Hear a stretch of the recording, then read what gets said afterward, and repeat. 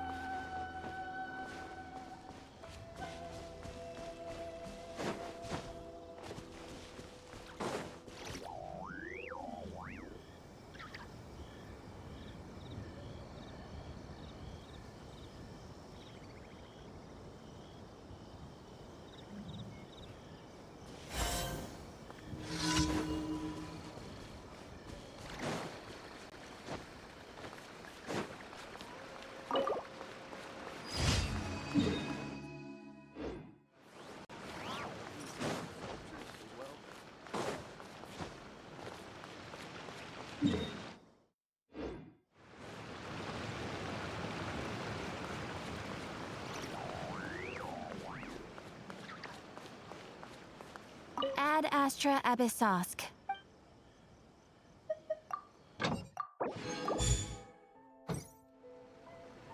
Ad Astra Abyssosk. Thank you for completing.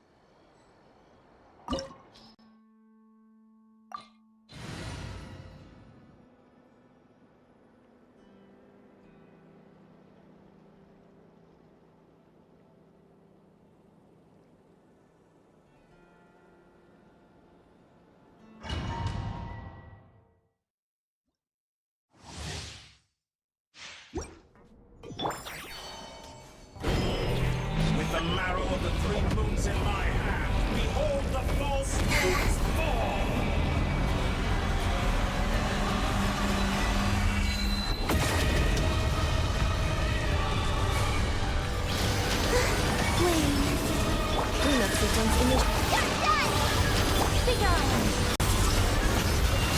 Ah, and here I thought you'd dodge that. Pathetic. That's more like it. Summer Zalbi. Found one. Installation check.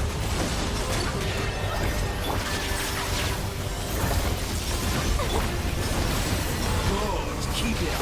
I'm still collecting data. Entry.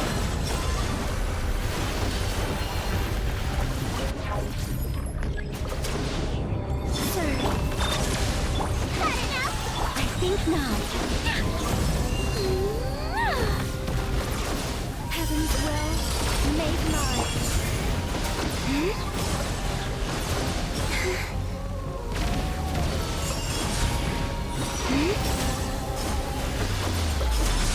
Cleanup sequence initiated. Reverse. Green moons converge. Ultimatum protocol. Great. Cold resolve. Already secret.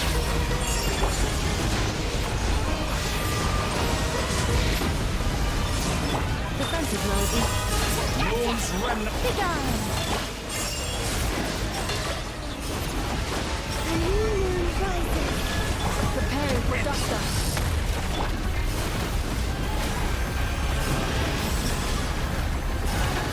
So you'd rather wallow in this rotten, decaying world?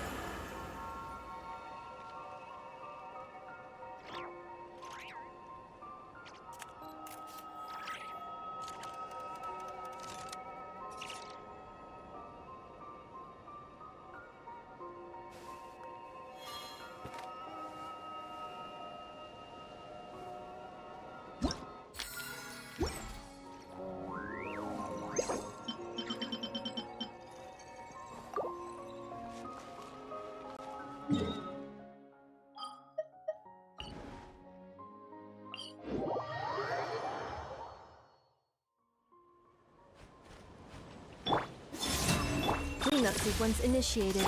I think not.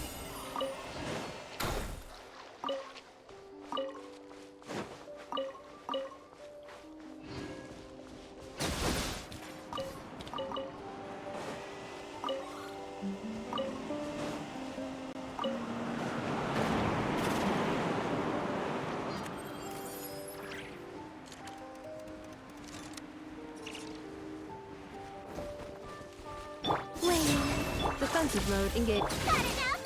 Begone!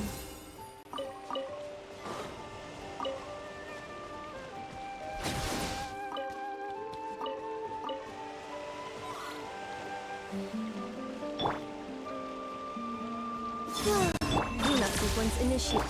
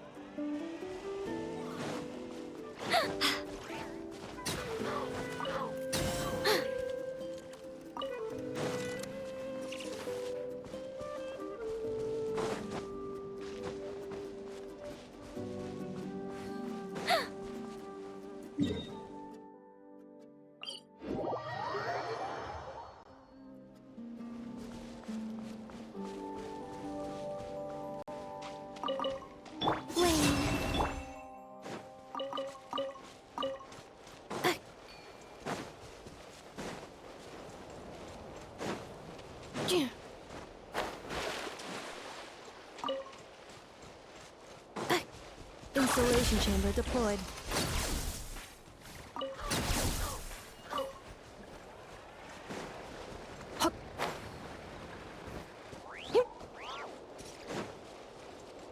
Surge. Cleanup sequence in it. I think not.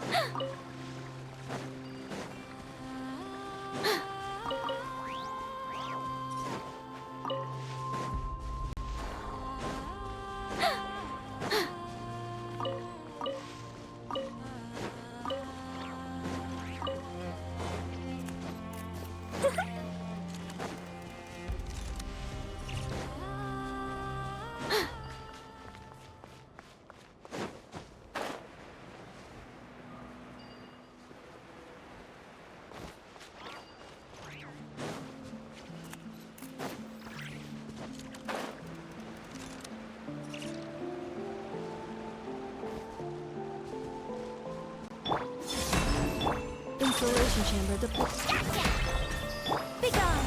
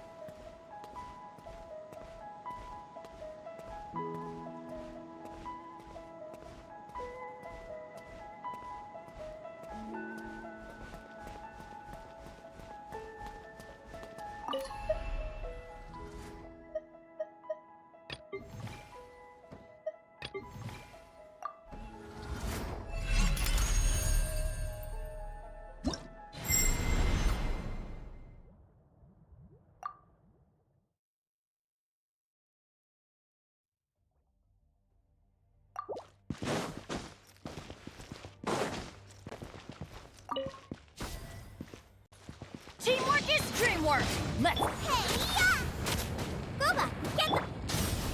I live within you. I think not. Yeah. Huh?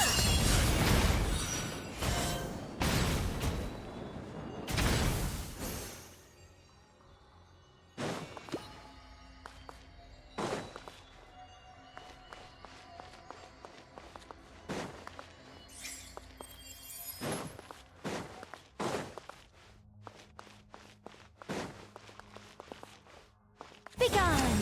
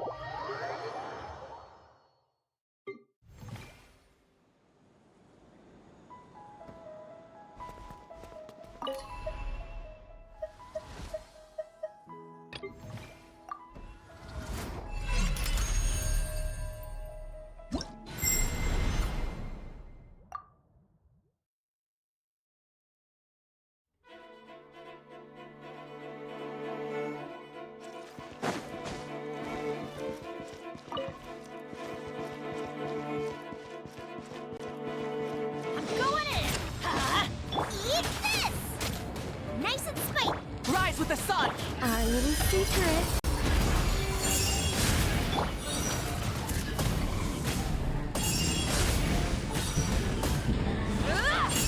Everybody stand back! Huh?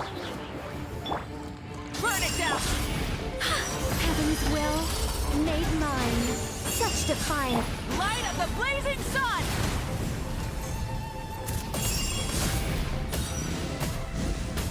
You're toast! Teamwork is dreamwork! Our little secret. I think not. Rise with the sun! Rev the engine! Everybody stand back! Let's Boba, get the breath from the sky! Heaven's will made mine.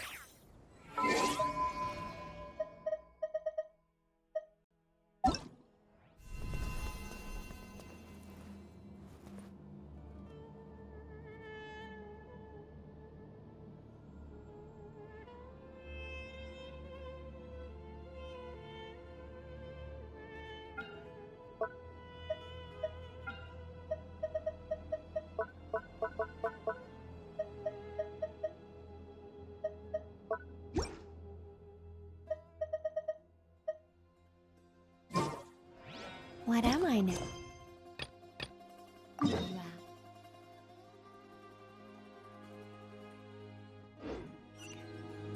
Just a human who's lost.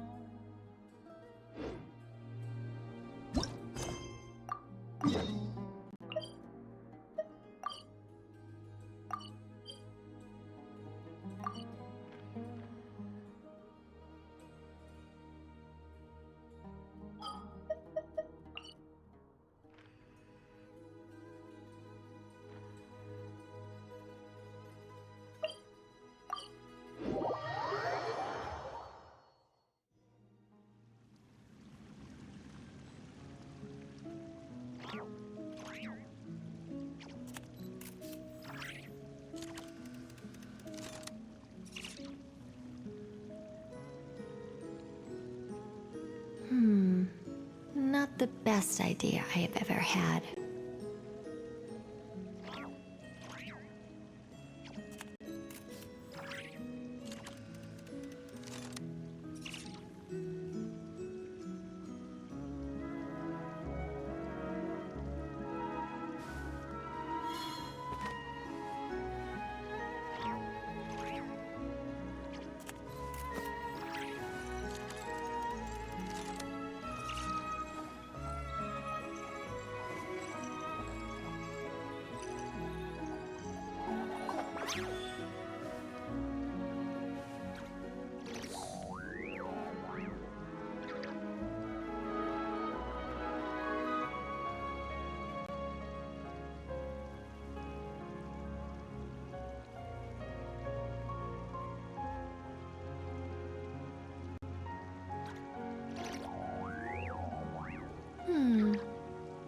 metaphors speak for themselves.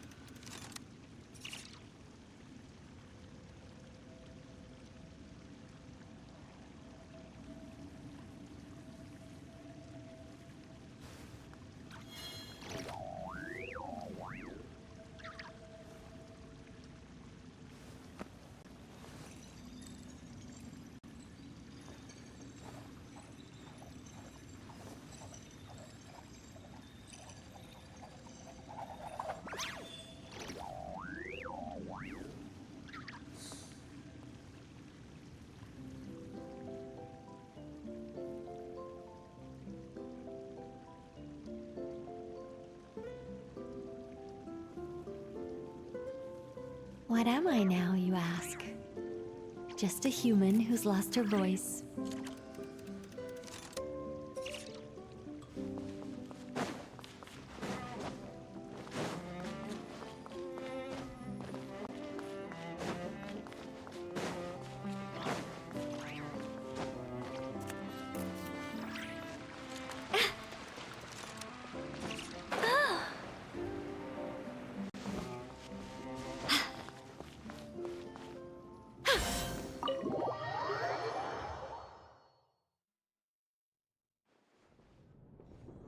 Oh, you're here! I was just starting to wonder if I should send you clearer instructions.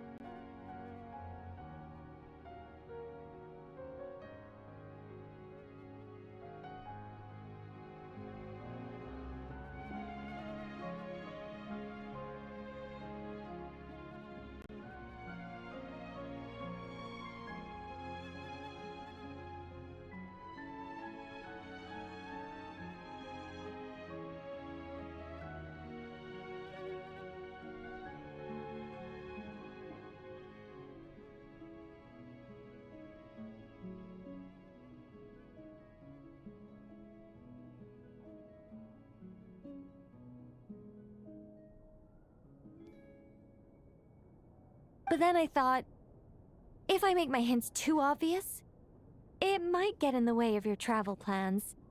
And then, just as I was pacing back and forth, agonizing over what I was going to do, you turned up here anyway. So, it looks like everything worked out fine.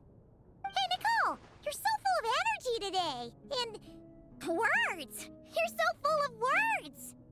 I'll take that as a compliment. All right then. Are you ready to check out my next room? Is this Nicole's studio? Why is it just a bunch of empty frames on white walls? Let's take a closer look.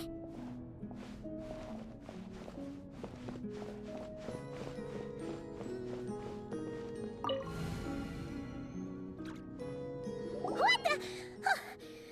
Paimon almost had a heart attack being sucked in by a painting like that. Wait a sec. This place looks familiar. Oh, it's the table where the mages hold their tea parties. It all started the first time Alice invited me for tea.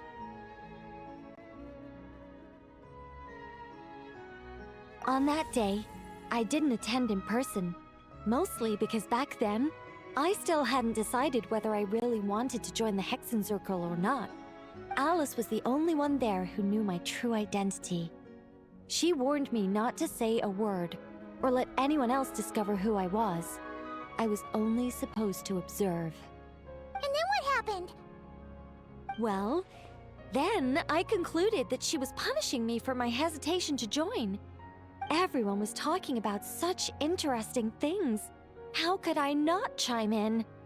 And of course, when you're in the middle of a conversation and someone throws out a question you know the answer to, how are you supposed to keep your mouth shut?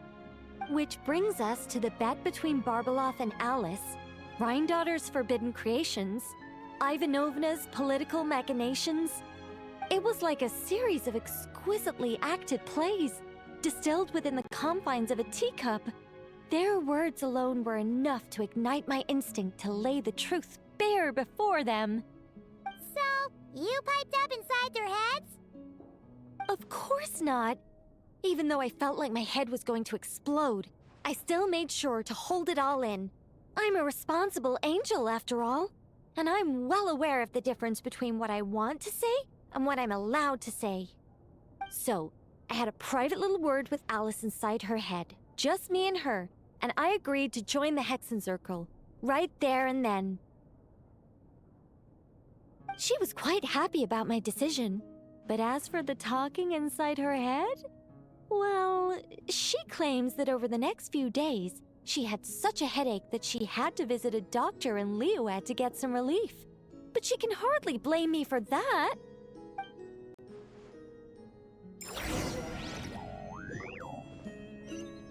How about we go look at the other frames? Paimon's starting to feel like she needs some relief, too.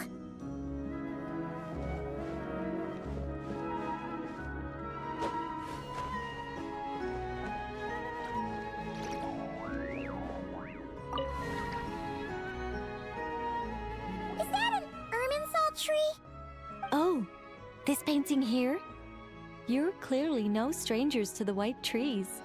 But did you know that the first angel's betrayal happened beneath one of their very boughs?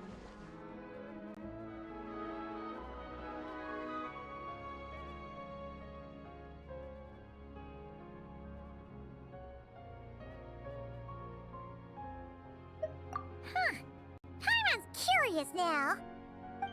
Well then, I guess it's finally time for me to tell you a tale of romance and horror.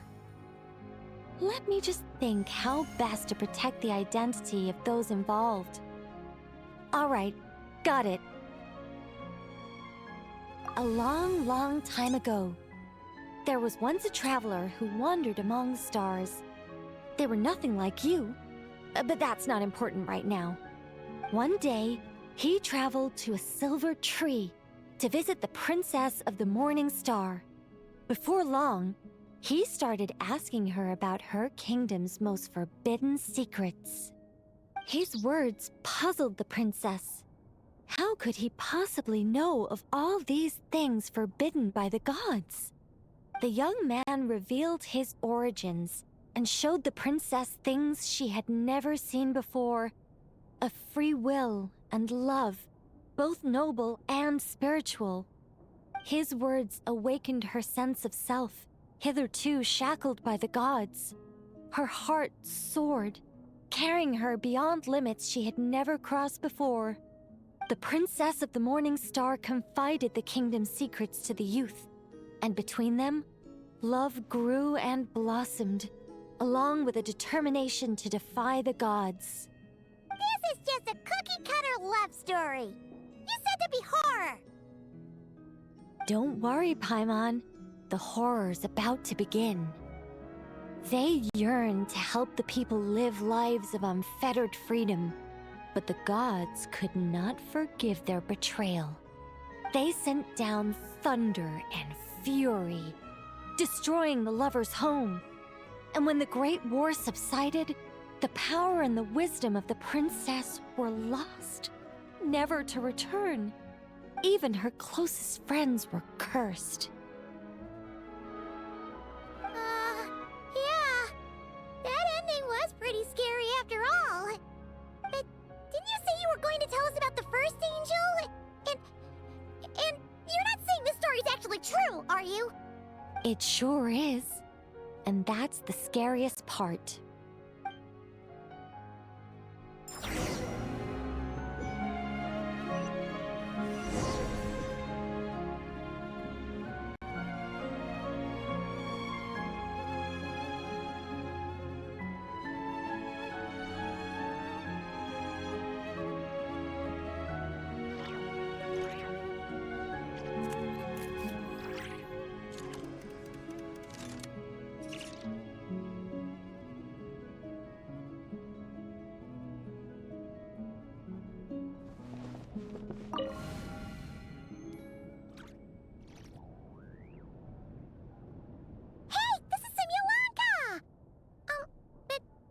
Why are there light novels from VII Publishing House all over the floor? Well, on the subject of my literary enlightenment, my greatest inspiration of all is none other than Lady Anya herself. She was the last to join the Hexenzirkel, and yet the first to leave. I loved all of her stories, whether it was just an idea or a fully fleshed out manuscript. Anya was always so skilled at making her readers gasp with joy. Hexenzirkel discussions rarely stray far from magic, and it's my belief that Anya possessed a unique magic of her own. She could weave love and compassion into words and stories that would touch the hearts of others. I asked her for tips on how to write compelling tales. She taught me a lot of tricks and techniques, but in the end, my biggest enemy has always been myself.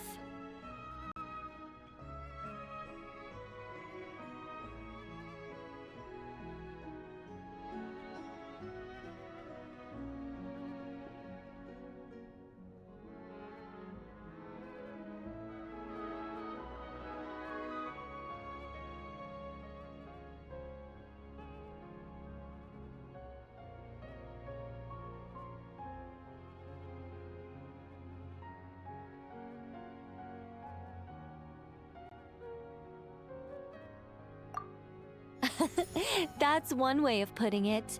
Communicating through thought is so much more convenient.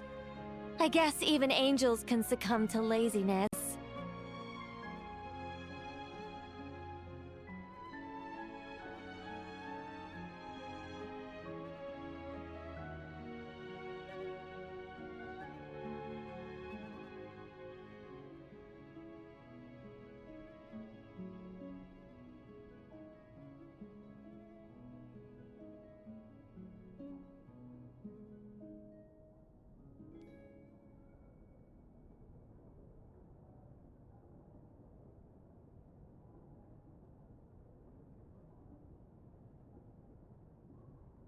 However, recently I've resolved to make an effort, even if it's just to spare myself reproaches from a certain old Seelie friend of mine. Oh!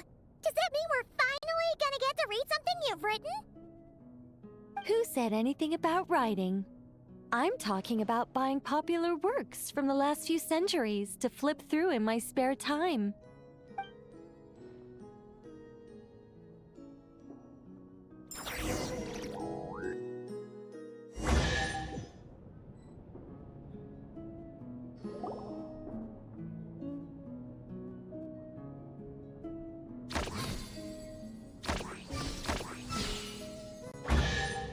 These paintings all remind me of places that hold great significance in my heart. And now, the studio has been fully restored. All right, go ahead and claim our reward. What? Don't look at me like that. Of course this reward is ours. You're not going to leave this chest unopened, are you? I can't let you leave if you do. Besides, after telling you so many stories, don't I deserve a reward of my own?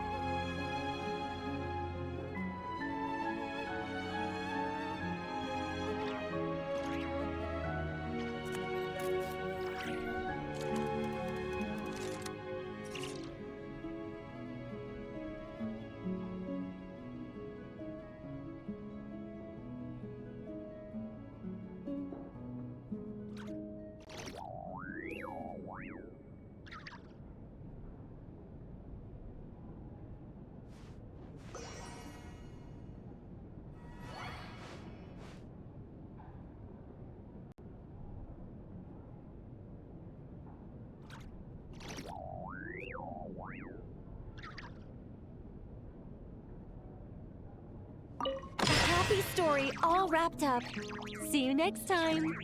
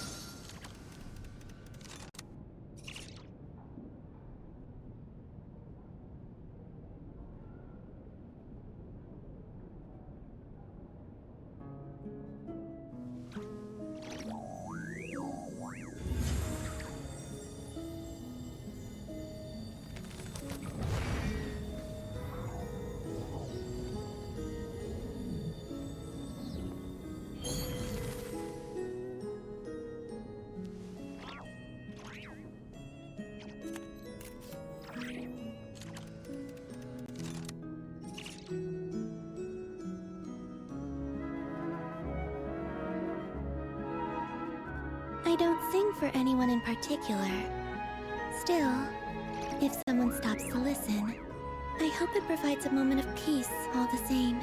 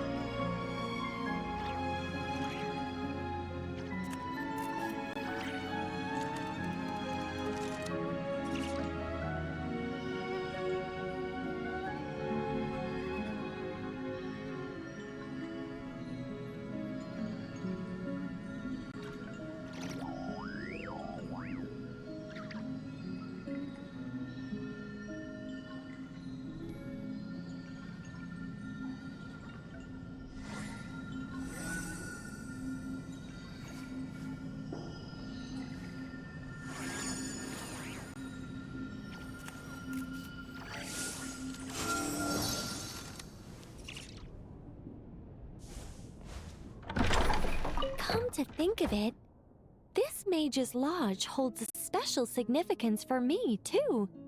A painting within a house within a painting, worlds within worlds. Fascinating, isn't it?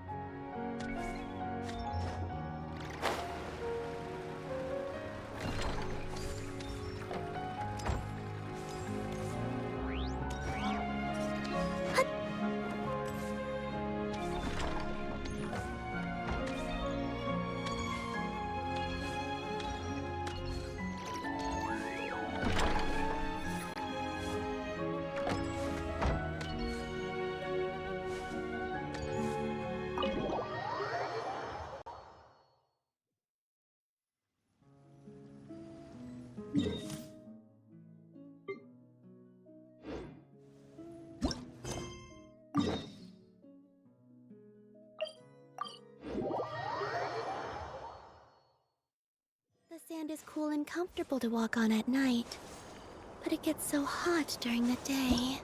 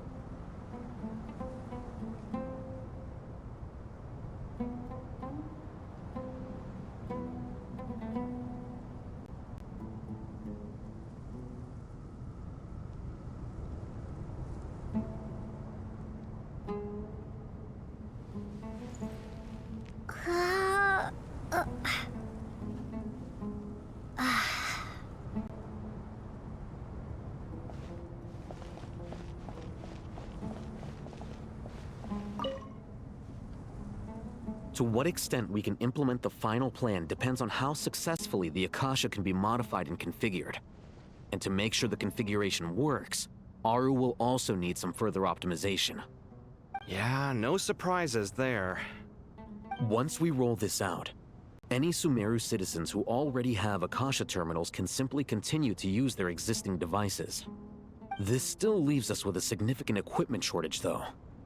Many groups of people were never issued Akasha terminals, including mercenaries, the desert folk, and many others. We'll need a supply of rare materials for the renovation of Aru and the production of new terminals. Right now, the best place to source these locally is from the primal constructs within King Deshret's mausoleum. Time is not on our side here. It's gonna be a race against the clock. The Aru merge and renovation project will have to be carried out by you two. Everything's riding on this, so failure is not an option. Best of luck to you both. As discussed, General Mahamatra Sino and Mr. Hat Guy will source the required materials. Mr. Sethos is quite familiar with the layout of King Deshret's mausoleum. With him accompanying them, things should go quite smoothly. I have every confidence. In the meantime, we may as well take a breather. Makes sense.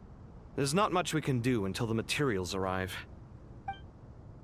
Get in formation and stay close. What is this, boot camp? Knock it off. It's just Sino being Sino. You know what he's like. Everyone clear on our mission objective. Look at the excess primal constructs, dismantle them, and extract the required materials. And King Deshret's 7 pillars agreed to this? If they're just sitting there doing nothing, we might as well put them to use. Thoth's words, not mine.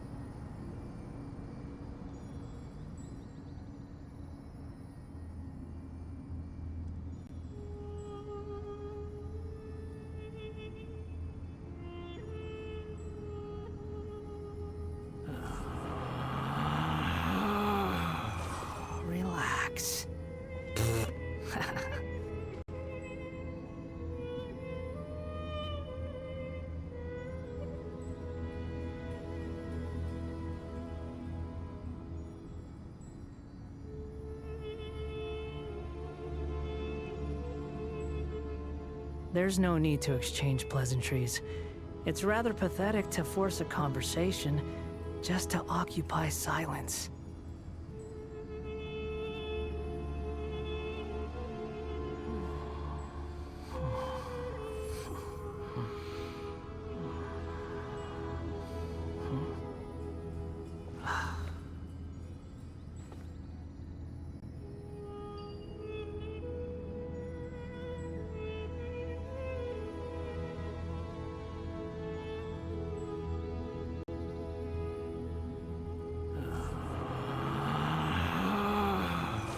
Relax.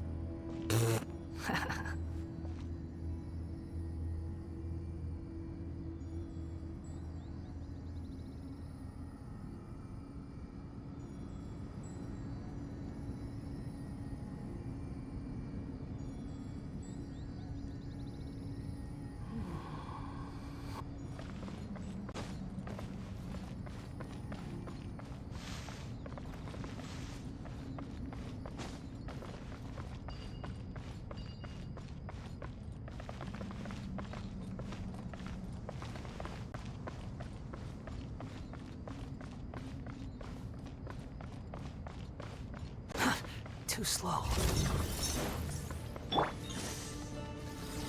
Glory to Al Akbar!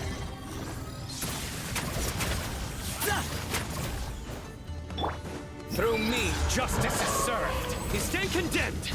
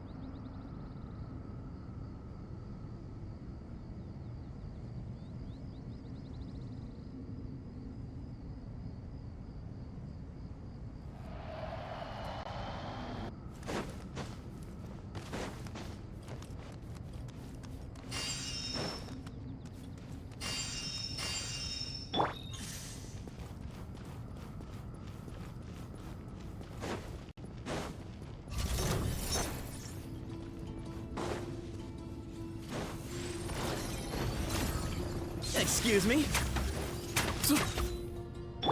Unsightly insects! Quit following me.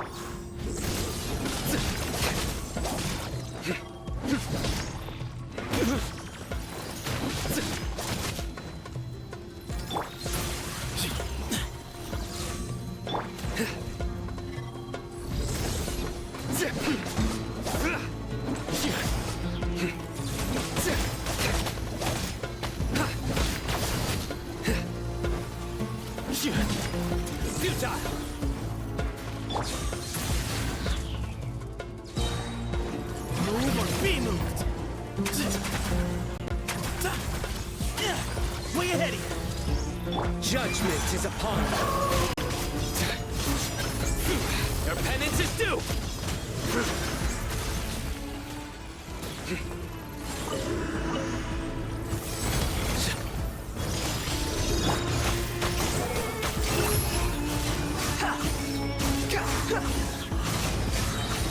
Know your place!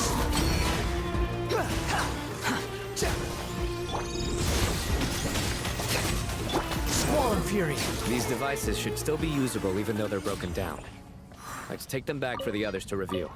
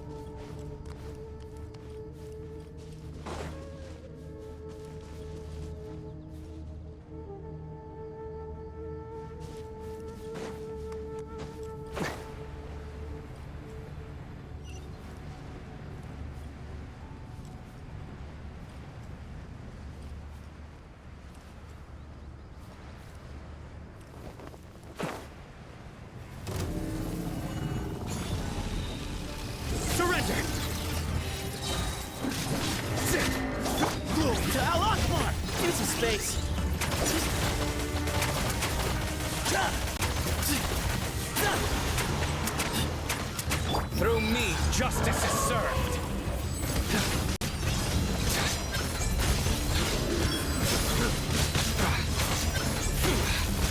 You stand condemned. Behold! You dare to gaze upon me?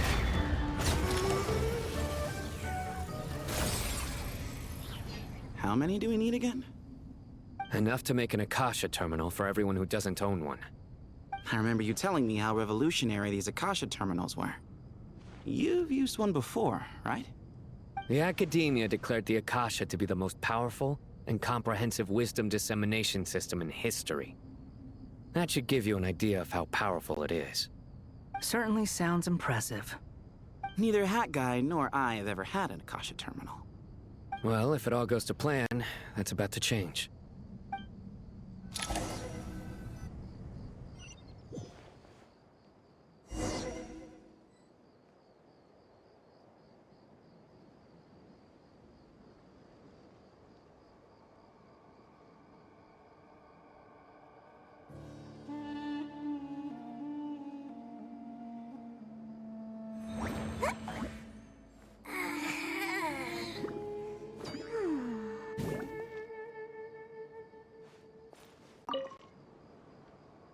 Oh, goody! Thank you so much for handling the delivery. What a long way it was. You've really outdone yourselves. I'm well aware what a bumpy, dangerous journey it must have been.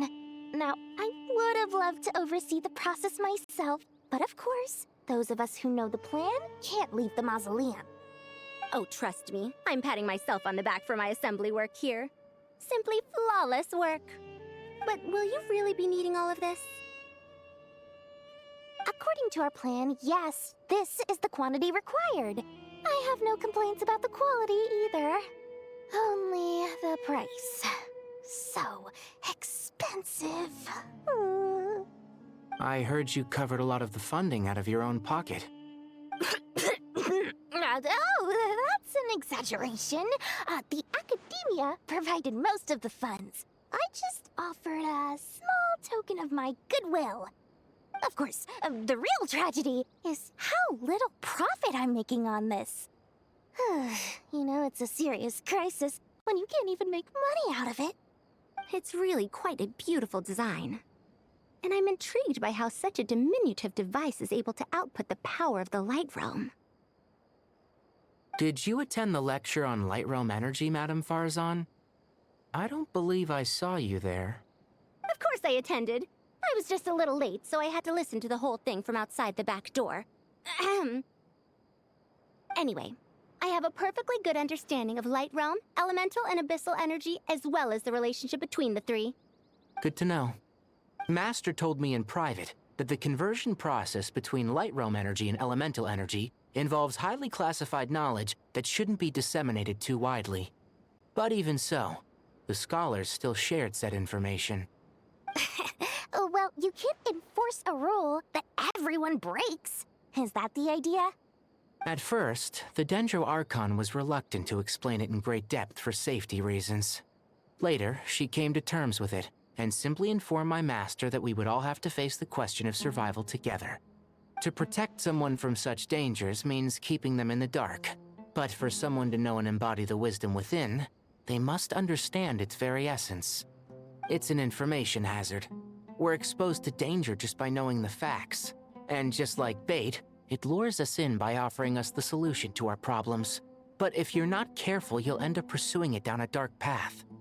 A tricky problem. But today, this big problem has been broken down into many smaller, more trivial ones. What do you mean? Ah, I get it. For instance, you and I share secret knowledge, while she and I take on the risks of life, death, and fate. Something like that? Hey, what? That is not what I call a trivial problem. Well, as they often say in Vahumana, an event that is monumental to the individual is negligible in the grand scheme of history. Generally, the fate of the individual is an insignificant affair. Being from Amorta, where the subject of our research tends to be a lot more personal, I have to disagree. It's hard to dismiss the individual as insignificant. In other words, the big problem of survival has been broken down into many small, interconnected factors, and each one of us represents one of those factors. When the same secret is shared with a group of people, the same fate binds them together. Most people would find this unimaginable, but to us scholars, this is the path that has always beckoned to us. Sharing knowledge is a good way to fight against fate. I will always believe in that. All right. I think that's everything. Thanks a lot. But don't go anywhere just yet. I'll still be needing you to calibrate the equipment.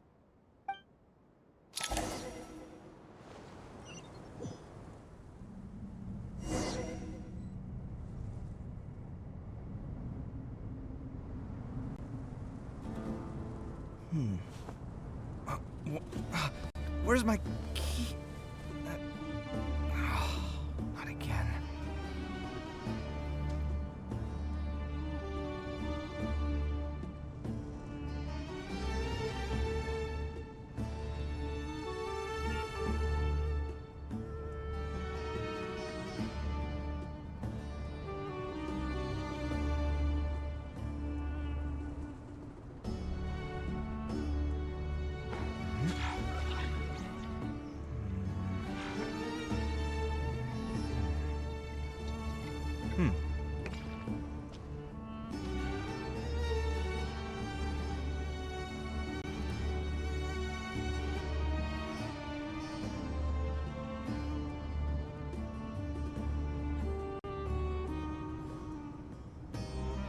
It's good to get out and stretch your legs once in a while. People aren't made to stay cooped up inside all the time.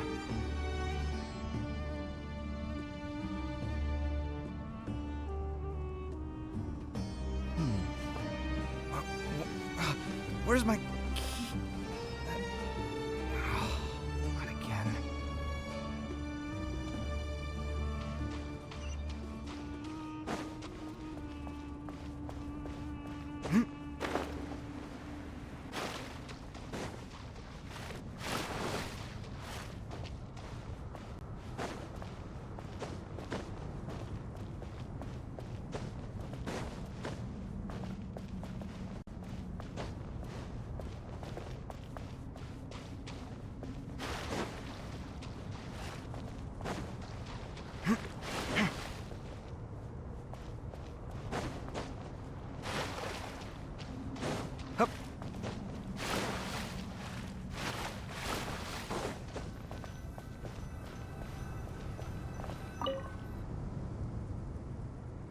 Okay, the materials are ready. We can proceed with the next phase. Al-Haytham, how are you getting along? Most of the information in Aru is written in ancient desert scripts. Some of this is written in a tribal language, while other parts seem to be a variant of an Oasis script, based on the glyph forms. Oh. Not lost to history, I hope. Some are. All we can do is infer the meaning based on the rules of related languages. Although, this section actually fills in some of the missing historical record. I'm transcribing it so we can bring it back to the academia. After Aru started up, 2 more lines of text appeared here. Can you read them? Humans may not read what is written by the gods, except by not reading. Victory should not be easy to attain, for it symbolizes divine wisdom. Knowledge must not waver, for it has external borders. Is this a clue to solving a puzzle? Or is it being symbolic? You can't read it unless you don't read it. Victory is wisdom. Knowledge is confined by borders. Wait, I think I've got it. It's a metaphor, isn't it? It's talking about... a chessboard.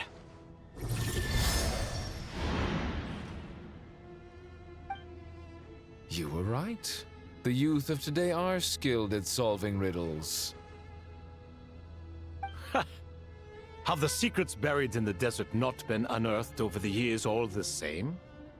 Since Aru is a place reachable through wisdom, this day was bound to come sooner or later.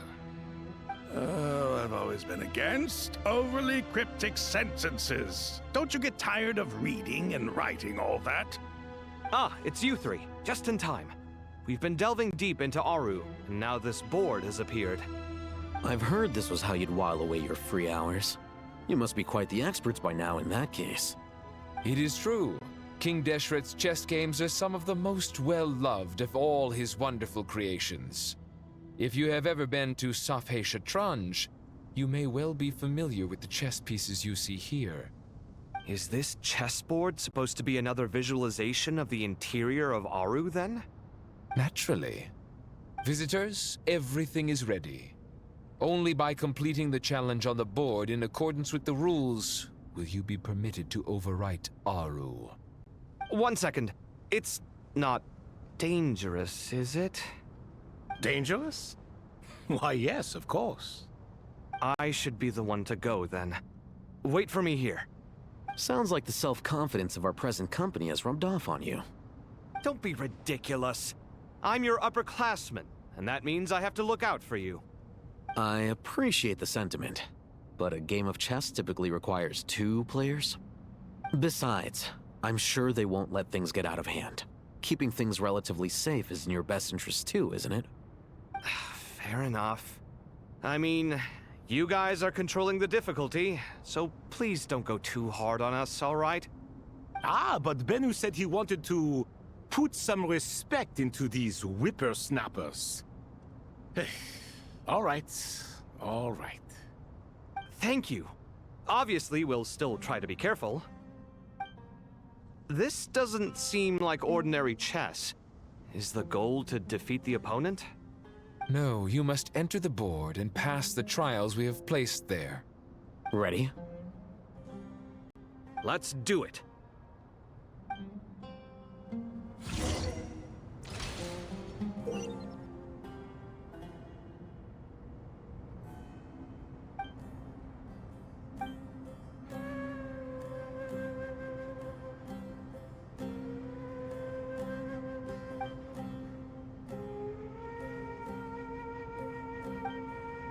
The first trial is posed by me. I don't think this is gonna stop us. Ah, but the key to this game lies in working together. Otherwise, you will be deemed to have broken the rules. Looks like it's up to me. Marak, can you open it? King Deshret's favorite primal construct. Living on in suitcase form, of all things. Amusing. Ho ho! Excellent work.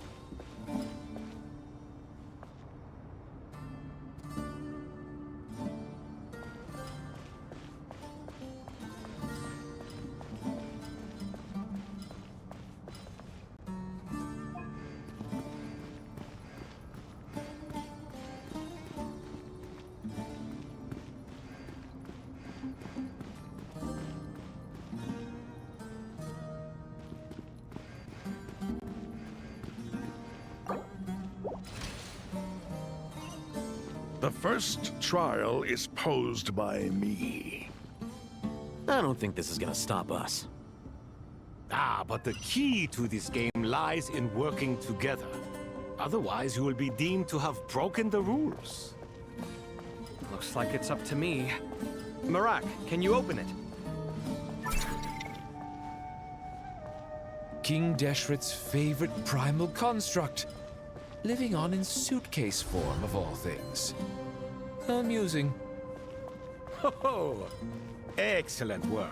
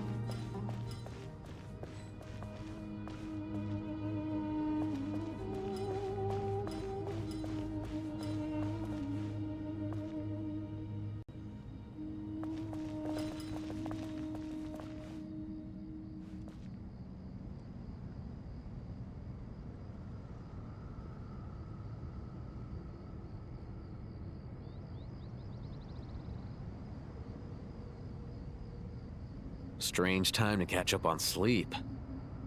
I'm not sleeping, I'm thinking! It's not that simple, you know.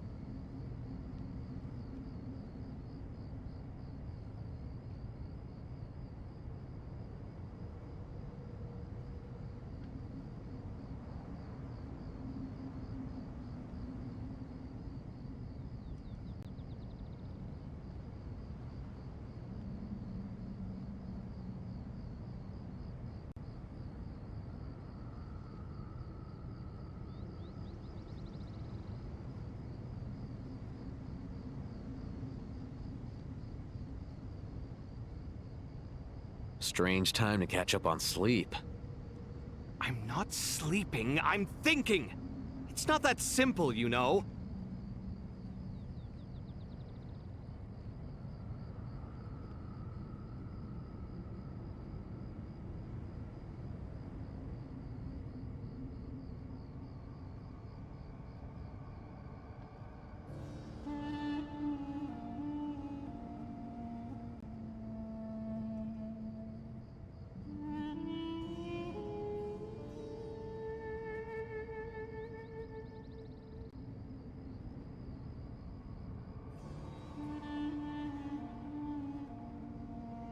strange time to catch up on sleep.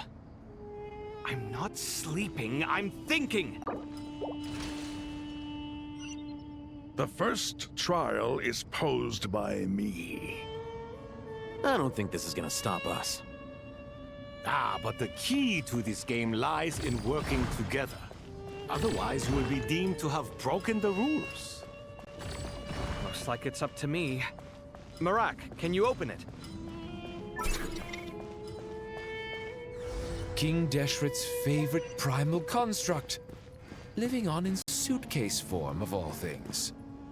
Amusing. Ho ho! Excellent work.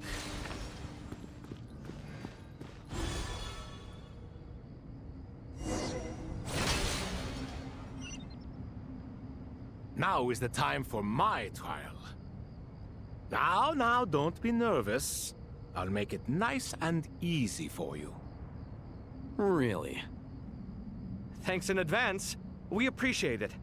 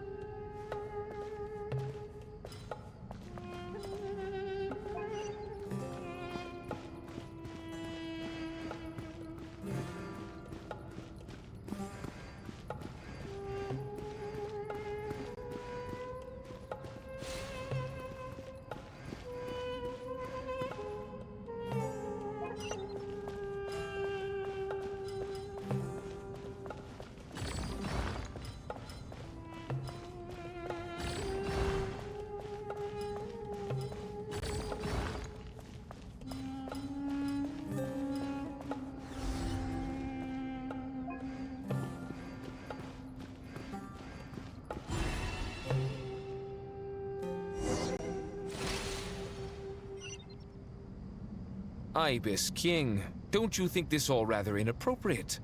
You may as well be handing them victory on a silver platter. Do not expect me to follow your lead. Ha! Suit yourself.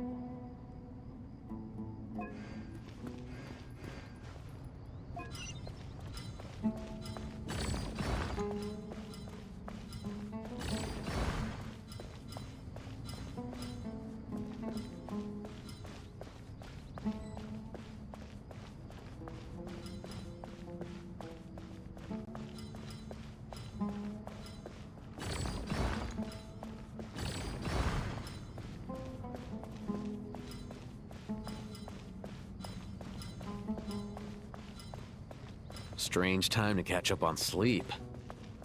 I'm not sleeping, I'm thinking! It's not that simple, you know.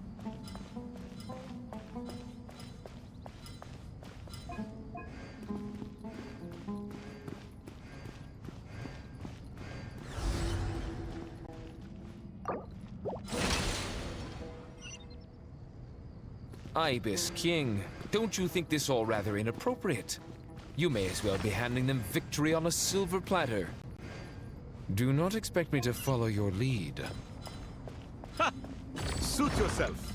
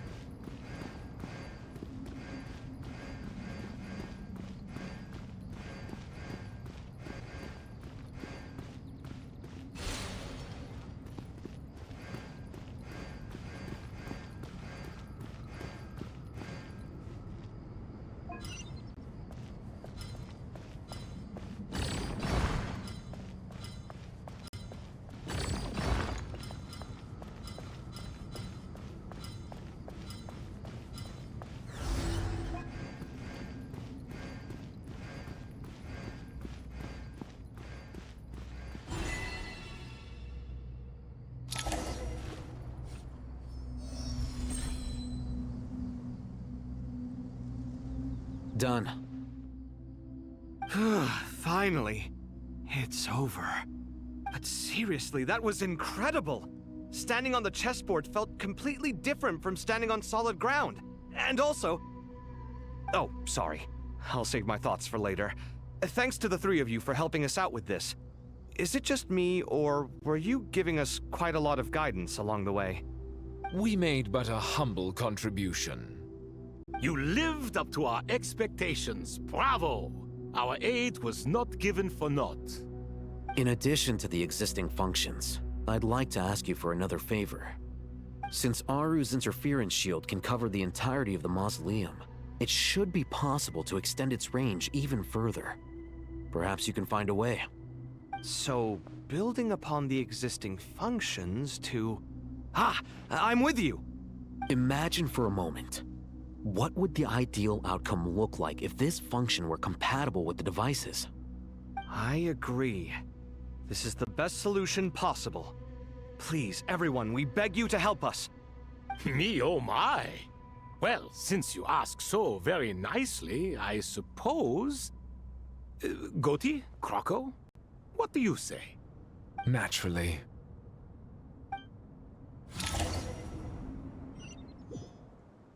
Time to go! Let's go find Nahida!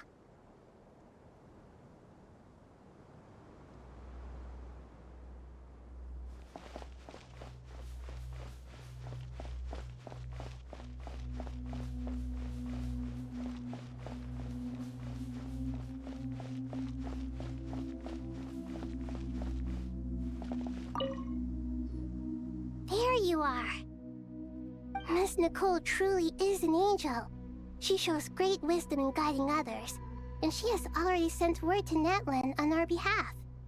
She said that while the other members of the Hexen Circle are busy with important work, she is quite free, and she is more than willing to accompany the people of Sumeru for the entire journey. Oh, yes, Nicole, all right. Always super patient and loves to help everyone out. She's the best. She is. So kind and enthusiastic. Well, time for us to get going. Let's head out.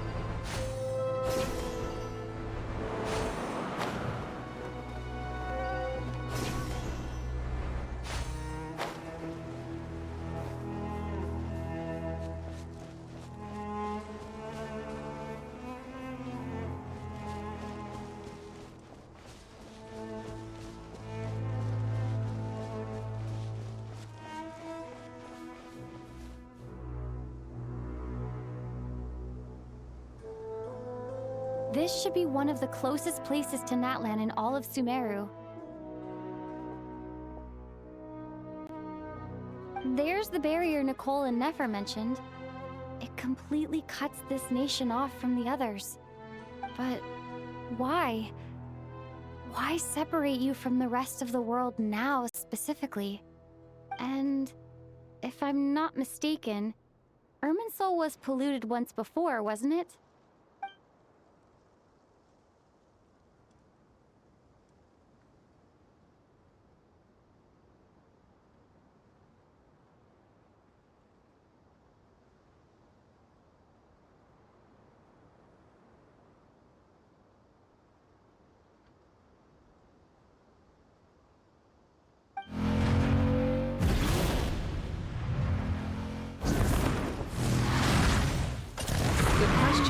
I'm wondering the same thing myself.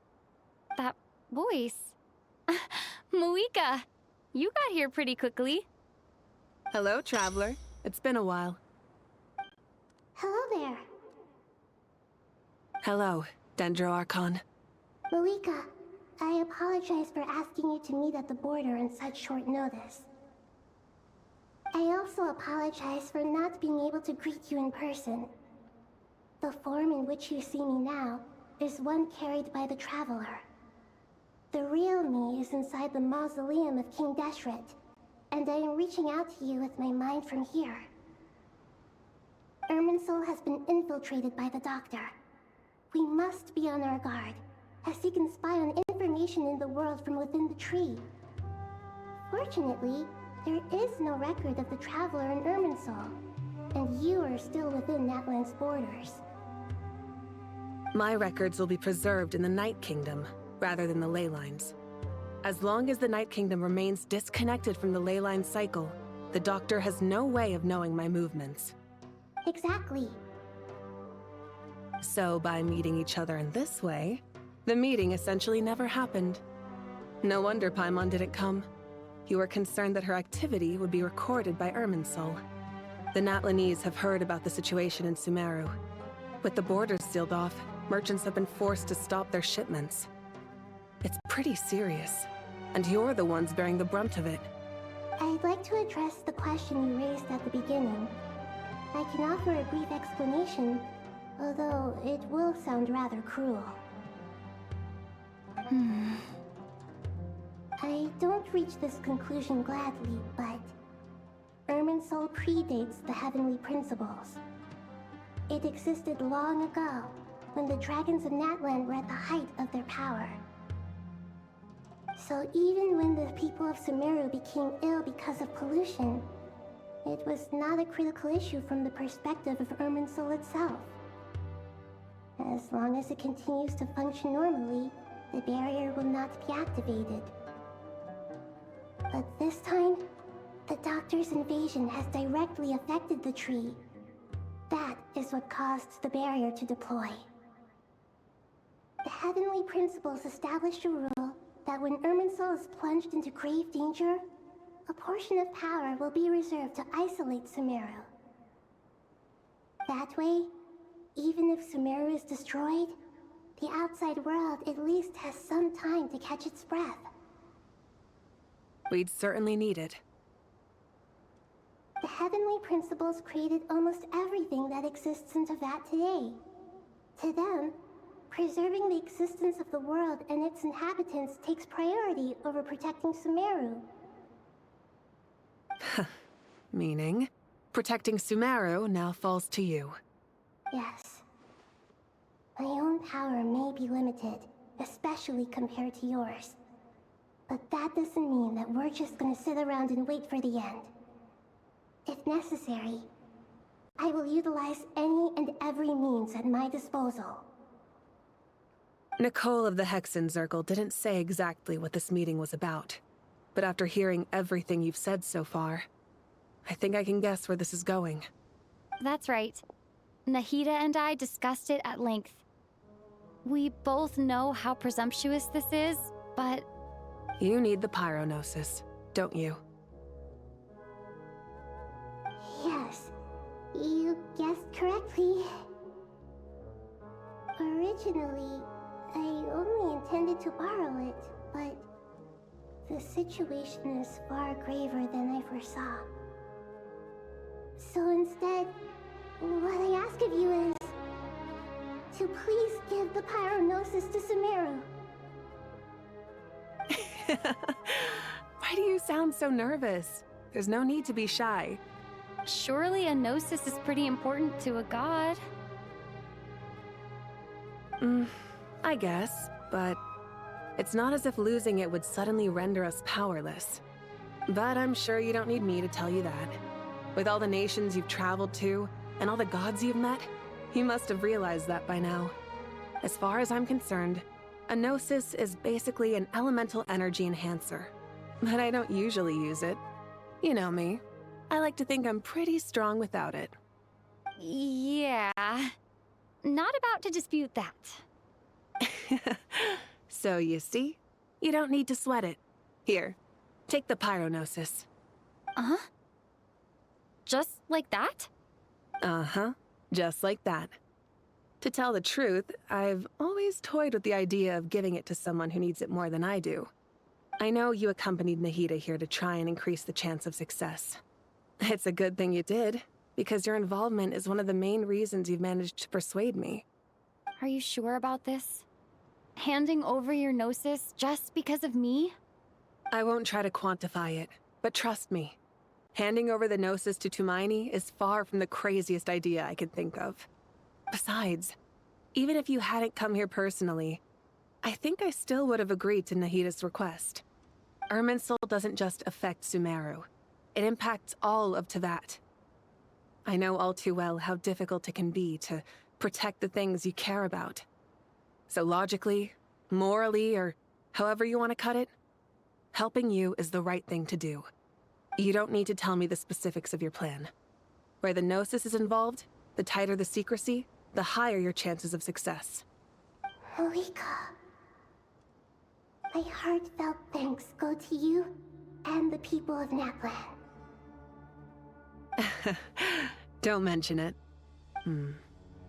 But now, for the hard part. How do I actually give it to you? The Irminsul barrier is right in the way. I have an idea.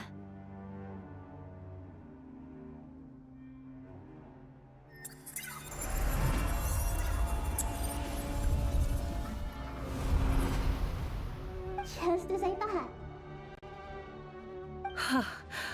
Incredible. What did you do? Just made a lucky guess. This seems to happen quite a lot. Things that apply to everyone else don't seem to apply to me. I figured the same might be true here. Irminsul usually produces effects based on the records it holds. Since the Traveler is a descender, Irminsul contains no records of her, and thus has no way to impede her. Is that right? You really are full of surprises. Catch. Whoa! Thank you, Moika. Thank you for trusting us with something so important. All right. No need to get so formal. It's not like we're strangers. Besides, there's still one problem. You might be able to pass through the barrier, but I don't know about the Gnosis. Any other surprises for us, Traveler? Let me try something. I have the Pyronosis in my hand. It feels strangely ordinary. Not particularly heavy. And yet, this tiny thing symbolizes the mighty authority of a god. I need to think hard about my memories of Pyro. My memories of journeying through Natlan. All those important experiences I've had. The Gnosis disappeared. Traveler, are you alright? I'm fine. The Pyronosis disappeared into my body, just like phlogiston. Maybe it resonates with you because you've mastered the power of phlogiston. You might not be recorded in the ley lines, but You're still our Tumaini. Whew.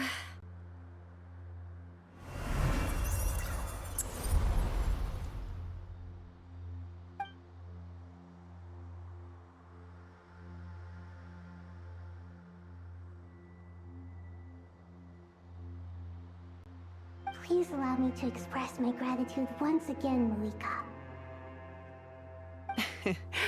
Pleasure. Well, I've given you all the help I can. The rest is up to you. Good luck. We won't let you down. Yeah, we aren't about to lose.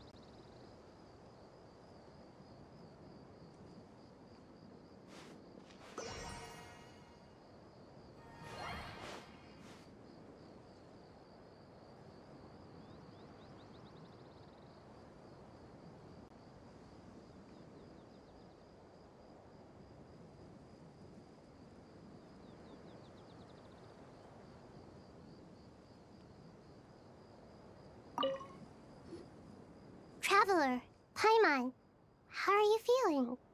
Paimon's a teensy bit nervous, but only a teeny tiny bit. Seems like she's gotten way braver over the last few years, huh? Of course. After all the adventures you've had with the Traveler, I'm sure you've gained a lot of experience and grown as a person. I'm doing all right. What about you, Nahida? How are you holding up? With the negative effects of Irminsul, I'm a bit like a piece of fruit that's been burrowed into by hungry insects and left to rot. I'd be lying if I said it was nothing. But please don't worry. We all know what we're getting into, and we've prepared as well as we can. I believe in everyone. I believe in you. And I believe in myself. Stoking the fire inside oneself is certainly one way to live, but knowing when to rely on one's companions is also a form of great wisdom. I've been quietly learning little things from everyone, like plucking tufts of fur from a sumpter beast. Me too. With the constant traveling, I'm always learning and growing. That's the journey of life. I think there's someone else here who would share that sentiment. Don't worry about what I think. I was just passing by and happened to overhear your conversation. What are you talking about, Hat Guy? This is the top floor. No one passes by the top floor. Says who? You can fly just like I can. I would have thought it makes sense to you of all people. I don't know why, but I feel a little more relaxed now. It shows that you feel comfortable laying down your burdens in our presence. It means that Sumeru is a place you can trust, where you know we have your back. And we feel exactly the same way around you. That's what it means to be friends.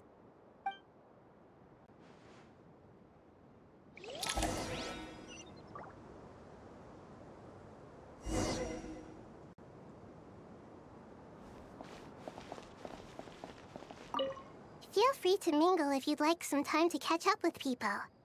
Just remember to get a good night's sleep when you're done. Tomorrow is a very important day.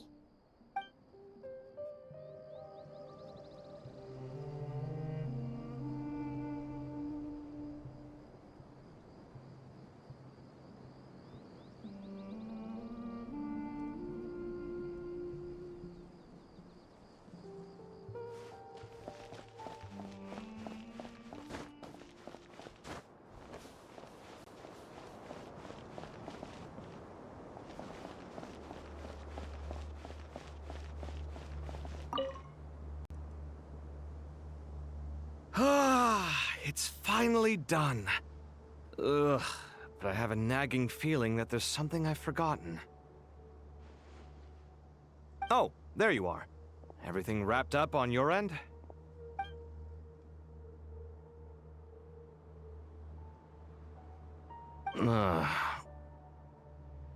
Okay, fair enough. That was a pointless question. We were working in tandem, after all. You must really be exhausted. Well, it's been a busy day for both of us. When work ends, you clock out. No looking back. Yeah, we're definitely due a break. Probably a little late to start drinking now, though. I'll stick with water. Here, this one's for you. Thanks. You want a bite to eat? I can grab us something. Or wait, I think there's a stove nearby. Let me take a look. Are you nervous? A little, yeah. Unlike you, it seems. How are you not feeling at all nervous? Because everything that happens next is beyond my individual control. I don't worry about things I cannot influence. What do you mean, cannot influence? You're the one who came up with half of the strategies we ended up using. There's only so much I can do. I was only doing my duty. Was it like this last time, too? You mean with Azar and his accomplices? Yes and no. The situation back then was easier to control, but we weren't as prepared as we are this time. So the enemy is stronger, but so are we. I still vividly remember the way you interrogated me in the library after the fact. Where were you when Sumeru needed you most? If your memory is so vivid, you might also recall that it was you who came looking for an argument. You're often the one who initiates these things, you know. I came for a conversation! I didn't know it was gonna turn into an argument! Anyway, at least I showed up this time. So, what do you think? What do I think? I think we're certainly better off for it. It's good having me around to help out, huh? Absolutely. As a citizen of Sumeru, you displayed a remarkable sense of responsibility in the face of disaster. Certainly feels that way. I just shudder to think how the world would have ended up if we hadn't gotten control of the situation. So, do you think this is what impending disaster looks like? The sky is so clear, and there isn't a whiff of decay or destruction in the air. It's hard to imagine that the fall of humanity could happen on an ordinary day like this. Awful things happen all the time. Sometimes people can stop them, and sometimes they can't. What you and I have done is increase our chances of stopping this one. Lofty ideals may provide no defense at all against nihilism, but perhaps little decisions can. Oh, nothing. It's nothing. I hope everything works out tomorrow. It will. As long as we stick to the plan, our chances of success are good. It's really strange. You're my junior, yet you always seem to act more like an upperclassman than I do. I think it's mostly a matter of temperament. Ugh. Walked right into that one, didn't I?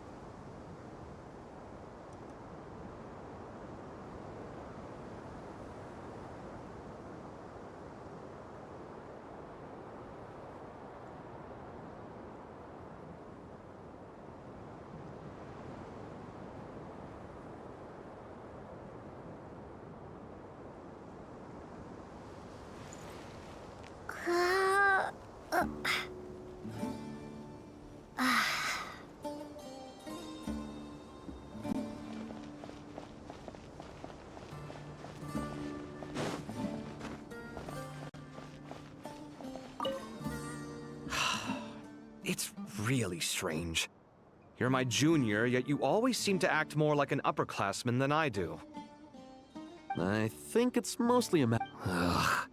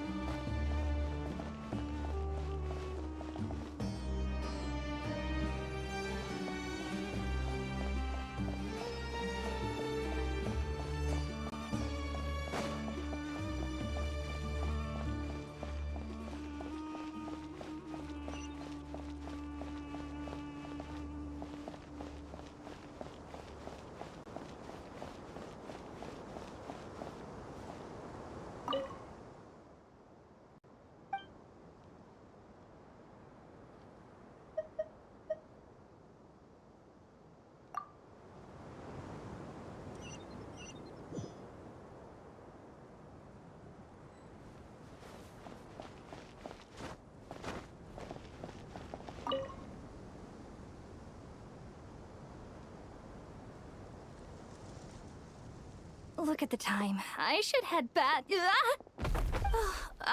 I'm so sorry. I was in a hurry and didn't look where I was going. Are you all right? I'm fine. Wait. You're... Have we met? Not exactly. I think we may have crossed paths by the house of Dana before. Oh. Ah, you're Hat Guy! From Vahumana, right? You recognize me? The clue's in the name. Mr. Hat Guy. Fair point. It's getting pretty late. What's keeping you up? I could ask you the same question.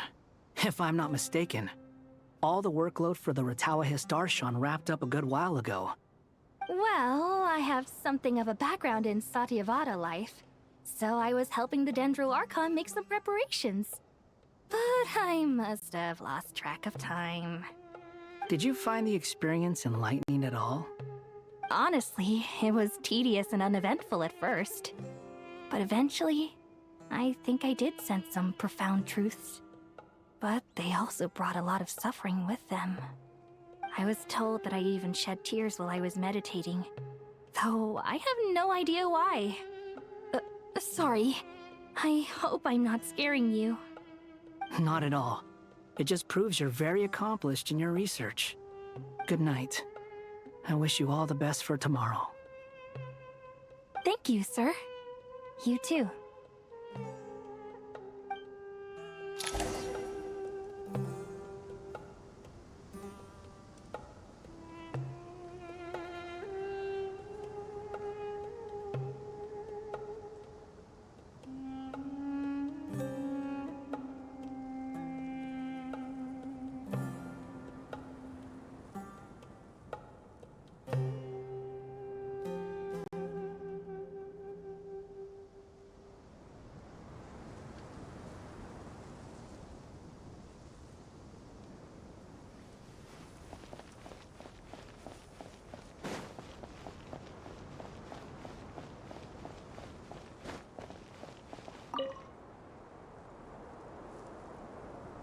Too bad we've got a fight tomorrow. I could really do with a stiff drink. Let us pray instead. Prayer. How nostalgic. Lord Sangama Bay. Came to get some fresh air too, did ya? That's right. Actually, I was hoping I might run into you, Dia. I wanted to let you know that I've stocked up on that perfume you said you were so fond of. No, really? I'll take 2. Any chance of a friends and family discount? I knew you'd ask that. And I'm afraid to say that... Surprise! It's free of charge. That's very generous of you, Lord Sangama Bay. Does this mean you've made a fortune in not Krai? Nope. Turns out, it's not that easy to turn a profit there. I even ran some assorted losses. But anyway, that has nothing to do with why I wanted to give you and Dia a small gift. Remember that merchant caravan you two rescued in the desert last month? That was transporting my goods! No way! I had no idea that was your shipment. Explains the, eclectic mix of goods, though. Lord Sangama Bay's investment in the desert and generous stockpiling of goods has helped many people over the years. The shelters you funded especially have made life a little easier for the children and the elderly. Wait, how did you know about that? Oh, I see. Nefer told you, didn't she? Ugh, that pesky lady. Aren't intel brokers at least supposed to charge for divulging people's secrets? She and Candace go way back. It's normal for close friends to share things you wouldn't tell to everyone else. Sure, but why did they have to be things about me? That's how Nefer shows that she cares. She wishes for all of us to know what a generous person you truly are. It must be hard trying to make a living far away from home. Just because we can tell what kind of person you are doesn't mean everyone else can. Well, maybe her intentions were partly good, but I don't think that's the full story. I'm sure she enjoyed knowing how much it would annoy me. I'm telling you, Nefer's got a mean streak. Definitely with you on that. Does praying help you stay calm? Defending one's home is a just cause. My heart is filled with a mix of anger and hope. Anger. You know, being able to get angry is a good thing. It shows that you're in touch with the real world, and that you have the passion to pursue something you believe in. Oh, my lady? What are you doing out here? Just taking a walk to clear my head, and look where I ended up. Were you praying just now? Yes, Miss Dunyarzad. Would you like to join us?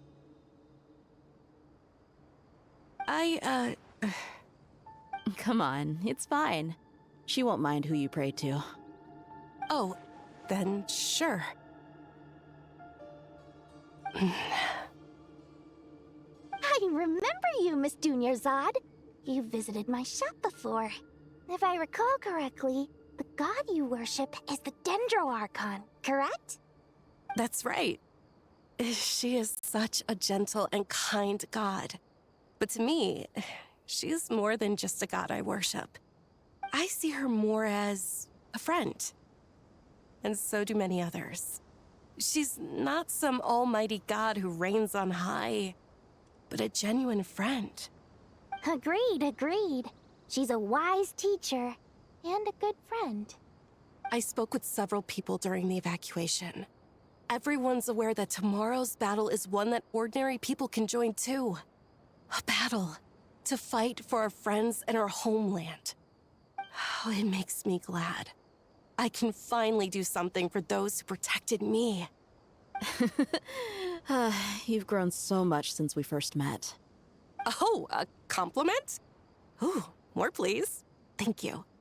My lady, you've always been a remarkably strong and ambitious person. It's indisputable. And that's not just a compliment. It's a statement of fact. What are you praying for? Our beliefs may not be entirely the same, but we both wish for the same thing. I pray that everyone will rise to the challenges ahead and return safe and sound.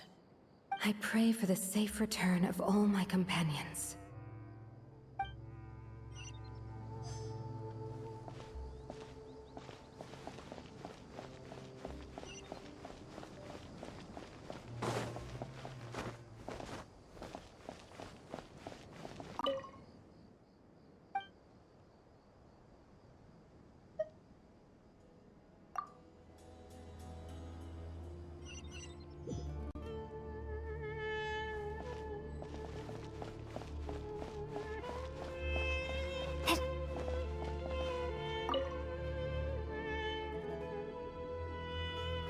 We'll make our move after sunrise tomorrow. Good. Is everything ready? As much as possible. That'll be enough. Don't let the pressure get to you. We'll take things one step at a time. That's how we've always done it. Master Tainari! Mr. Sino! So this is where you were. I brought some juice and some water. Would you like some? I know how easily you get dehydrated in the desert, so you should definitely have some water. In which case, I'll have the juice. I gotta ask, though. Who's on juice-making duty at a time like this? Madame Farazan said she was feeling a little nervous, so I told her about the automatic juicer my friend invented. She took it right off me and started making carton after carton of juice.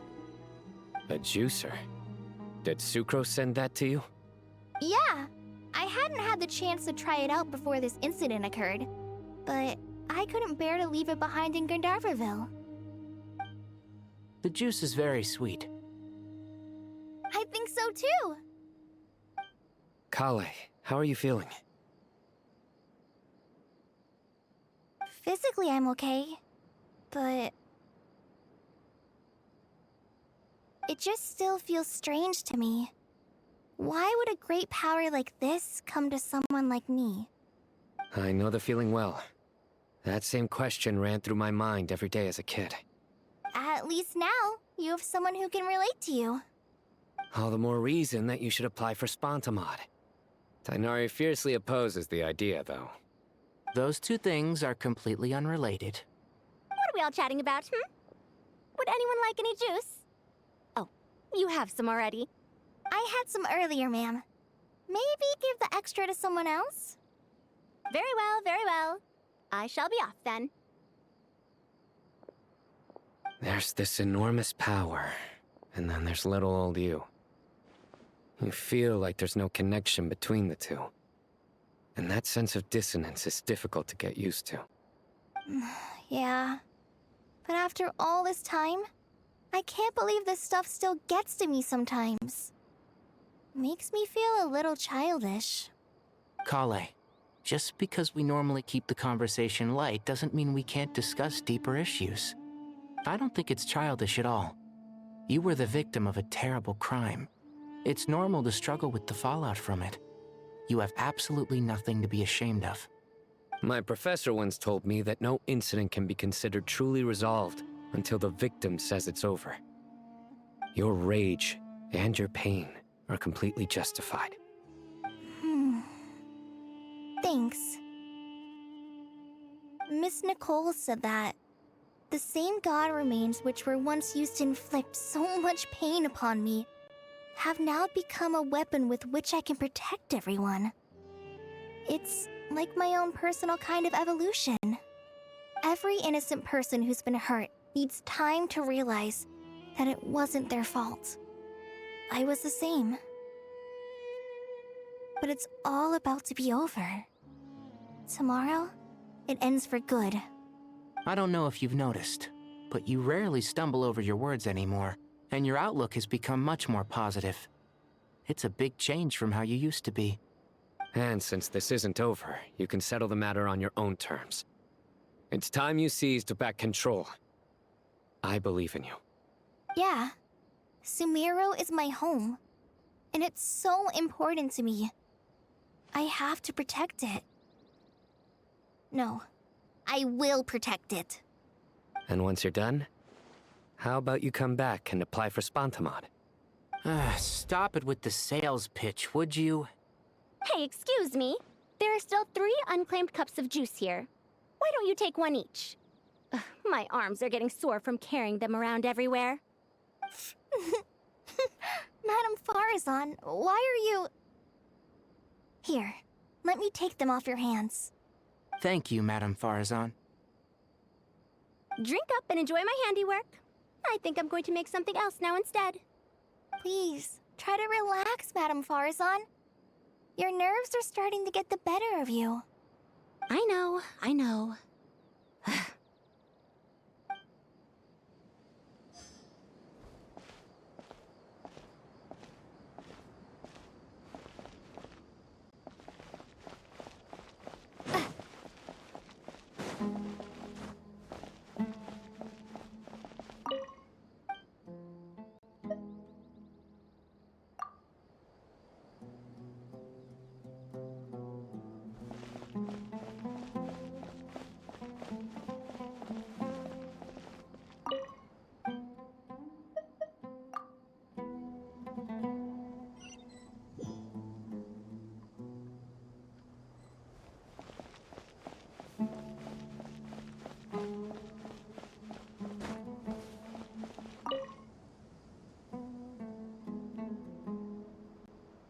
Something on your mind, Miss Nefer?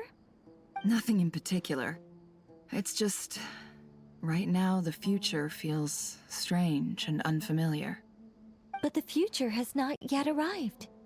How can you say how it feels? Some people know that there's an impending disaster. Others remain blissfully unaware. Each group is imagining an entirely different future while walking towards the same one. But when they get there, they'll still find they feel differently about it. People are shaped by their circumstances. Different circumstances create people with different perspectives. I've always found the perspective of the Vahumana Darshan to be a particularly incisive one. Even at the height of the crisis in Krai, people held diverging opinions. But things are different this time. Indeed. Regardless of faith, gender, wealth, skin color, or eye color, everyone in Sumeru knows what will happen tomorrow. The world has never been an especially fair place. Yet now, against all odds, a moment of unprecedented unity and equality is about to take place. It's fascinating. If only my father could have lived to see this era. Era. To me, that term represents a much greater span of time. It can be an unsettling word. I would even say I'm afraid of it. Do angels even feel fear? Yes, at least I do. I fear the gap that grows wider with each passing day, and the never-ending flow of time. Time renders all memories insignificant, and reduces all splendor to nothing. But those memories are the one thing I do not want to lose. You're very human in that regard. If angels draw too close to humanity, our wings burn away in the bright flame of awareness, and we fall to the earth. After spending so long among humans, I have lost much of my former glory. Maybe that's a good thing. You're more human than some humans are. I've been talking to Kale a lot in recent days. We seem to be in completely opposite situations. I suppose that makes us good case studies for comparison. Case studies for who? Myself, I suppose. After comparing the two of us, I suddenly discovered that I desired more than before. It was a gentle, pleasant sensation. Just as most people pursue glory and miracles, I too am pursuing miracles of my own. Guiding humans to make the miracles in their hearts a reality. That is my miracle. It doesn't sound so bad, does it?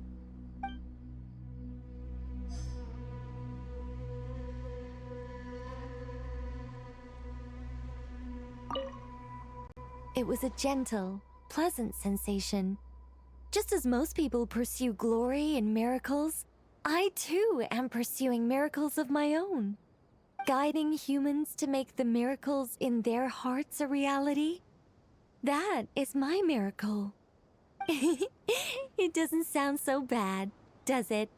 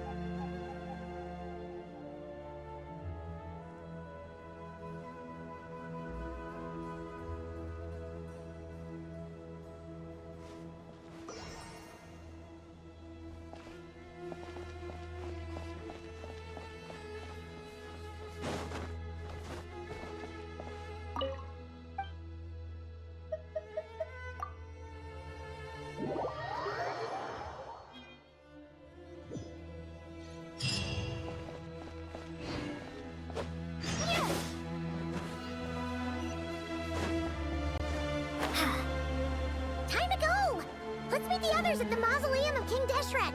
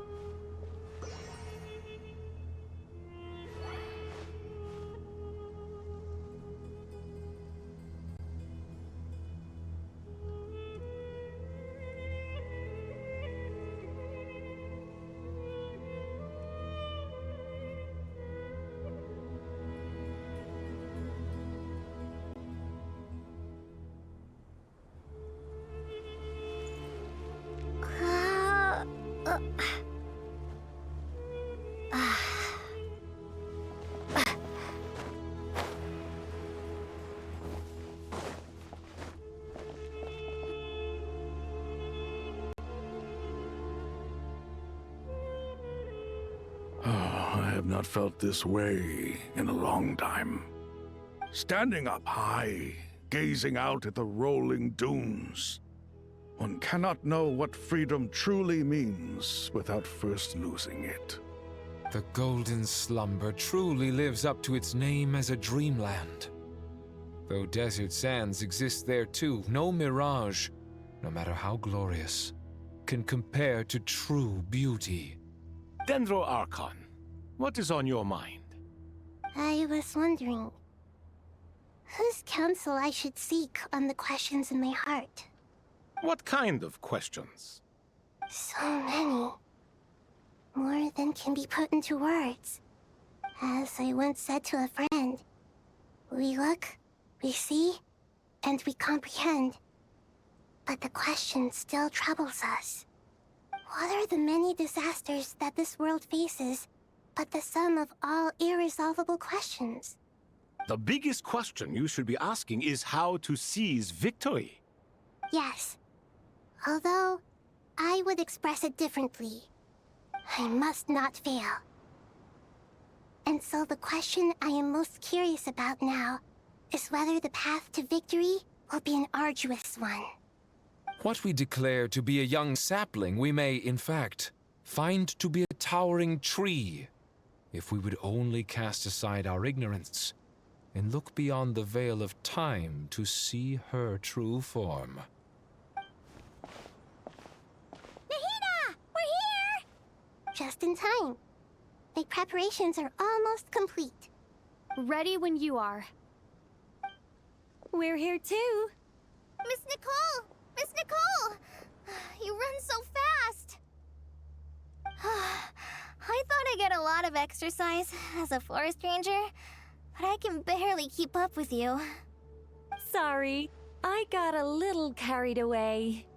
Lesser Lord Kusanali, the equipment is ready, and the modifications to Aru are all complete. As discussed during our meeting, Accessing Irminsul via the Akasha is no longer feasible at this stage. There are other options, it's just... they're a little more extreme, and more technologically demanding to implement. Maybe you should take it from here. The architecture and functionality of the Akasha terminals overlap considerably with Aru. There is reasonable evidence to suggest that one was developed based on the other, or that they both utilize technology of the same origin. As long as the transplant and merge operation succeeds, Aru should theoretically work on a scale greater than the Akasha and approximately equal to Irminsul. It will become the largest active computing device in all of Teyvat. A system this powerful is capable of a lot of different things. In the past, the Akasha was primarily used for one-way information transmission, but I suspect it could also serve as a central bridging hub. In the pursuit of greater knowledge, some scholars have attempted to connect their consciousness to Irminsul through the use of terminals, incense, and meditation. Correct. In academic language, scholars who reach that stage are said to have entered Satyavada life. Hypatia has performed this practice many times in the past, and she was once under my care for a period of time. Right. And this at least proves that there is a zone within Irminsul that can be connected to. that's right. Providing wisdom to the people is one of the very reasons for Irminsul's existence. I think I understand where you're going. Please, continue. In that case, I'll skip to the conclusion then. We need to further modify Aru, merge it with the Akasha, manufacture terminals, and distribute them to every single person we can reach. Every person? Even the desert folk? Yes, everyone. I've already calculated the amount of raw materials we need. So you mean we're going to get new Akasha terminals? Yes, But this time, the people of Sumeru won't be using them to acquire knowledge, just to connect to Irminsul. That's the key. When we evacuated the city, we brought all the important assets from the House of Dana, in case we ended up needing them. Fortunately, this included the Akasha system's main terminal. We've checked all the relevant records, and one thing is certain. Nothing like this has ever been done on this scale before, so... Everyone in Sumeru is part of the plan. Whoever controls the people controls the situation. Since this function of Irminsul was introduced, it has only ever been made available to scholars, who don't constitute a particularly large group of people. But by expanding the scale to include all the people of Sumeru, all the individual connections will stack up to create a significant load on the system. Under normal circumstances, Irminsul would be able to cope with the additional load. But with it already being under strain from other activities, its remaining capacity is limited. Thus, it might be possible to shut it down completely by overloading it.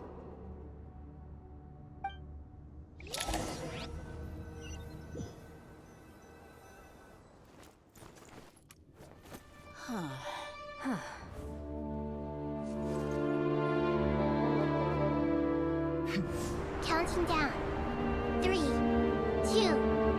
1. Are you ready?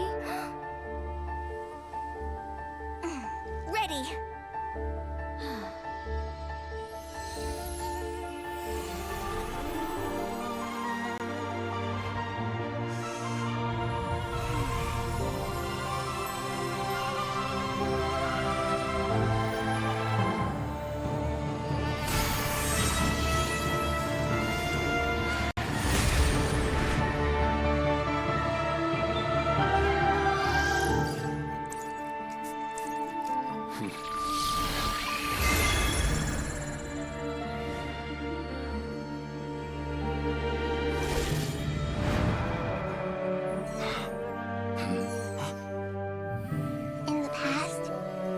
People sought knowledge, they turned to the Tree of Wisdom.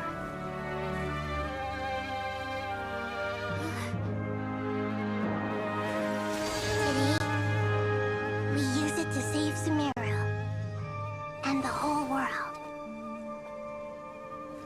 These boughs that nurtured learning must not become tools for destroying the world.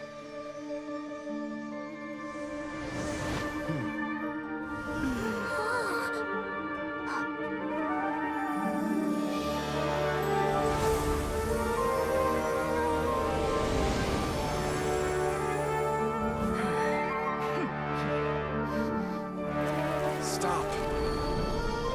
Please stop. End this transformation.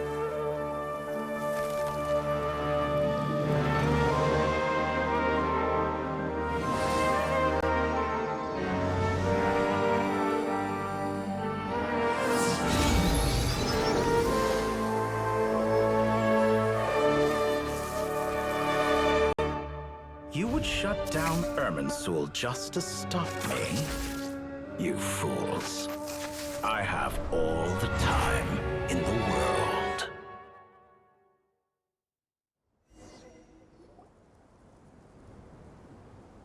Success! The evil Irminsul tree is stepped growing! Great.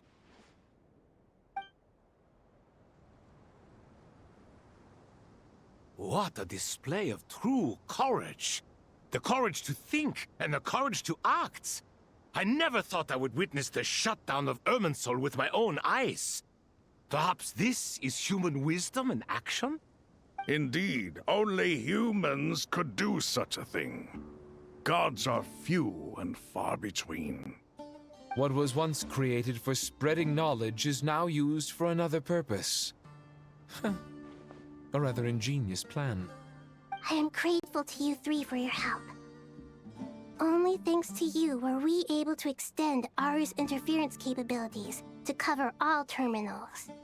Now, nobody who wears a terminal will have their activity accurately tracked by Irminsul. No matter how many eyes Dottore possesses, he will not be able to see us clearly. Now for the next step. I will need the help of your supreme powers once again. How might we be of service, Lord of Dendro? I need to reach the Eternal Oasis immediately. Right now? In that case, Ibis King, would you agree that this is a fine opportunity to dust off our old tricks? Never. I assume you have that chess set with you? You mean the one you gave to me as a gift? Asking for it back, are you? How could I? You misjudge me. I just wanted to show you another way you can use it. Connect to Safei Shatranj.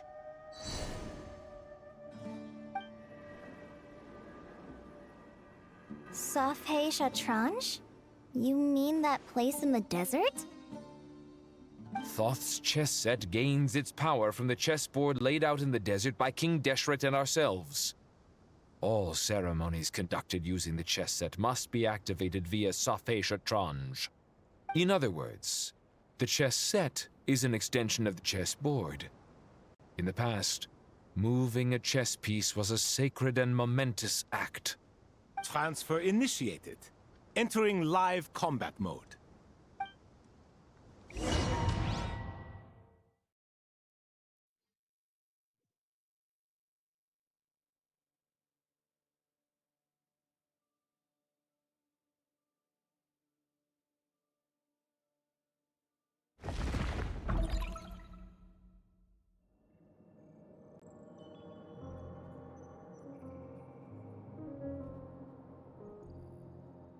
We haven't heard a single word from our spy in the desert.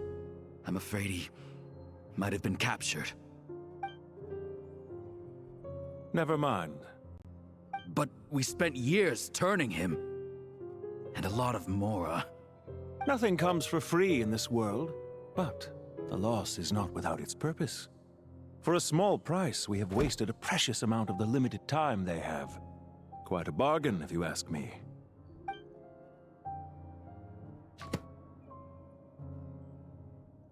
Understood. Weighing profit against loss is a necessary part of life. But to tell the truth, I have been operating at a loss since this all began. Since many centuries ago, in fact. For instance, why would a banker act as the executor of a will? If you hadn't deposited your personal belongings at Northland Bank, I would have no reason to be here right now.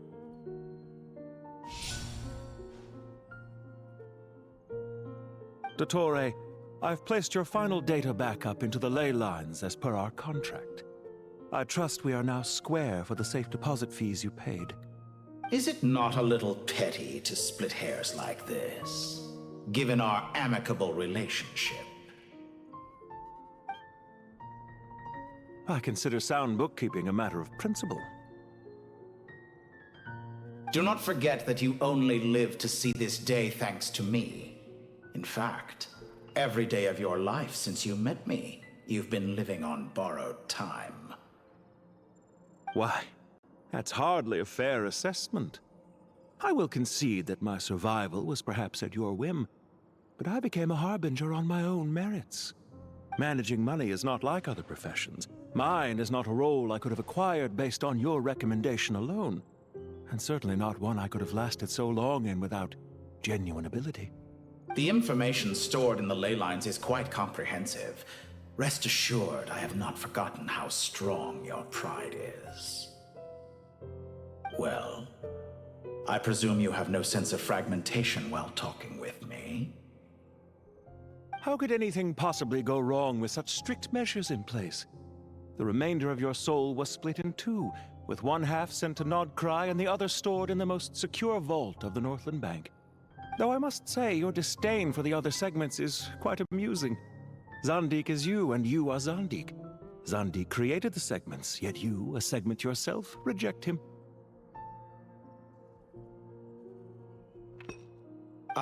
That is, Zandik, created segments of various ages in his later years. To achieve this, he had to freeze time and part with a portion of his soul. but as constructive as it sounds. It erases my uniqueness. If each segment is equally me, then by the same token, none of them are truly me. A soul living forever in the past inevitably holds different views than he did in his later years. The same thing that completes me also restricts me. You too might ask yourself which stage of your life you want to be preserved at. The day your business failed? Or the day you were framed by a gang and sold off to a medical lab as a test subject? We needn't dredge up the past. This undesirable plan was eventually scrapped. Lesser Lord Kusanali was quite right. I needed an opportunity to eliminate myself. And after that, I concluded that there was no more effective plan than directly splitting the soul. Once the soul is transferred out, you will find that creating a physical body is far simpler than creating a puppet. The other half of your soul suffered a crushing defeat in Krai, you know. And yet in the process, I obtained the information I always wanted, did I not? Because now we finally know where the best testing ground truly lies. I once thought your ultimate goal was to ascend to godhood. But as it turns out, that was merely one of your experiments. Experiments take many forms. Most people are too eager for success, too fixated on the end goal.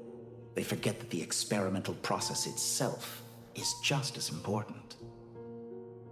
A suspiciously vacant seat, a new face. I trust you can put two and two together. The reason it doesn't exist is because someone tampered with the record. What can I say? After all your efforts, you really did uncover the world's secrets. So, is the new world you promised a lie? No, it never was. I am glad to be able to control Irmin's soul from within. Now I shall attempt to create a new world inside the existing one. Almost everyone faces the prospect of death. But not a single person has ever been able to experiment unrestrained in the afterlife through sheer force of will. I am the only one to have overcome this enormous challenge. Would I not be letting the world down if I didn't make the most of the opportunity to experiment? Clearly, the dividing of your soul did not affect the magnitude of your ego. Out of all the versions of you that have ever existed, this you is the most insane and the most radical. Is that why you chose to work with me? Which was it then? My insanity? Or my radicalism? Could I call myself a venture capitalist without a suitably ambitious plan to invest in? Yours happened to fit the bill quite perfectly. Well then, I must say, while I am surprised enough that you showed up at all, what surprises me more is that you chose to present yourself as my former subordinate, and not as the banker Pantalone. Why make things harder than they need to be? Exposing my true identity in a situation like this would only serve to destroy diplomatic relations between Snezhnaya and Sumeru. I daren't imagine the consequences. Showing up in the name of the original antagonist gives you the recognition you rightly deserve, while also being sensitive to Snezhnaya's predicament. It was an easy win.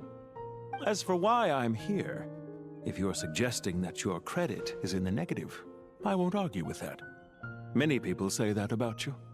I'd argue that a significant factor in your willingness to cooperate is the fact that you have but a few years of life left after my death. Living and dying together has a way of binding two parties together rather closely. Is it not true that a relationship should be judged by both the positive and negative returns it yields? So some of what I said actually made it into your head after all. It's true that I hope you don't die too soon, but don't you find that a strange thing for me to say? After all, you've already had quite a long life, especially for a human being. Let's not pretend that you're any more innocent than I am. Are we not the same in this regard? We both despise the existing laws of this world, and neither of us enjoy being under anyone else's control. Is it really so greedy to want the world to operate by a new set of rules? Of course not, my dear friend. And as I've said before, mutual interest is the foundation for the most reliable of relationships. You can attest to that. I just hope there never comes a day when I have to work too hard to prove that. Regrader, sir. People have been spotted approaching Sumeru City. How strange. Despite your access to Irminsol's data, it appears the soldiers noticed before you did. They must have found a workaround. Well, Dottore, I trust you know what this means. The fact is... They're coming.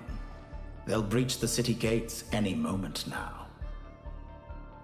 But even so, I would say Irminsol is a wonderfully convenient thing on the whole. If you do manage to create a new world, perhaps you could plant one outside my office, too. I'll consider it. What do you need me to do? Stall them? The experiment will take time. Stall them for as long as possible. Very well.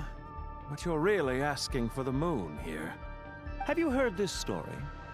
There was once a guilty man, kneeling in the center of a church while an angry mob outside waited to bring him to justice.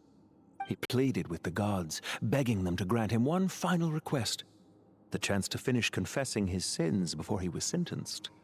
Many suns and moons passed, seasons changed, and still his confession continued, as if he intended to speak until the end of time. Are you suggesting I worship you as a god? Or were you hoping that I might confess my sins to you? Certainly not the latter. That would make my life miserable indeed.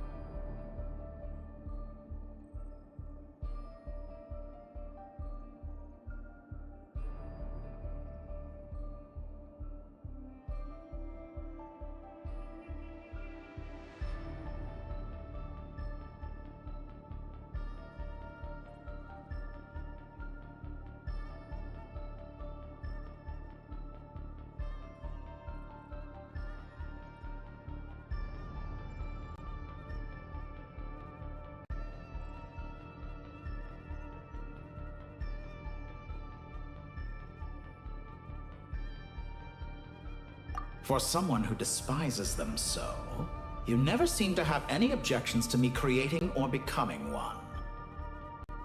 At first, I thought you'd be furious. Concerned I would terminate our partnership, were you? Not at all. You had reasons why our partnership must continue. Don't you find people's attitudes toward gods amusing? A god descends from the heavens and people worship it unreservedly, blindly following whatever rules are given to them. And yet, when they see an ordinary person gain godlike levels of power by virtue of their own hard work, they treat him with nothing but suspicion, even if he is a compatriot. Is that supposed to be a compliment? No. I was just thinking. I pity the man who would call you a compatriot. There's no need to be so self-critical.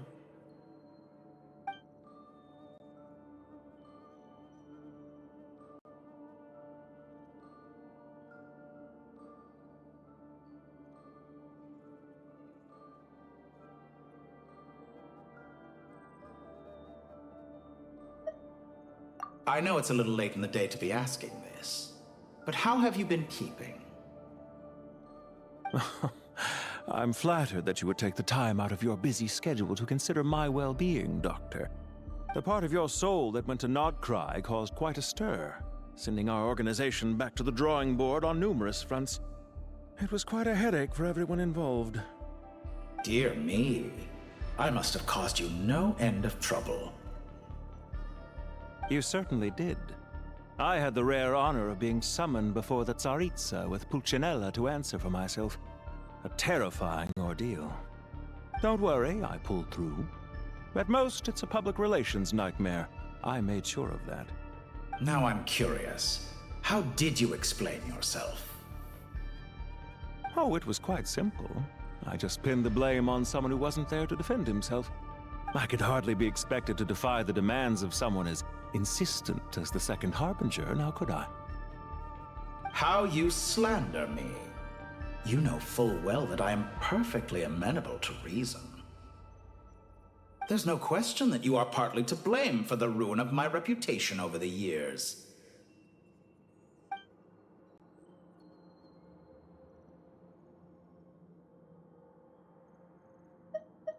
Do you have anything lined up for when this is all over? Hard to say. Field work always takes quite a toll on me, as you know. Once I'm back at Snezhnaya, I'll start with a well-earned cigarette. Why are you so eager to ruin your lungs after I went to the trouble of replacing them for you? If you have an issue with it, feel free to try to stop me.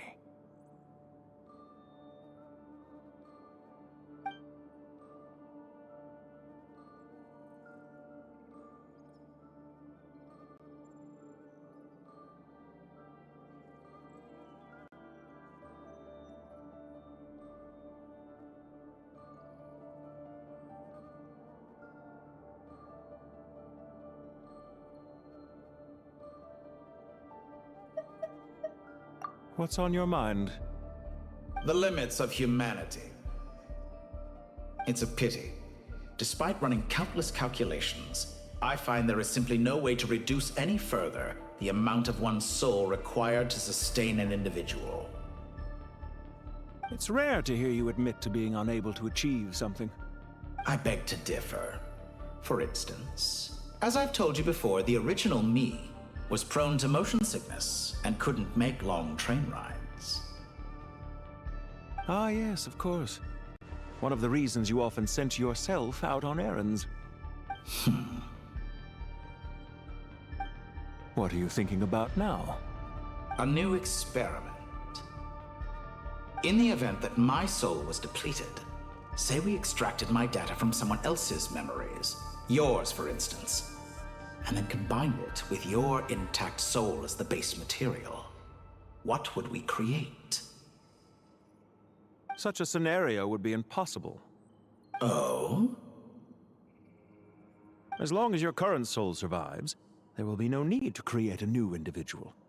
Don't forget, you were the one who approved of the present situation wherein only one Dottore remains. And if you ceased to exist, who would be capable of performing this experiment?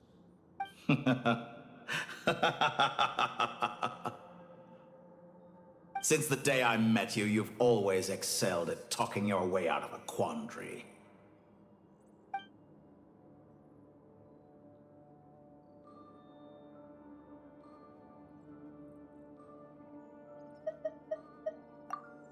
Isn't it a little too early to be saying goodbye? Not that I wish to keep you from your business, of course. Very well. Let's leave the conversation there for now.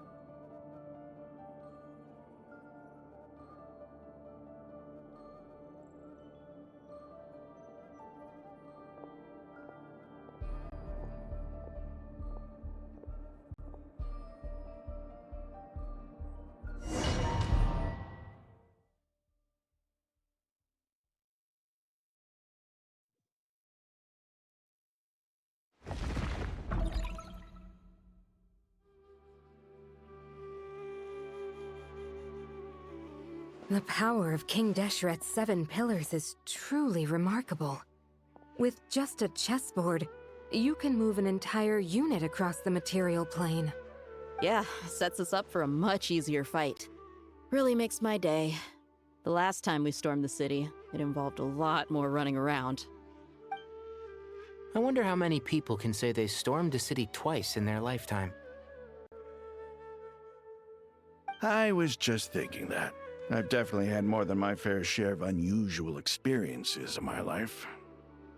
This is my first time here, actually. We never usually leave Gandharvaville. I hope this will be my last time. Does everyone have to chime in? Can't we just fight? What an amusing comment, my dear lady. Yet humans often alleviate tension via small talk, do they not? Whoa! Why is Candace's shield talking? Because the image on her shield is one of me. And I, of course, can appear wherever I wish to. Huh. Well, la-di-da. Isn't that fancy? Could I get in on this? You wish for your gauntlet to speak? Why, certainly. Ahem. I think you'll find that it is I whose image is carved hereupon. Thanks. Definitely feel stronger now. You're welcome, my lady. I am glad to lend you my power. Sino, what's the situation? There are troops stationed at every entrance. As we expected. A frontal assault will suffice. Everyone, stick to the plan. We'll take the main entrance. You head for the House of Dana's side door. Move out.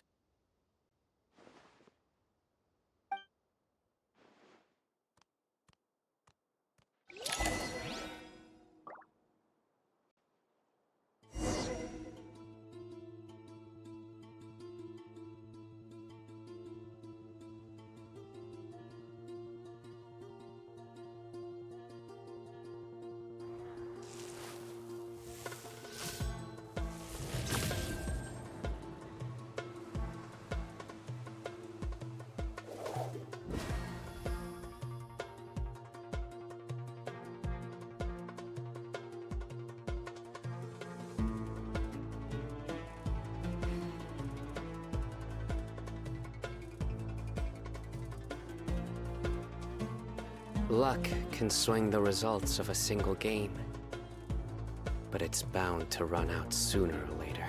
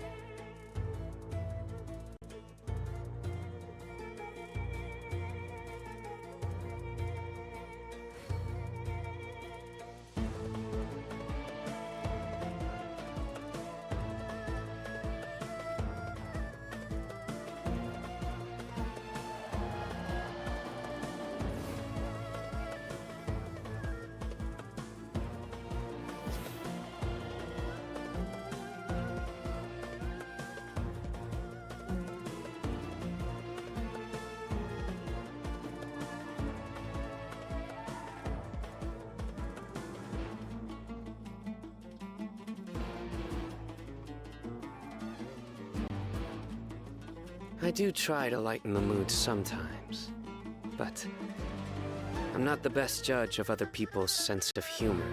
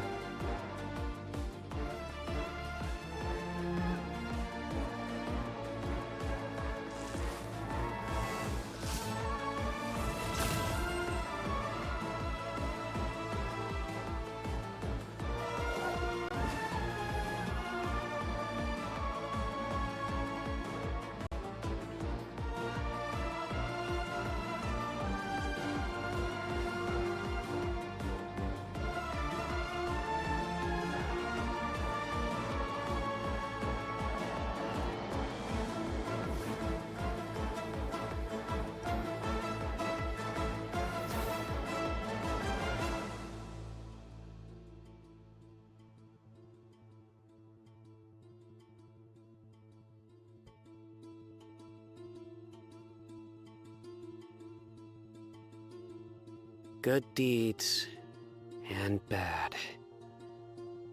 In the end, all will be placed upon the scales.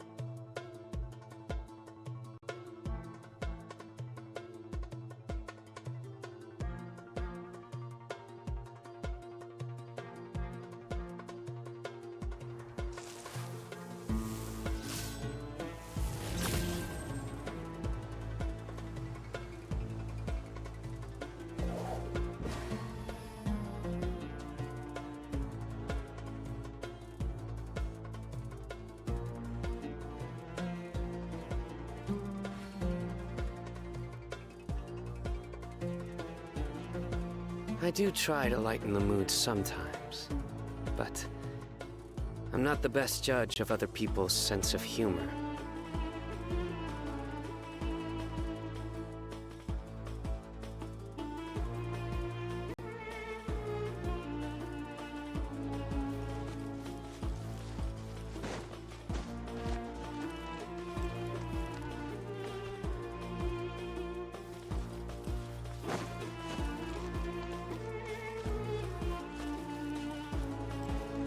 Out of my way! Take this! Watch out! Get lost! Whew. Thank you, Jed. You gotta be more careful. If you're not ready to put your life on the line, you can't be certain of defeating your opponent. She's right. Keep your wits about you, Rana.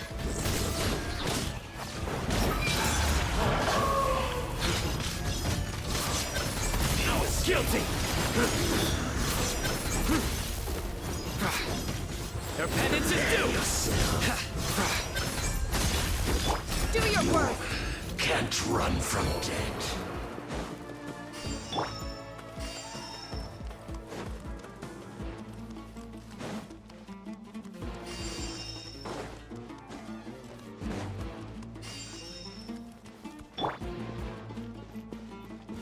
Take them out and secure the harbor. Reinforcements will arrive by water. Let's move. Consider it done. Show no mercy.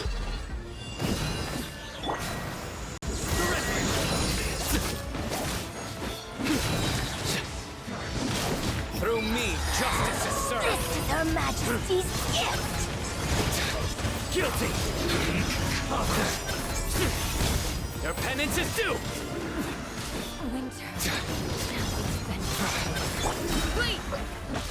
This was well done! Fuel's clogged! Futile!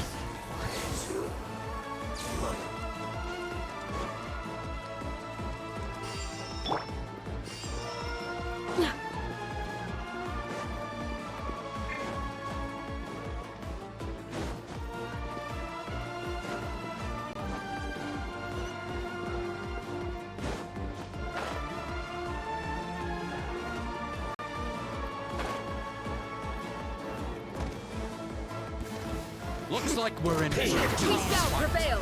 Yield. You asked for it.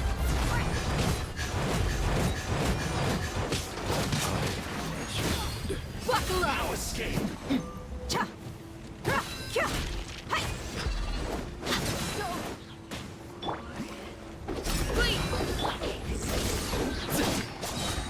Judgment is upon you. You should walk stay condemned! Their penance is due! Hear my prayer. Do your work. Look alive. Ra. Ha. Ha. Kya.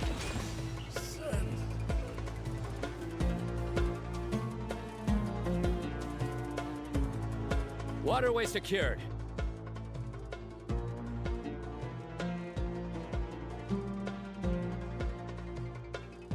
Brothers!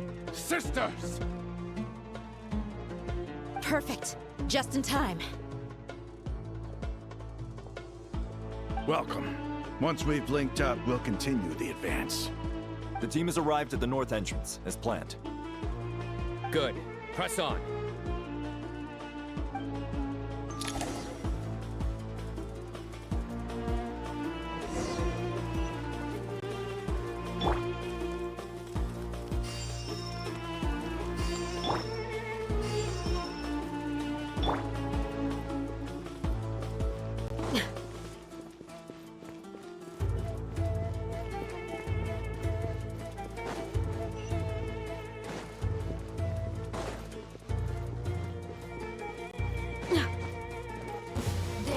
ourselves a straggler. You're dead meat! Over here!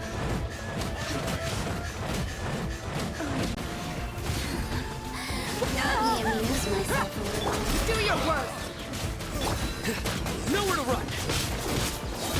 Through me, justice is served! You stand condemned! Guilty!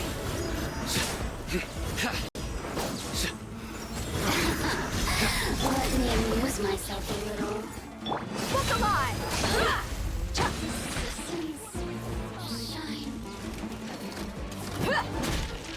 Yield! We shall prevail!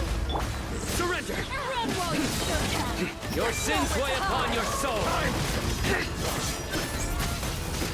I'm used to it. Your penance is due! You asked for it! Took too long.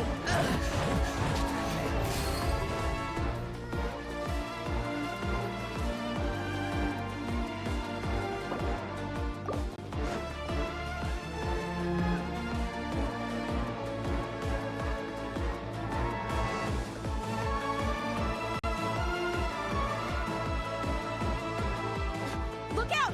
It's an ambush! Finally. We need to hurry. Take the middle road now. Mahamatra Sino, area clear. Don't relax just yet. More Fatui approaching from the right.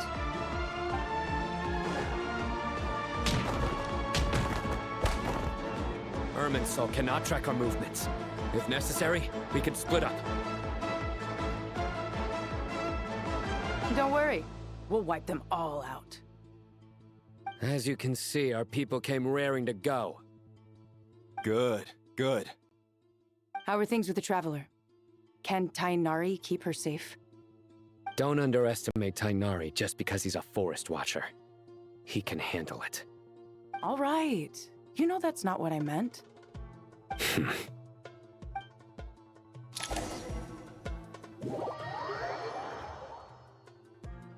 Sino and the reinforcements have drawn the Fatui's fire away.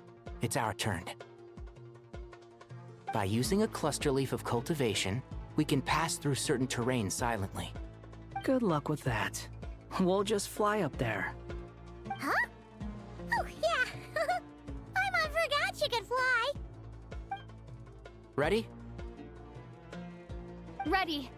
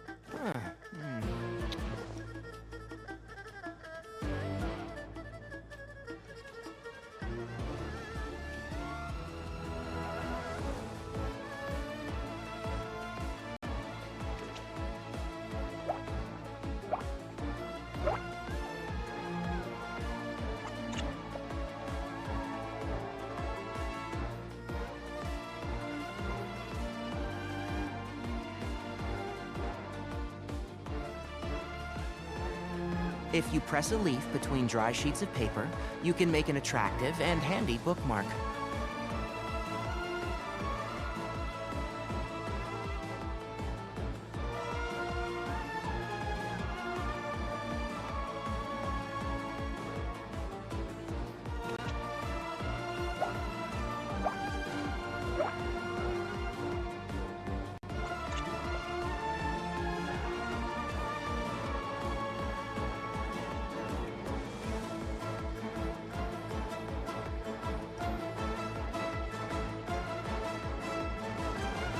Don't be afraid to make mistakes. It's all part of the learning process.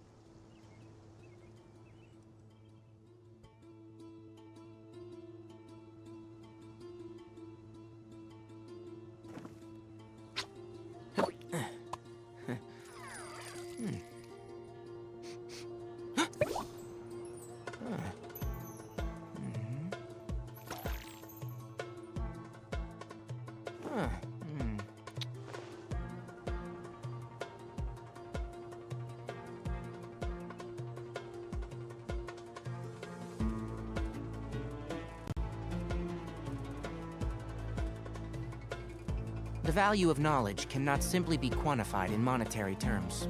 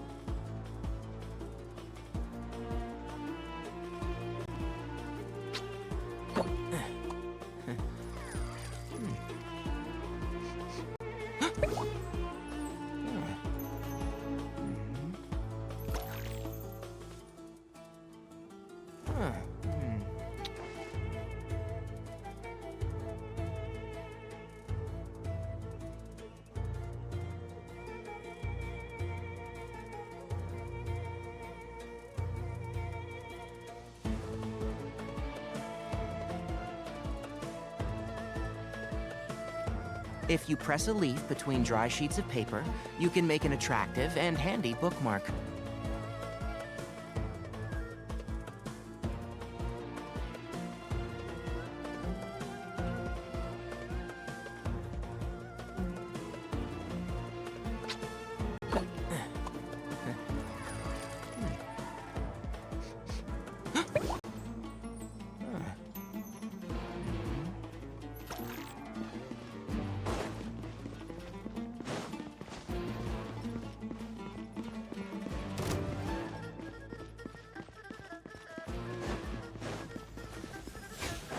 I hear everything!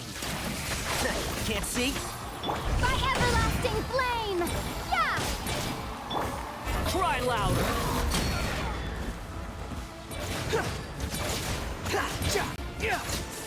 So quiet.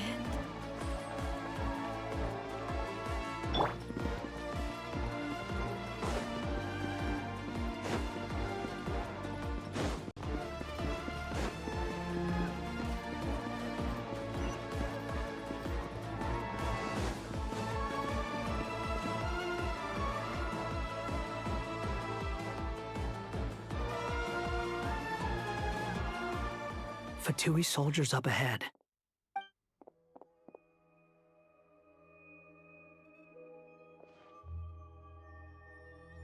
Careful.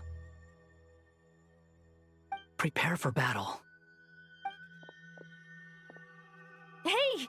There's people over there. You have some nerve showing your faces here in the center of Sumeru City.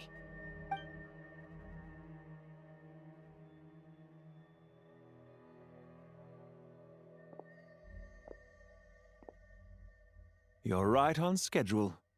Well, this guy sure as heck isn't your average Fatui sergeant. They've stationed quite a few people nearby. It definitely looks like they were waiting for us. But something feels off. Everything about this guy feels too deliberate. I highly doubt he's just a subordinate of Dottores. And he's no mere sergeant. Whatever his rank is, it's high. Much higher than we thought. So you've been waiting for us. But it looks like you're geared up for a conversation, rather than a battle. Very clever, General Mahamatra Sino. I know you're the one in charge of this siege, and I look forward to making a deal with you. A siege? Sumeru City belongs to us! Historically, yes. But things can always change. We have quite a sizable force with us, you know. For instance... There's a Fatui ambush at the north gate. Can you handle him? We can for now. Yes, I'm quite sure both sides can hold their ground for the time being. The battle has not yet reached its climax. But what happens next? Do you enjoy watching bloodshed? Surely some of those here are people you count as friends. Once a war begins, some people must die. I doubt you wish that fate upon anyone you know. Wait a second. It's a trick. He's not even there. Silence! He disappeared. What was that? A ghost? Curses! He was never there to begin with. That was just a shadow projected there to lure us in. Enough talk. Attack! I apologize for being unable to accompany you at this crucial moment, but I am compelled to leave for reasons beyond my control. Please excuse me. Sumeru's General Mahamatra is quite ruthless. It's a good thing I wasn't there in person. Your illusion held them up for a time just fine. But now that they have seen through it, they will realize you were just a decoy. Decoy or not, what matters now is that they will be heading your way imminently. Not imminently. They are already here.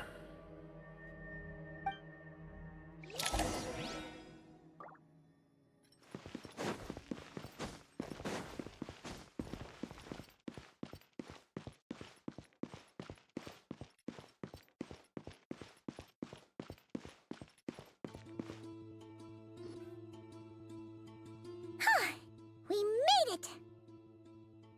This is far enough. Tainari, you go help Sino. Don't worry about us. We'll manage from here. Are you sure you don't need me to stand guard? No need. Once the connection is established, we'll disappear from the sanctuary of Surasthana. Go help the others. All right. Goodbye for now, then. Please tread carefully.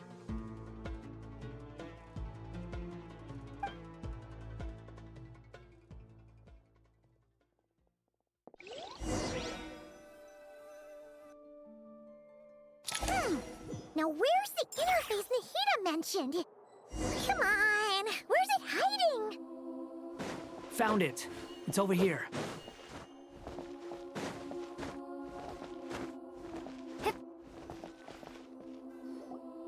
We can connect to the inside of Irminsul through the Sanctuary of Surasthana's built-in security system.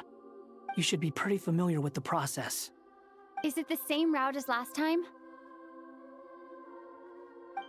For the most part, we don't need to adjust any of the parameters. Then I should be fine. And Paimon? Once you're both ready, we'll set off. Wait! The stakes are way higher this time, right? Maybe Paimon should stay outside and help the others. Then, you can focus on the fight without having to worry about Paimon. Huh? Why are you staring at me like that? It's nothing. I just suddenly realized how much you've grown. Hey, you've grown quite a lot yourself. Don't you two start getting into it again.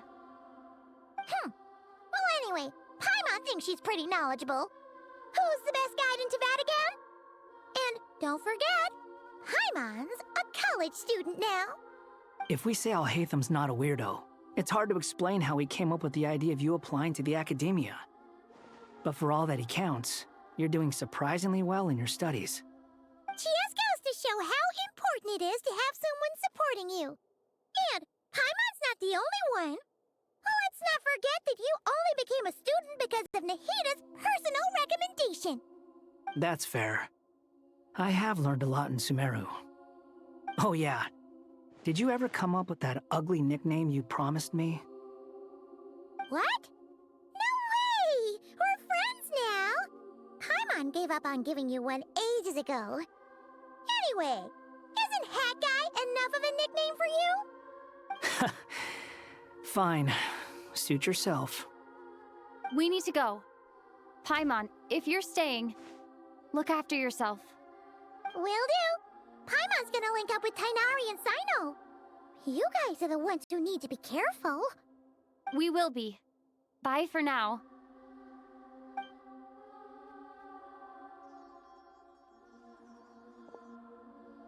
Initiating connection.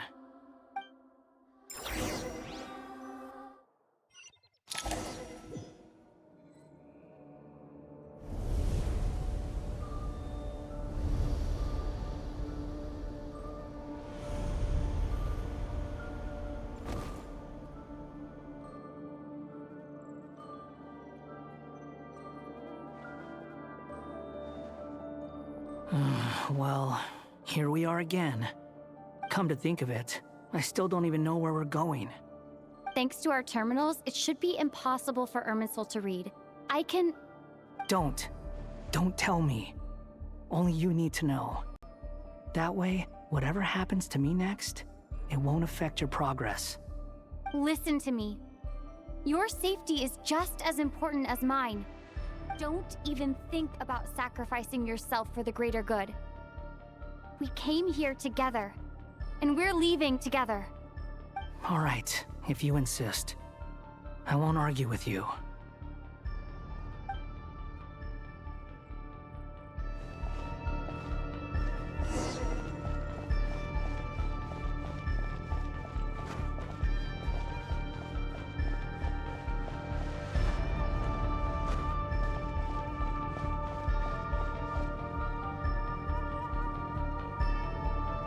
This place looks so different from how I remember.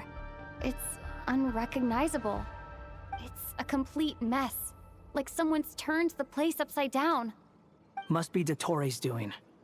Either he's searching for some information he needs, or...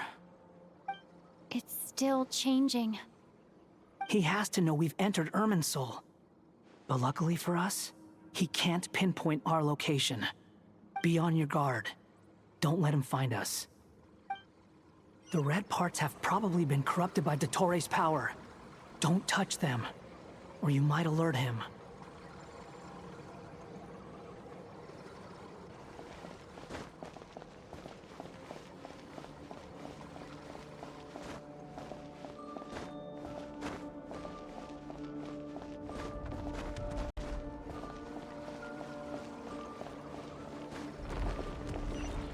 He's looking for us. Tread carefully. That wall could be a problem. Fortunately, it looks breakable. Give it a shot.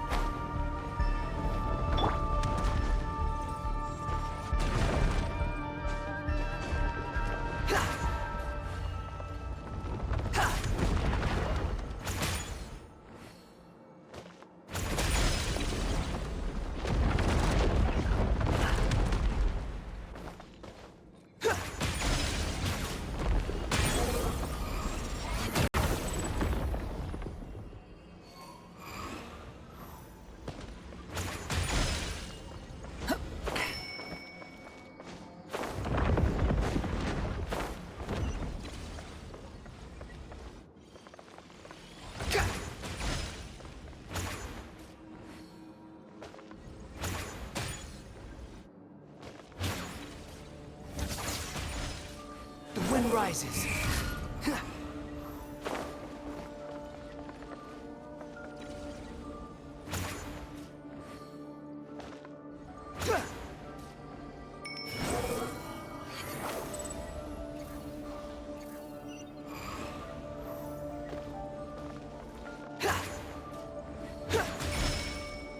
Squall Fury.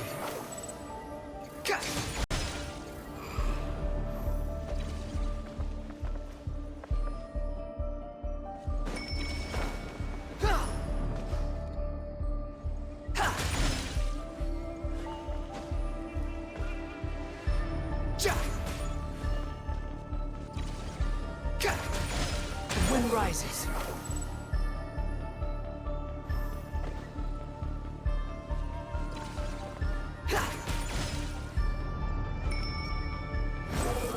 Upon the gale.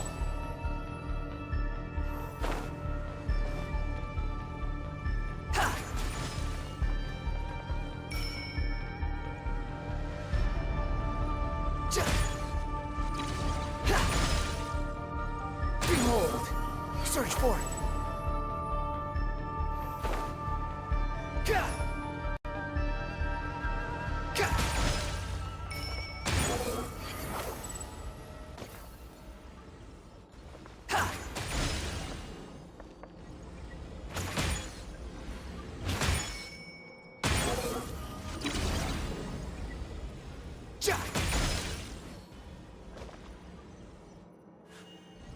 The wind rises.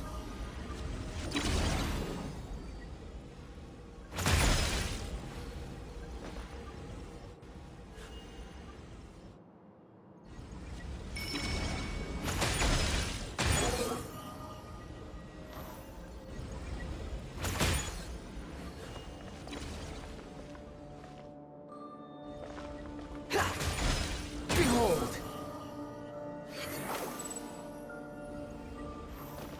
The same old trick again? Are you kidding me? Let's handle it just like we did before. This cheap trick isn't gonna stop us. Oh no! It's... A trap! Is that why he was using the same trick over and over again? To get us to lower our guard?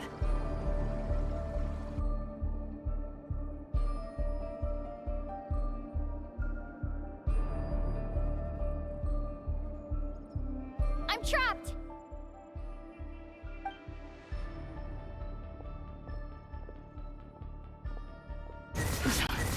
Why won't this thing budge?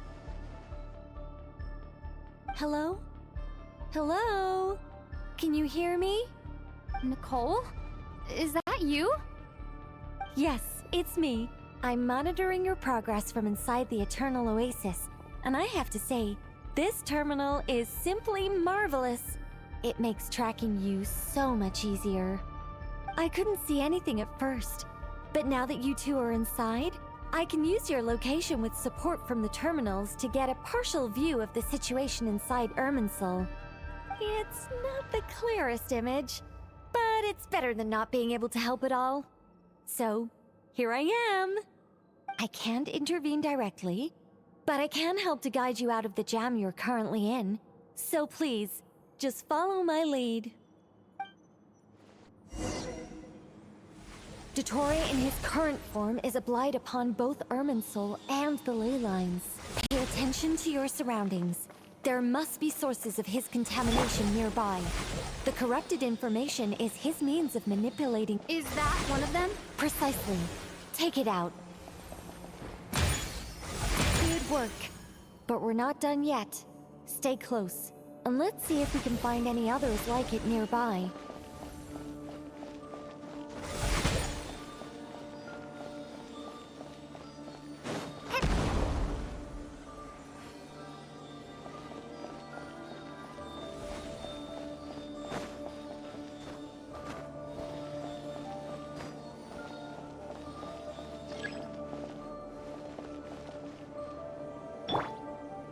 Squall Fury!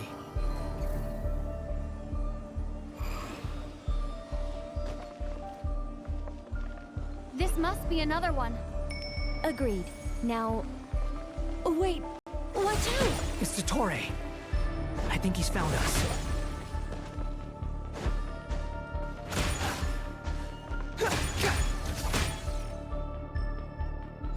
The seal is broken. Quick, get out of there.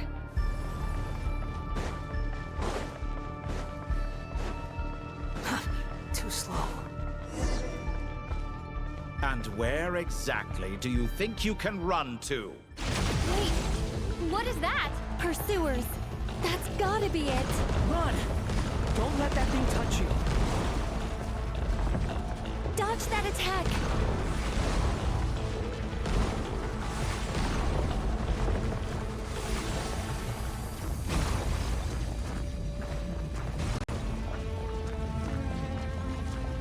There's more than one path. Which way do we go? To the left. Trust me.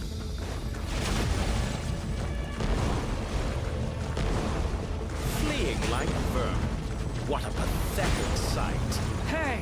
Watch yourselves. Stay focused. There's a cliff ahead. Jump! More of those corruption sources. Destroy them as you did before, and open the exit as quickly as possible.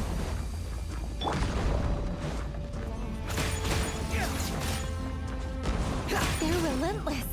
Is he trying to wear us down? You'll just have to destroy these too. Follow me. I think the pursuit is over. Hard to say. Stay alert.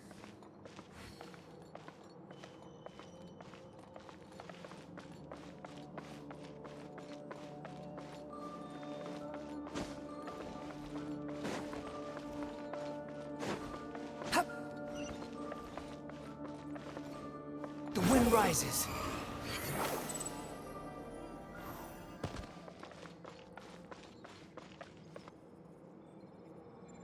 Whew. I think we've made it to relative safety. Phew. Goodness. That was tough.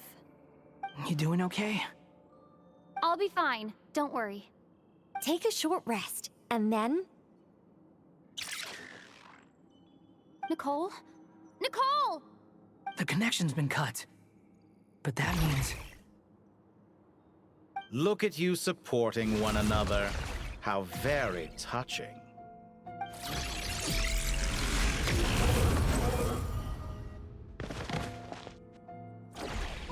Dottore! Took you long enough to find us. You're more useless than I thought. Oh, really? I think I deserve a little more credit for my methods than that.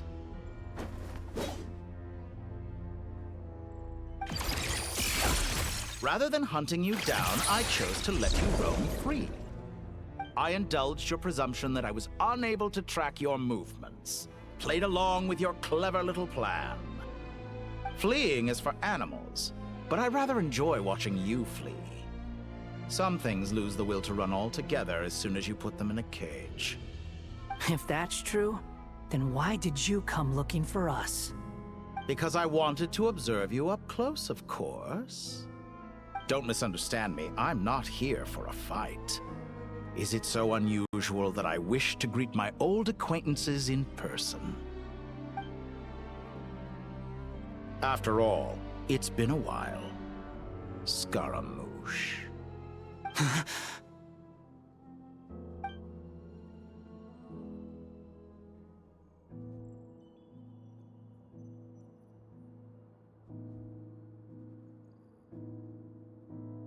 Why are you so afraid? I have done nothing unprecedented in discovering the truth. Nor did I go to any great lengths to uncover your story. You made a bold series of moves in deciding to erase yourself. And with the power of this great chronicling device called Irmin's Soul, you were able to achieve something quite remarkable. Once most people form an opinion about someone, it tends to imprison their mind. Yet you managed to erase every trace of your existence. A novel take on death indeed. However, This meant that you stood out to me all the more when I saw you in Krai. I didn't even have to go looking for you. Just the sight of you was enough for me to intuit the truth. For someone in my position, connecting the dots was a trivial affair. It would have been more surprising if I hadn't managed to piece it together. You seem very pleased with yourself for figuring it out. I'm sure you'd even be more delighted to learn the full extent of your crimes. That would hardly be necessary. Besides, isn't there something that concerns you more right now? Something that fills you with dread? Let me put your mind at ease. I have no intention whatsoever of restoring any of the records you deleted. For one thing, it would be exceptionally difficult. But more to the point, I doubt that the prospect of losing your current life is all that frightening to you. Because in your case, the cruelest twist of fate is that you'll never again have the chance to make up for any of your mistakes.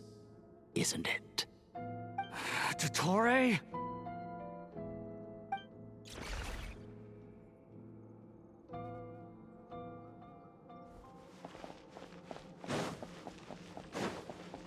All here shall bend to my will.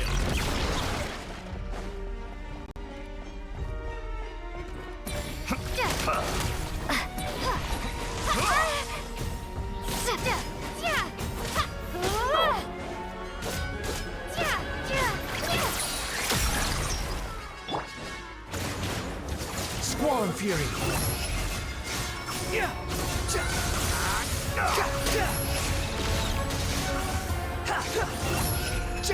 I'm afraid you'll need to do better than that to take me down. I expected you to have grown stronger. Ah, how foolish of me. I forgot that you lack any means to increase your power. You will pay for everything you've done. Oh, will I? After all. Behold!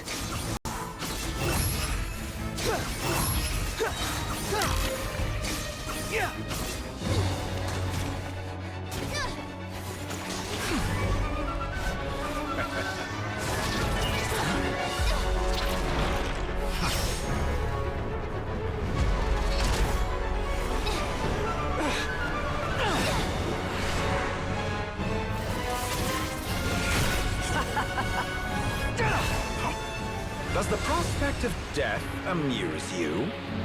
I could ask you the same question! I'll distract Dottore. You focus on the mission. Got it.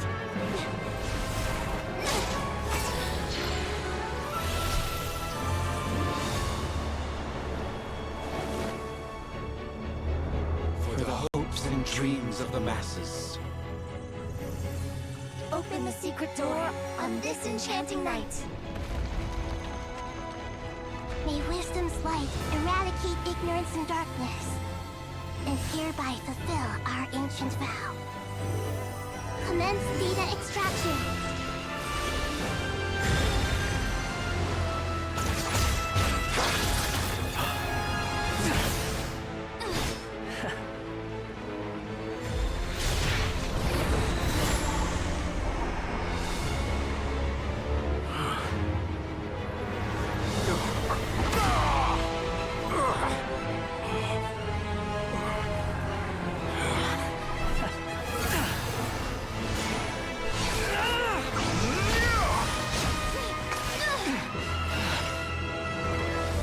Cling to outdated ideals and stand in the way of progress.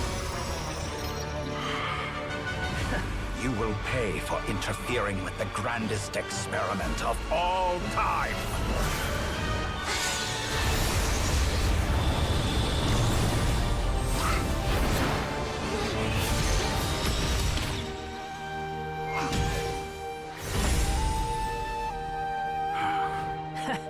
Good timing. Dottore, as clever as you are, you fail to understand wisdom. Wisdom takes many forms, but the path you have chosen eschews them all. Huh.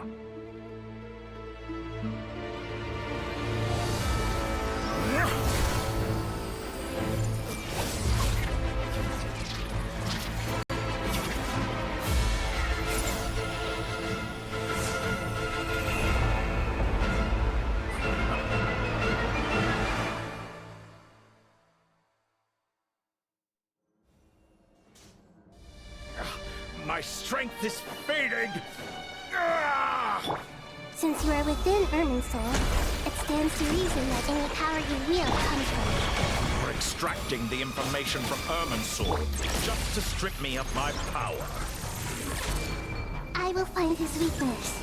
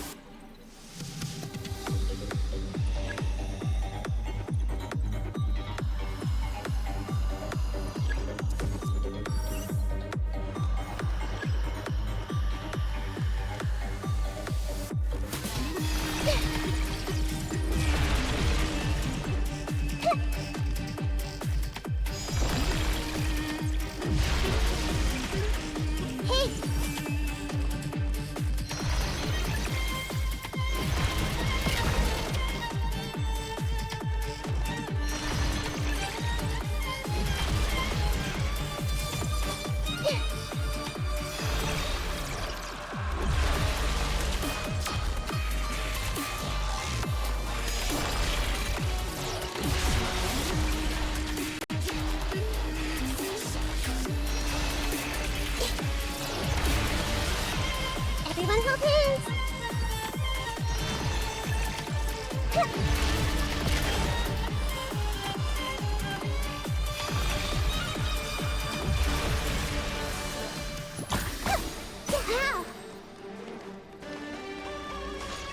I admire your attempt to introduce a new variable, but it's nowhere near enough!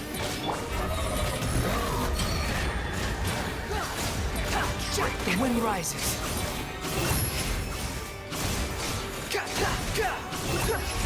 Search for it.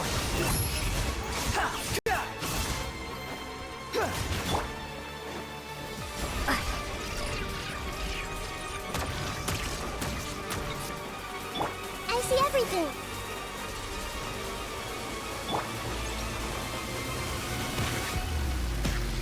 Burn all before you! Blade of the primal blade!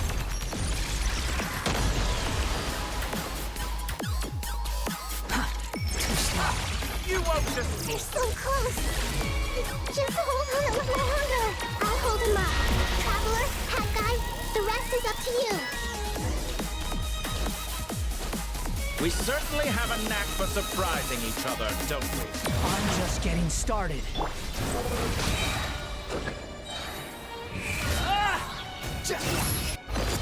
It's time! Say your prayers! Stay on the defensive, but watch your back.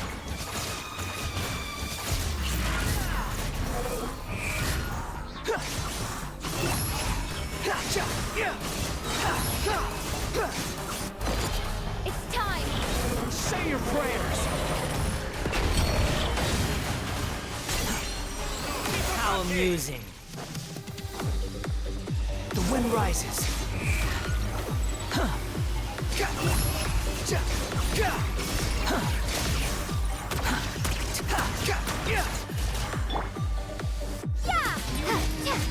Burn all before you! Nothing worth mentioning. It's time! Say your prayers!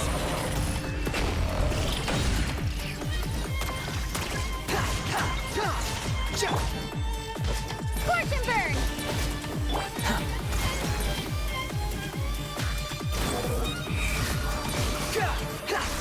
Let's try this! Muso no Hito! Upon the gate.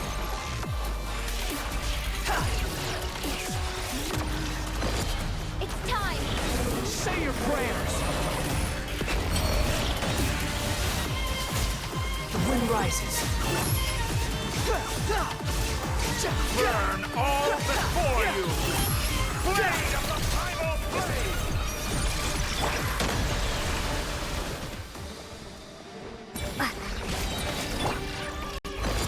It's time!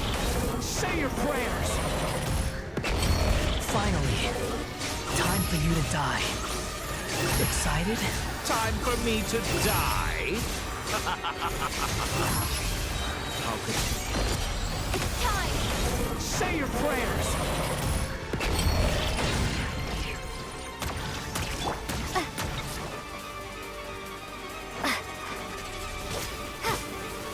Time to ignite!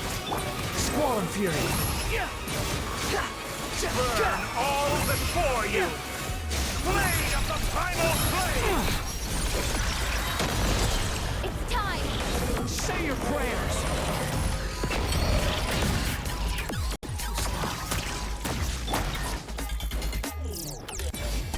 Behold! Search for it! Let's try this! It's time! Say your prayers!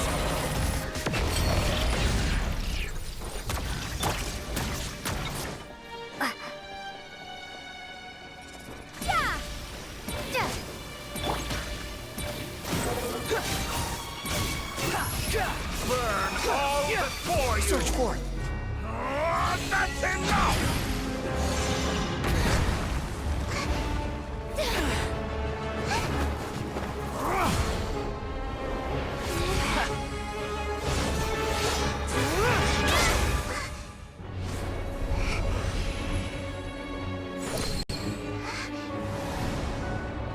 It's all yours. Do with it as you see fit.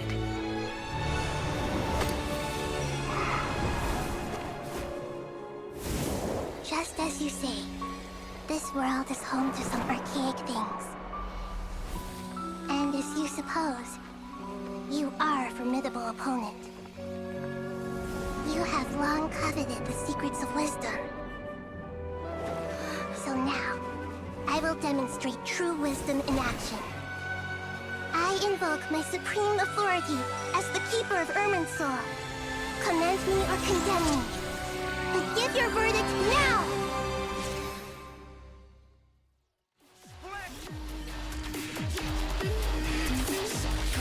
Lesson 1 of Wisdom.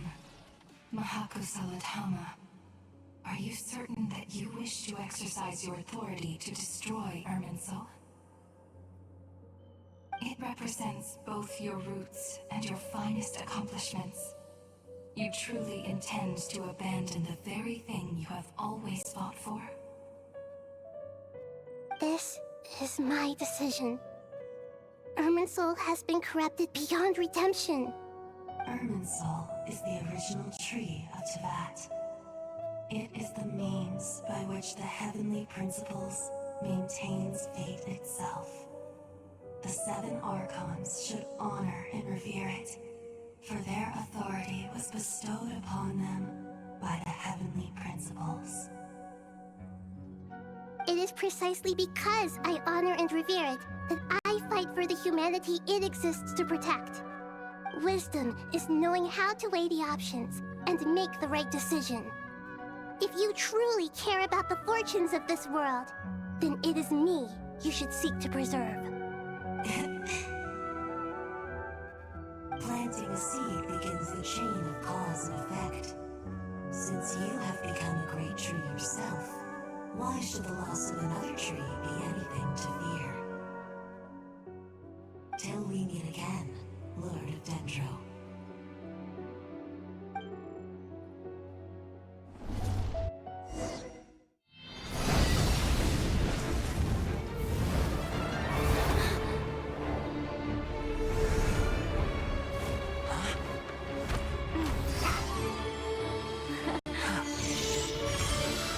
The first flame. The pure, cleansing fire.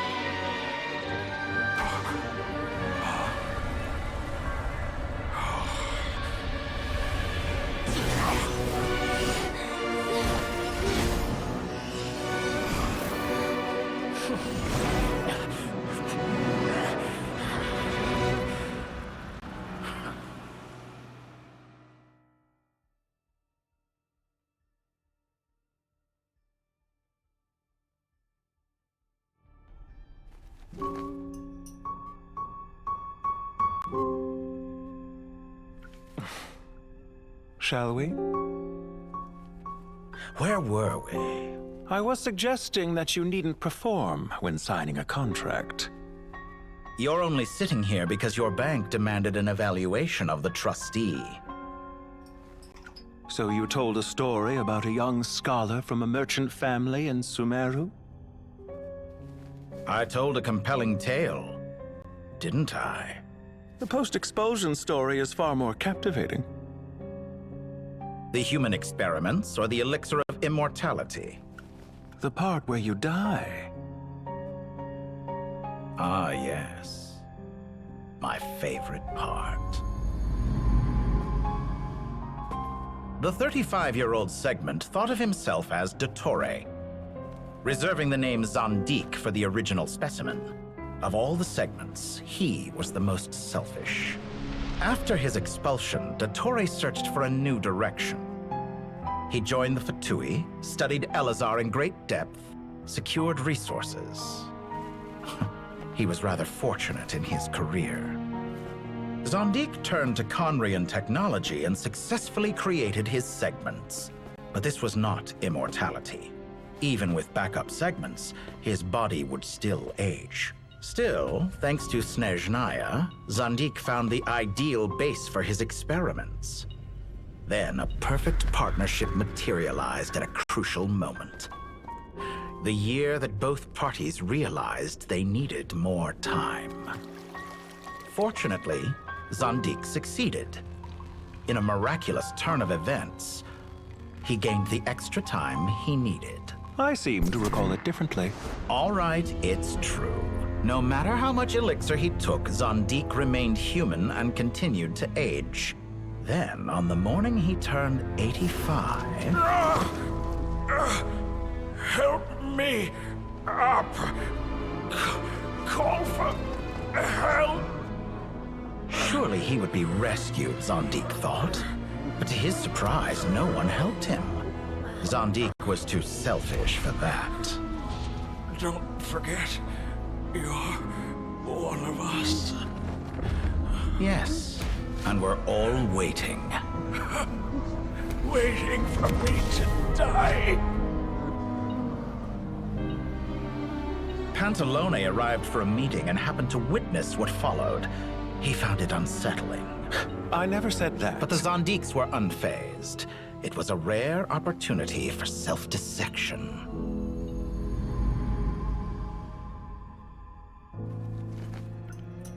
What does all that have to do with you depositing your data at Northland Bank?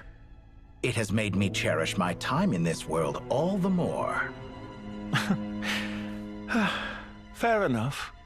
So you do have a sense of self-preservation.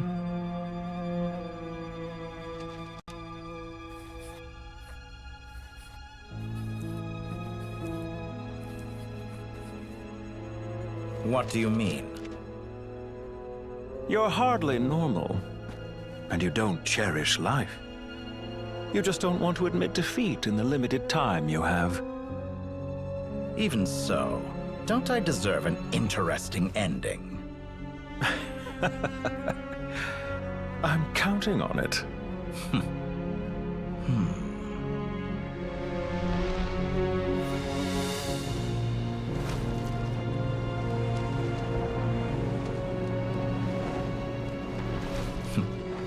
If nothing else, I expect my funeral will be a grand affair indeed.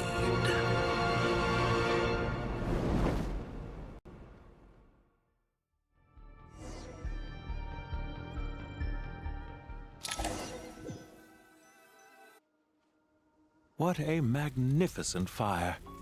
In Snezhnaya, we light fires to ward off the cold. Fire, it seems, is antithetical to ideas such as cold, frozen, and unchanging. Perhaps it has always been that way. From the beginning, fire has been used to drive away wild beasts and warm the body and mind. You could say it's a form of treatment. One that cures the human heart of mortal fear. Mortal fear? Something you haven't been acquainted with in a long time, by the sounds of it. Whereas you, I'm sure, must know the feeling quite well indeed. I remember when we first discussed the elixir of immortality. You claimed that extending your lifespan was about buying more time. But was that really the truth? You fear the prospect of dying a wretched end in this world, don't you? Of course I do. I'm only human after all. And while you may have forgotten it, you cannot deny that you too were once human, Dottore. I do not believe that there is no such fear in your heart. Perhaps you are right. But I abandoned it long ago and devoted myself to my experiments. I have felt no fear since. From the very beginning, I never thought you could win this game. But still you came, contract in hand, to honor our agreement. Because I am a reputable partner. And as we have discussed, experiments are about more than results alone. The process is equally important. I have come here and completed my creation, and I do not regret my decision. I'm afraid your journey ends here. After I die, there will be no one to make the elixir of immortality, and your remaining stock will only last a few more years. How then will you prove that you didn't perish in this incident alongside everyone else? When I feel optimistic about market environments, I never forcibly adjust them. They have their own direction. And I myself am one such environment. I have been quite particular about many things in my life. But where the manner of my death is concerned, I choose not to be. You make yourself sound so magnanimous. Oh, but I am. And I hope you will be too. It may have been a long time since anyone told you this, Dottore, but I recognize that you are a truly rare talent. Ha! I can see it. The experiment in blasphemy that I've been performing all this time. It has been a long process, and I do not care about the results as much as people might imagine. If the very goal of your experiment was to explore infinite possibilities, then there was never any reason for it to end. Indeed. Yet now, the experiment has officially drawn to a close. What should I call you? Zandik? Or do you prefer Dottore? Suit yourself. Goodbye, Feofan. This time, that's what it truly is. And don't I know it? Goodbye, Zandik.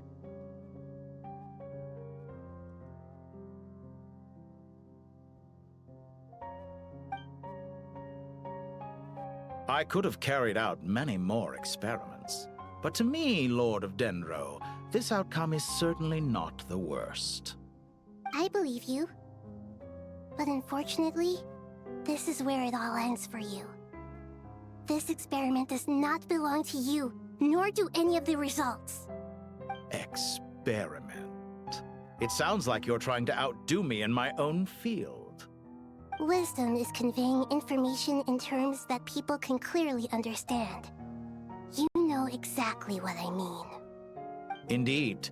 I can see no further outcomes. Ha. You have a formidable mind, and you are braver than I thought. Setting fire to the very thing your survival depends on. Your previous threat was empty, but this time, it is real. When necessary, wisdom can be as fierce as an inferno. Some of the flames that incinerate you come from within yourself. Perhaps you are right. You see what lies at the bottom of the human heart, and that is your wisdom. Here is where your journey comes to an end. All that is yet unknown belongs to those of us who will carry on living. It seems I have unwittingly been your arch-enemy all along. But now, it's all over. I do not deny your intelligence. But what you refer to as experiments, I would never describe in those terms. They are events that take place in the real world, and they are so much more than mere data. Goodbye. We will never meet again.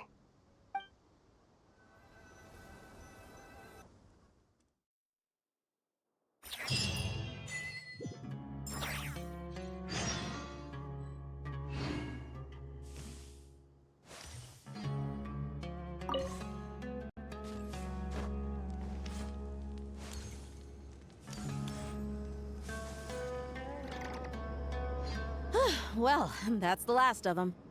Everyone on the list is already back where they should be. It was a long, hard road, but we finally finished escorting everyone back. I just pray that we'll never need to leave again. I hope we can stay here forever in this peaceful paradise of our own choosing. Paradise. In the annals of the Temple of Silence, that word carries great significance. It represents the hopes and desires of the gods. Their longing for a place to rest. I wouldn't think gods need such a place. People always think they're the only ones who can lose their homes. They forget that gods too need a place to reside. As the Goat King once said, "A god without his people shall cease to exist." Gods need their believers every bit as much as their believers need them. Only we can truly understand how much the desert faith has faded over the centuries. But we still talk about the gods as though they're part of our lives. Given the myriad ways in which gods and humans interact, I'd say they really are. How else could Dunyarzad consider the Dendro Archon a friend? Well, that sounds about right to me. Describing them as friends sure makes us feel a whole lot closer. If you told me a few years back that I'd have this many friends, I'd have called you a liar. Belief is a choice, just like friendship. We've made our choices through battle. The right ones, wouldn't you say? I'll be heading back to the Temple of Silence. I heard the Goat King and the Ibis King decided to pay us a visit. How about you? It's back to Aru Village for us. Still plenty of supplies to distribute and people to help. Until next time, old friend. As long as you can find the time, you're always welcome to visit us in Aru Village. Right back at you.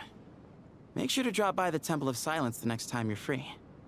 Or it is that two of the other 7 pillars, Shezapang and Bennu, might also be dropping by.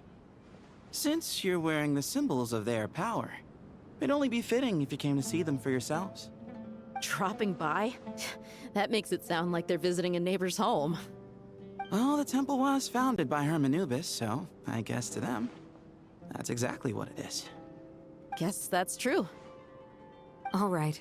We'll make sure to find time to stop by. Stay safe on your journey home. I will.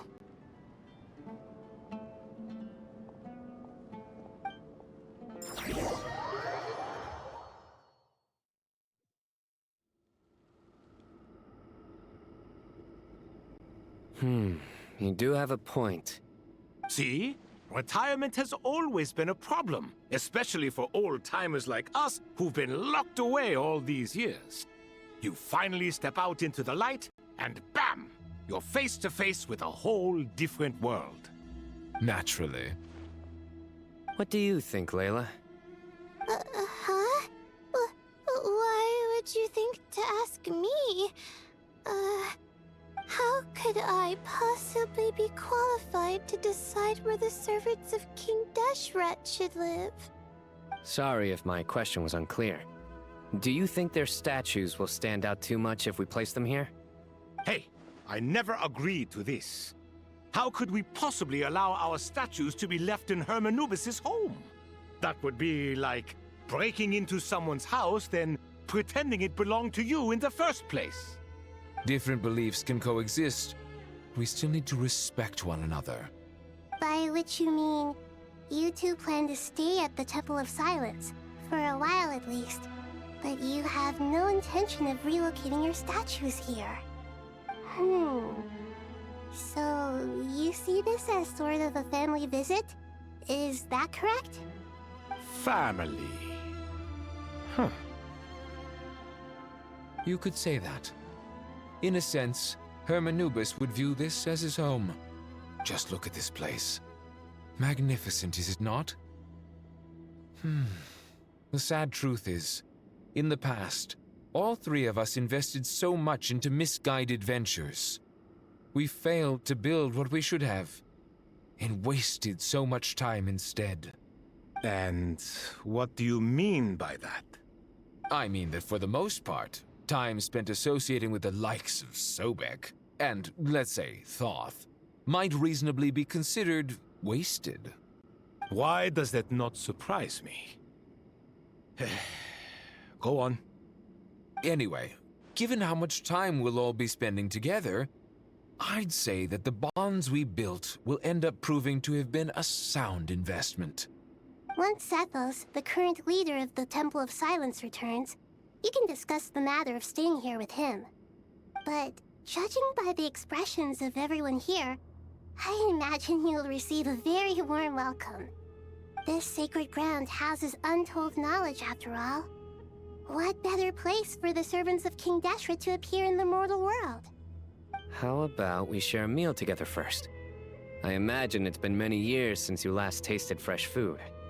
Oh, that sounds wonderful!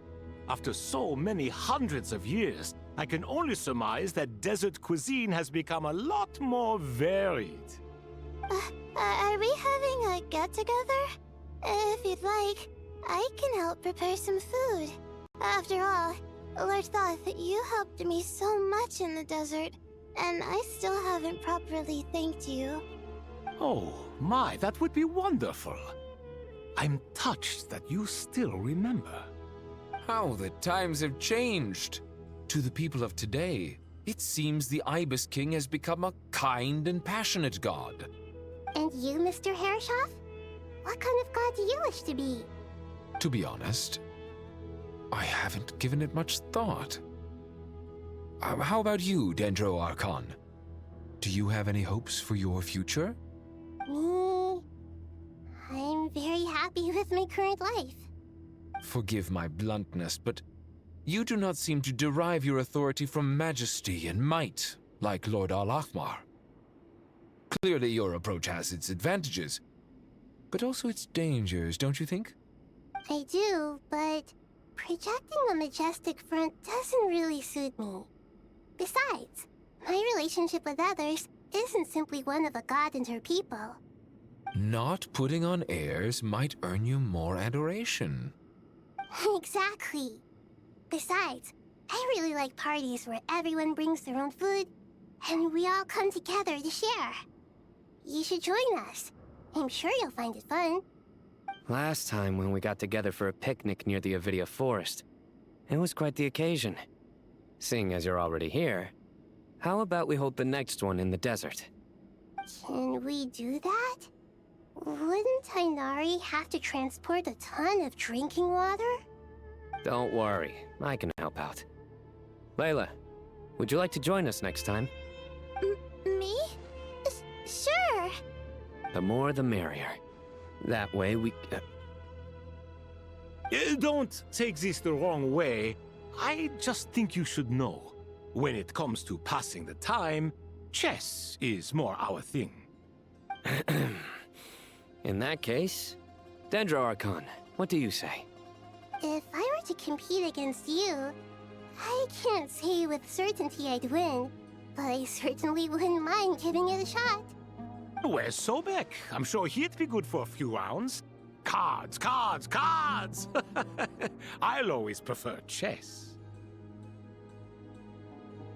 I wonder what variant of chess we're talking here. Mr. Thoth, is there some sort of astrological significance to this game? Oh, I'm glad you brought that up. As long as the leader of the Temple of Silence agrees, we can search Hermanubis' place for books to teach you how to play.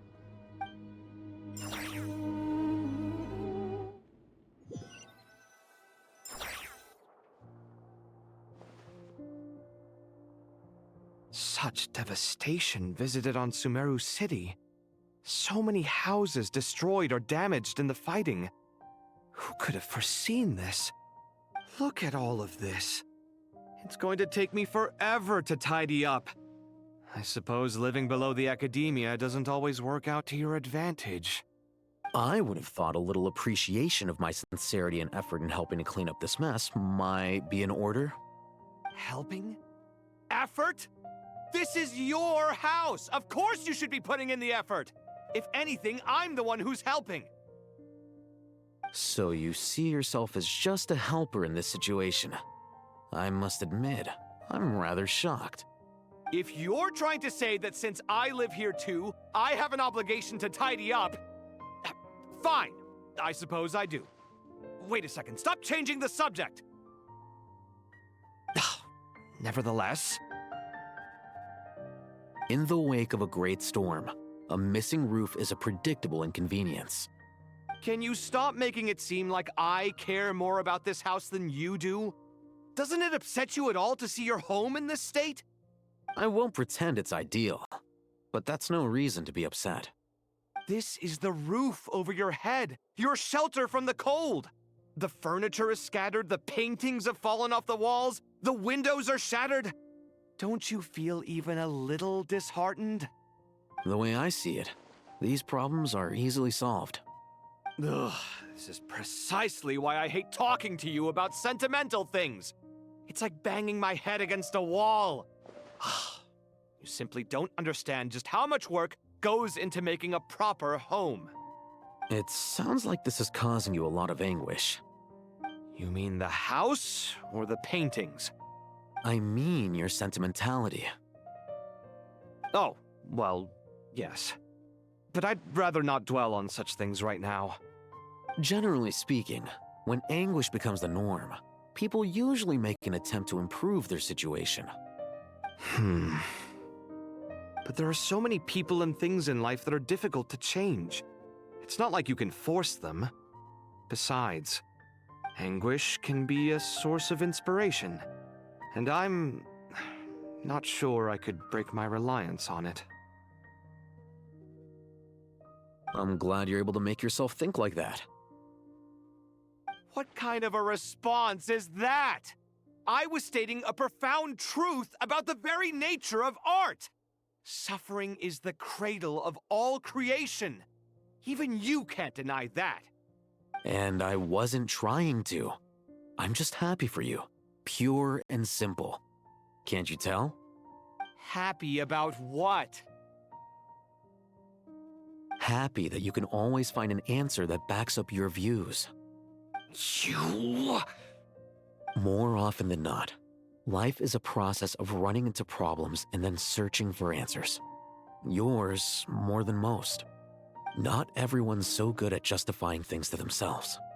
It's something that you've been steadily mastering. Huh. What about you, then? What skills have you been mastering lately? Pass me that box. Huh? Okay. You may consider this my progress on the path to mastery. What? Wait a second. Isn't that box mine? Hey, it is! It must have fallen off that shelf! I'll hate them! Those are my paints and inks! Would you like me to put it in your bedroom for you? Huh? I mean, sure, if you don't mind. What kind of progress is this? Does he think he can bribe me? Not that giving me back my own things is much of a bribe. These books on the floor, they're a complete mess. And this one, didn't he say it was an out-of-print collectible? It's completely covered in dust, and some of its pages have even fallen out. Ugh, guess I should help him repair it. This one too. And this one.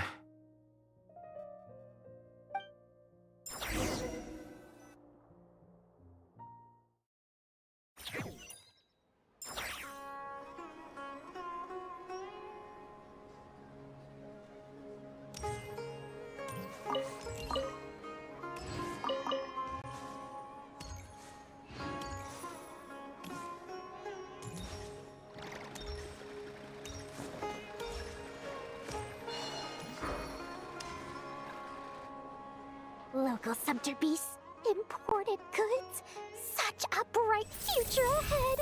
I can picture the Mora just rolling in.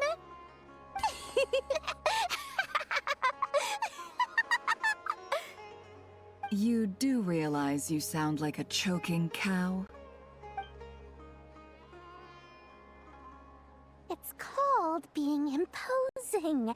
Can't you feel it? Are you not intimidated? Oh, I'm positively shaking in my sandals. What commands do you have for me, oh mighty Lord Sangamabe? You... Ugh, you've got a lot of nerve, Nefer. You went and told Candace and the others everything, didn't you? Seriously, do you have any idea how differently they see me now? Surely that's a good thing. I presume they're more disposed to actually like you now, maybe even view you as a friend. You traded my secret for sympathy! Thanks to you, I've lost every last shred of my mercantile majesty. How am I supposed to make anyone think I'm a big, scary investor now?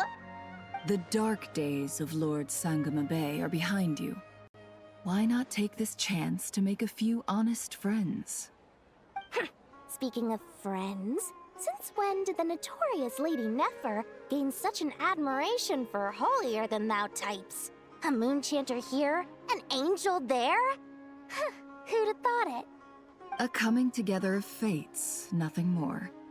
No need to throw around accusations of admiration. Forget it. You're right about one thing at least. Making friends is never a bad thing for a merchant. So, I really took a loss this time.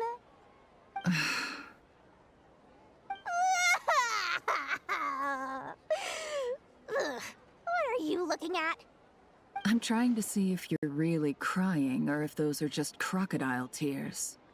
A little birdie told me that when Lord Sangama Bay makes money, the tears flow from the center of her eyes.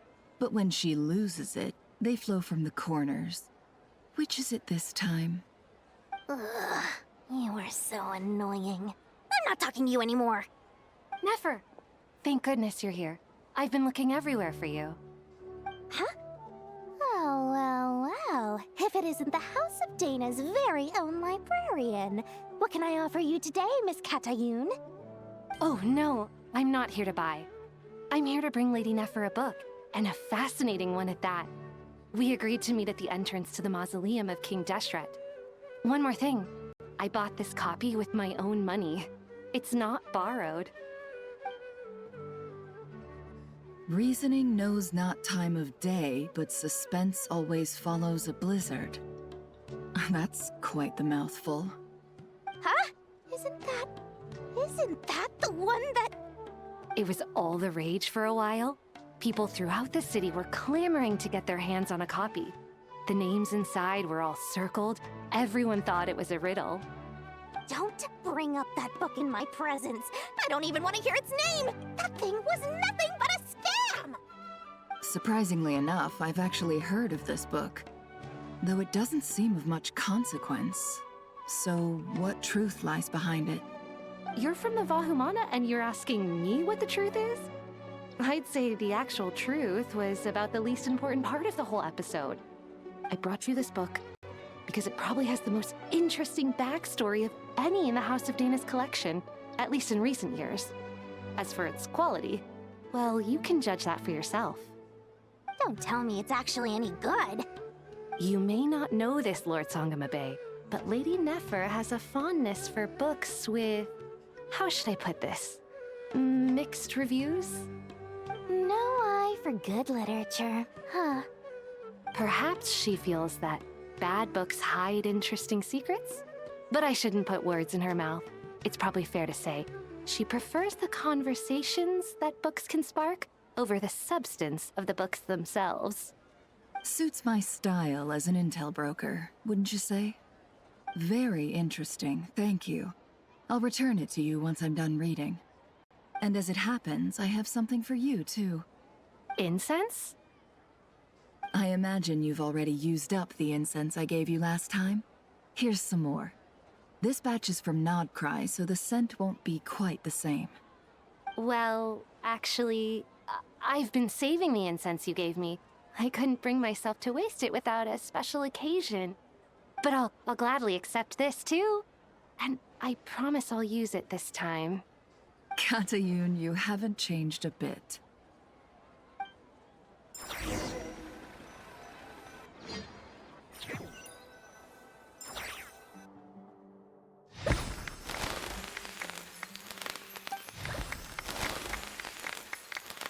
Congratulations, Kale. Well done, Kale. After studying for so long, you've finally become a full-fledged ranger. Sure hasn't been easy for you, huh? This really is fantastic news. All grown up. No longer a trainee, but an official forest ranger. Oh, the next step is to secure tenure in the academia. Thanks, everyone. It's true. I'm an official forest ranger now. Master Tainari, thank you for your guidance and support. I wish Mr. Sino were here so I could thank him too. Sino had a matter to attend to at the Temple of Silence. I don't imagine he'll be back for some time. But don't worry, we can celebrate together once he's finished. I'm afraid the party will have to wait. Kale still has some matters to attend to first. Kale? Is everything all right? No, it's not what you think. There's nothing wrong with my health. I just have a few things I need to deal with. I've made plans with the Traveler and Paimon to visit Mondstadt. Master Tainari and Mr. Sino will be accompanying us too. Well, that's a relief. Let's get together when everyone's back. I'm sure you'll be doing even better by then. Of course. I have a feeling you're right.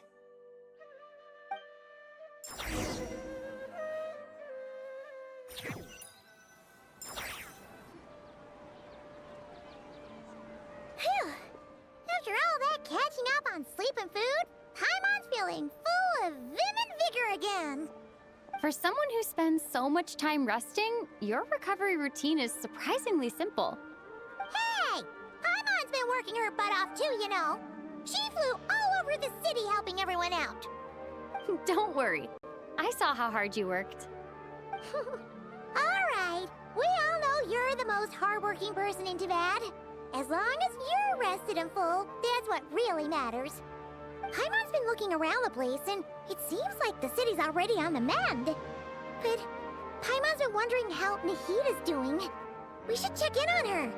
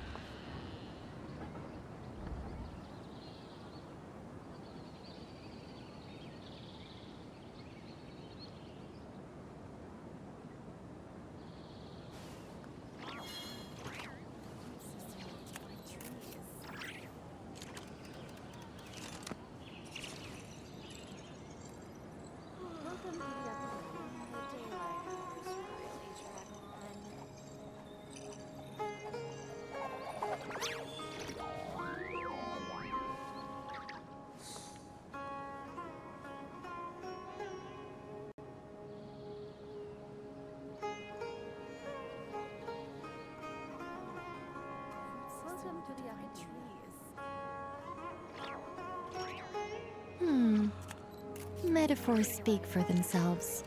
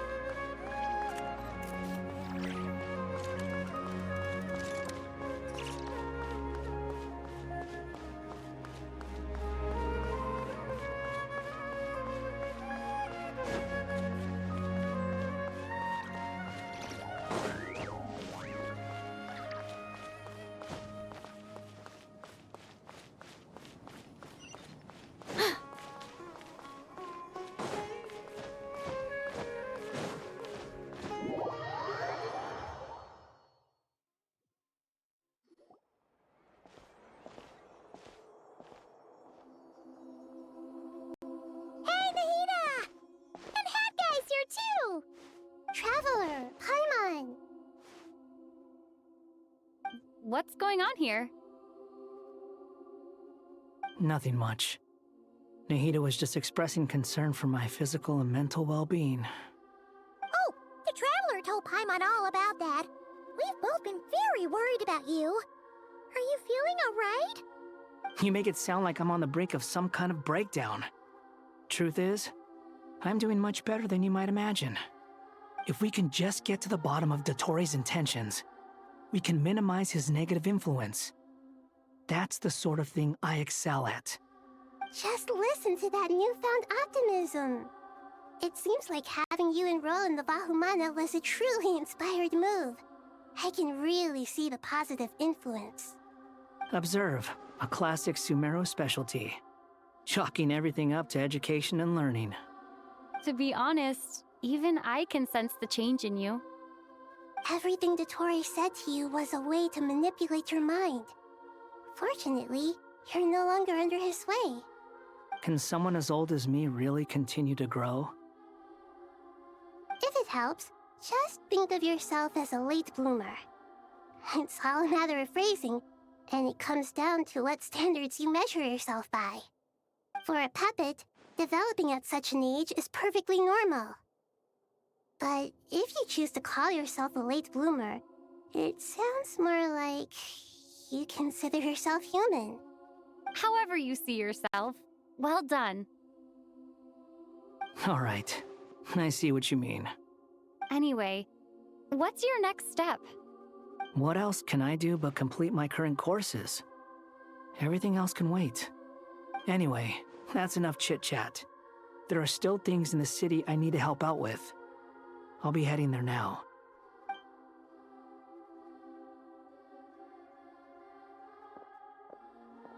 I'm so happy that Hat Guy is doing better than we thought.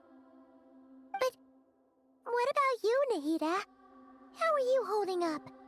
The pyronosis burned down the corrupted Irminsul. The flames blazed for 7 days and 7 nights before they finally subsided. All that was left were the parts underground. Now, Aru shoulders the responsibilities that once belonged to Irminsul. The situation was contained before it got out of hand, so Tevat's most vital information has largely been preserved. Irminsul has a strong influence over you, doesn't it? How will you cope now that it's gone? There is no need to worry. Thanks to Nicole's extraordinary talents, my connection to Irminsul has been severed and transposed onto Aru. Angels can do things like that? They can. Such abilities are precisely what makes them so powerful. The goddess of flowers, Nabu Malikata, once claimed that she too could perform feats beyond the reach of mere mortals. In my eyes, much of what she went on to achieve reached such transcendent levels. Her and Nicole really are both fascinating and magnificent. So, does that mean your situation is stable now? Correct. Just imagine that Aru has become the new Irminsul, and the essence of my existence has been bound to it. The wisdom of Sumeru has ultimately converged into a single, unified entity. Should we ascribe this all to fate, or is it merely fortune? Whatever it is, the important thing is that you're okay, Nahida. Dendro Archon, Lesser Lord Kusanali. Oh, thank goodness you're here. Greetings, Traveler and Paimon. Sir Nevis, do you have something urgent to say? Yes, there's something I need to report. We've received a message from Snezhnaya.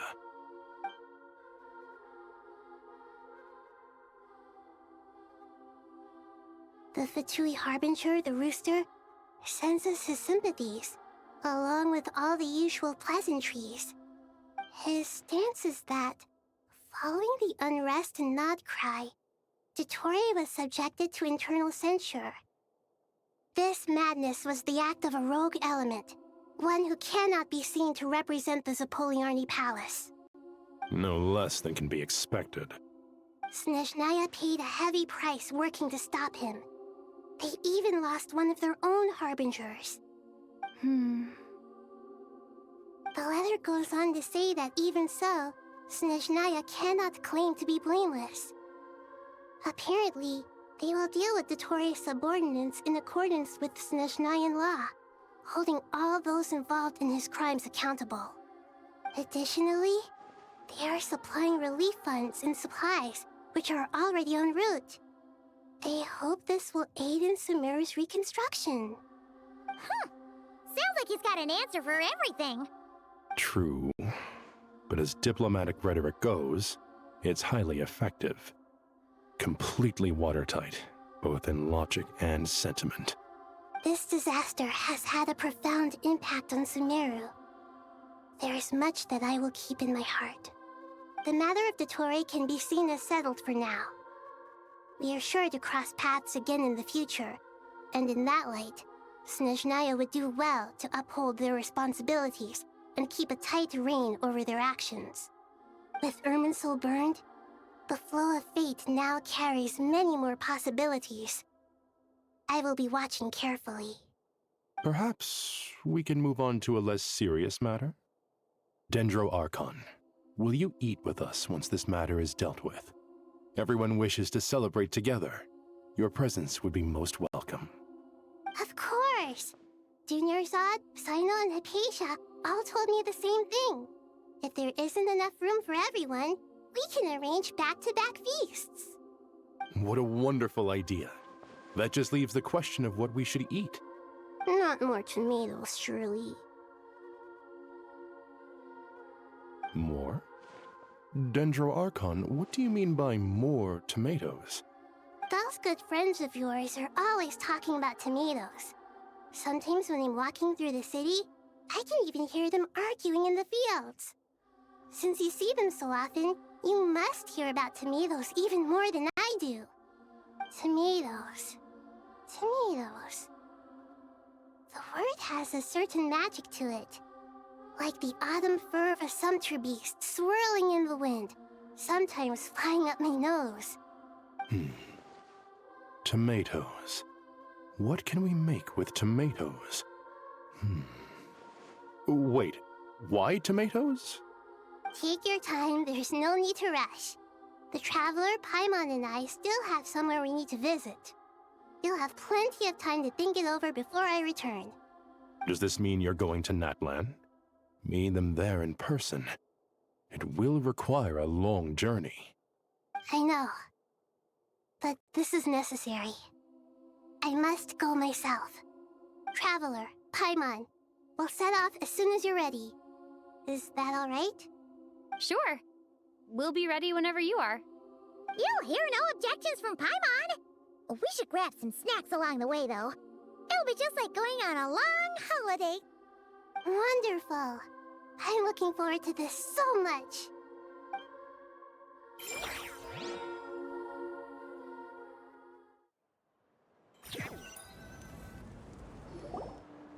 Natlan is such a lively place. It's super cheerful and positive, too. I can see that. There are people outside exercising at all hours. Such a healthy way of life.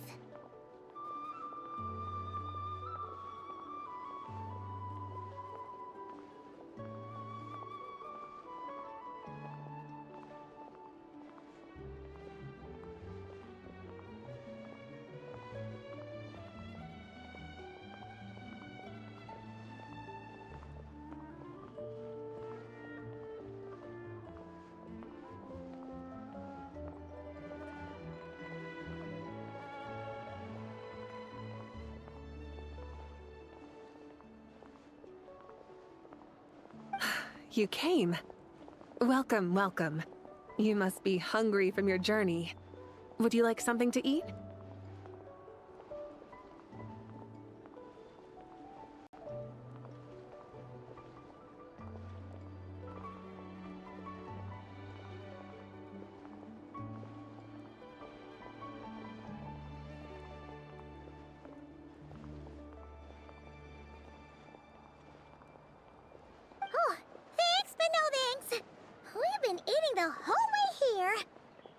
Mushroom platter, Sap's meat stew, butter braised chicken, Hot as sour pudding? Paimon's positively stuffed. All right, all right. No need for all that detail. I'm starting to get hungry myself.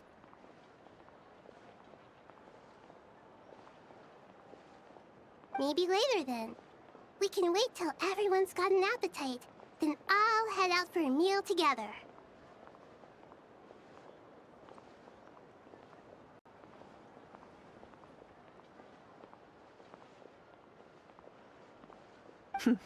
Sounds like a plan. Let's find somewhere to sit down.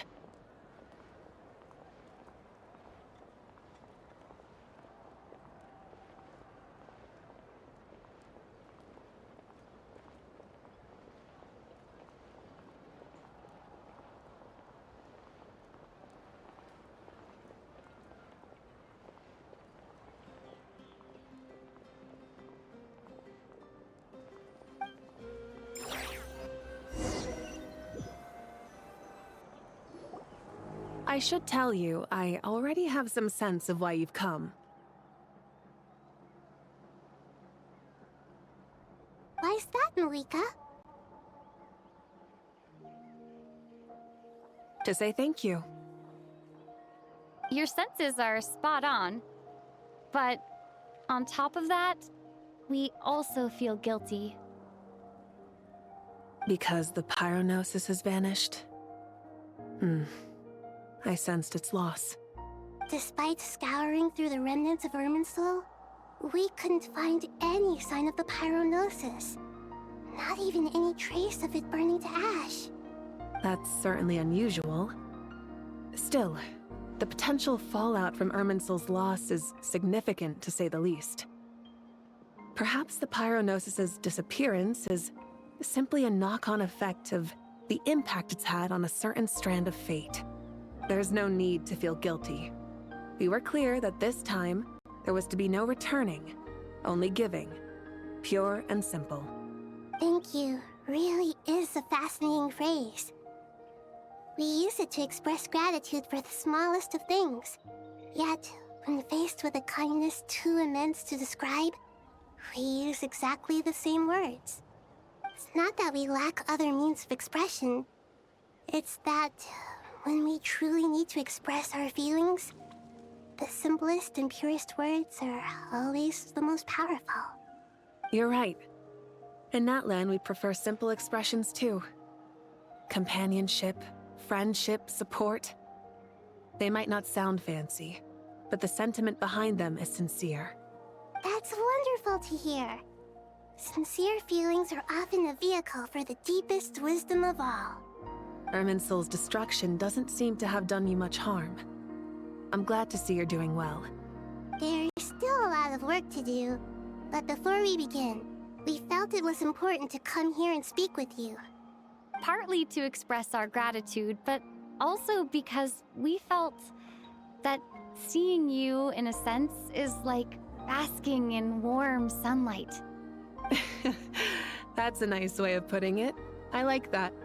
To tell you the truth, though, I'm not a fan of somber meetings. So, since there's nothing more to say, why don't we go bask in some actual sunlight? The weather's beautiful today. What a great idea! Paimon's gonna lie back and soak up some rays!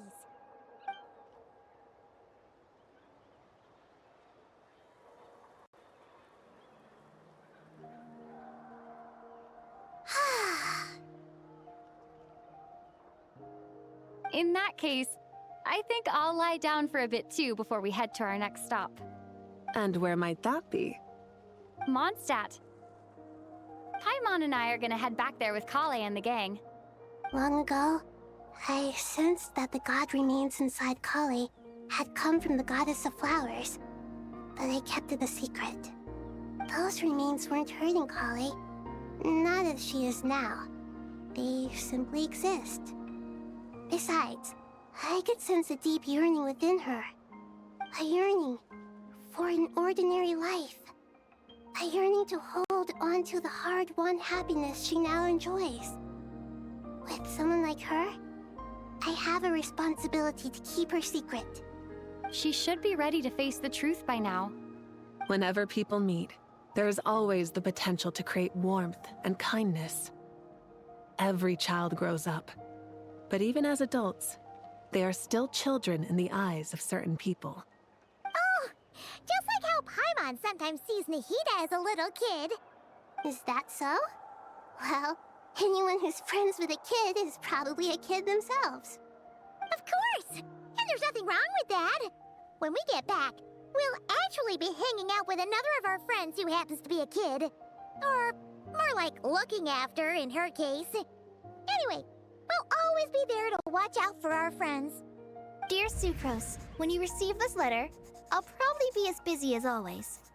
But busy with wonderful things. That's because I'm no longer a trainee.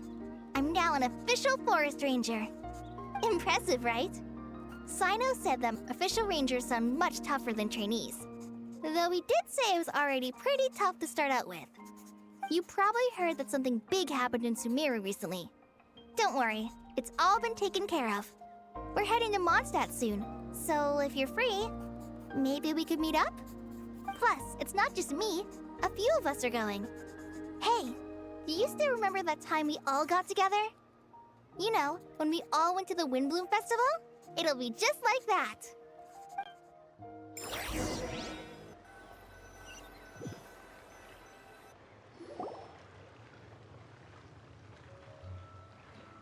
Dainari, is that... Don't you say it! Is that the great VII? Behold, the great VII, General Mahamatra. How times have changed. I wasn't expecting you to beat me to the punchline. You've changed. You've really upped the aggression in your battle against Sino's jokes. Kale, how did you know what I was going to say? For the love of... Hey! Traveler! Paimon! You're right on time! I hope we haven't kept you waiting. Krai! Sucrose! It's been so long! How have you been? I've been well. Everything's going great. What about you? Are you still busy? Not at the moment. Oh, right! That juicer you gave us works amazing! Farzan loves it! Seriously? That's wonderful. I don't suppose you drew up a detailed test report. Oh, what fruits did you use? How's the texture of the final product? Sucrose, you might want to try asking your questions one at a time. Albedo! Paimon didn't see you there! It's been a while since all of us were together like this. How about we follow the same plan as last time? Good idea, my friend. You never disappoint. So, what are your identities this time? Don't remind him. First things first. Allow me to introduce our very own official Forest Ranger Kale. The rest of us are simply her humble travel companions. This sounds like one of those mushy stories that gets people hooked on some corny, heartwarming premise. Oh, is our story not heartwarming? If I recall correctly, there was even a scene like this in King of Invocations. Besides being heartwarming, our story's also about tough, impressive-sounding job titles. At least that's what I think.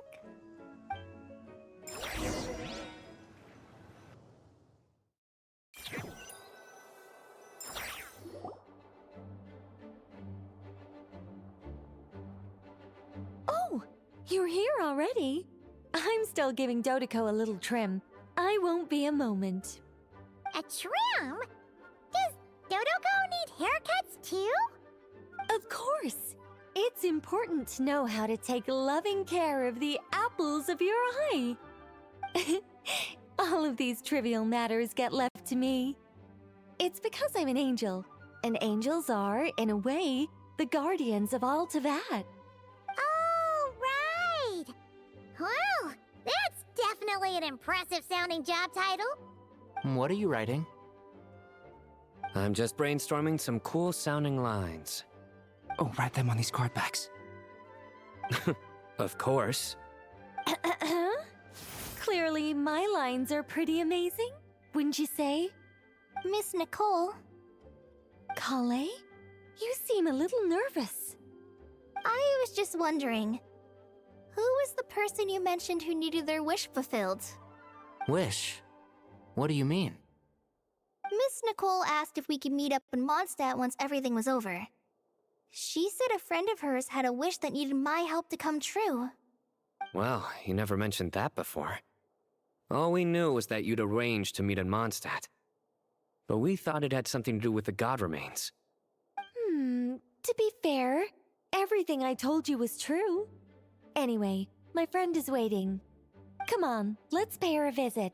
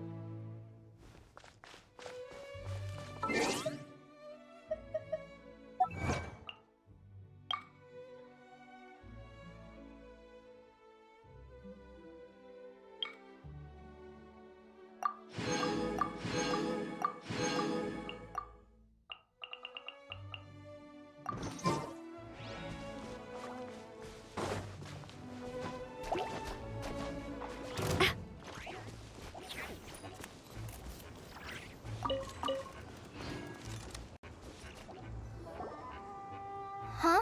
You're... Surprised? I bet you weren't expecting to meet a woman like me beneath this beautiful tree in a faraway land.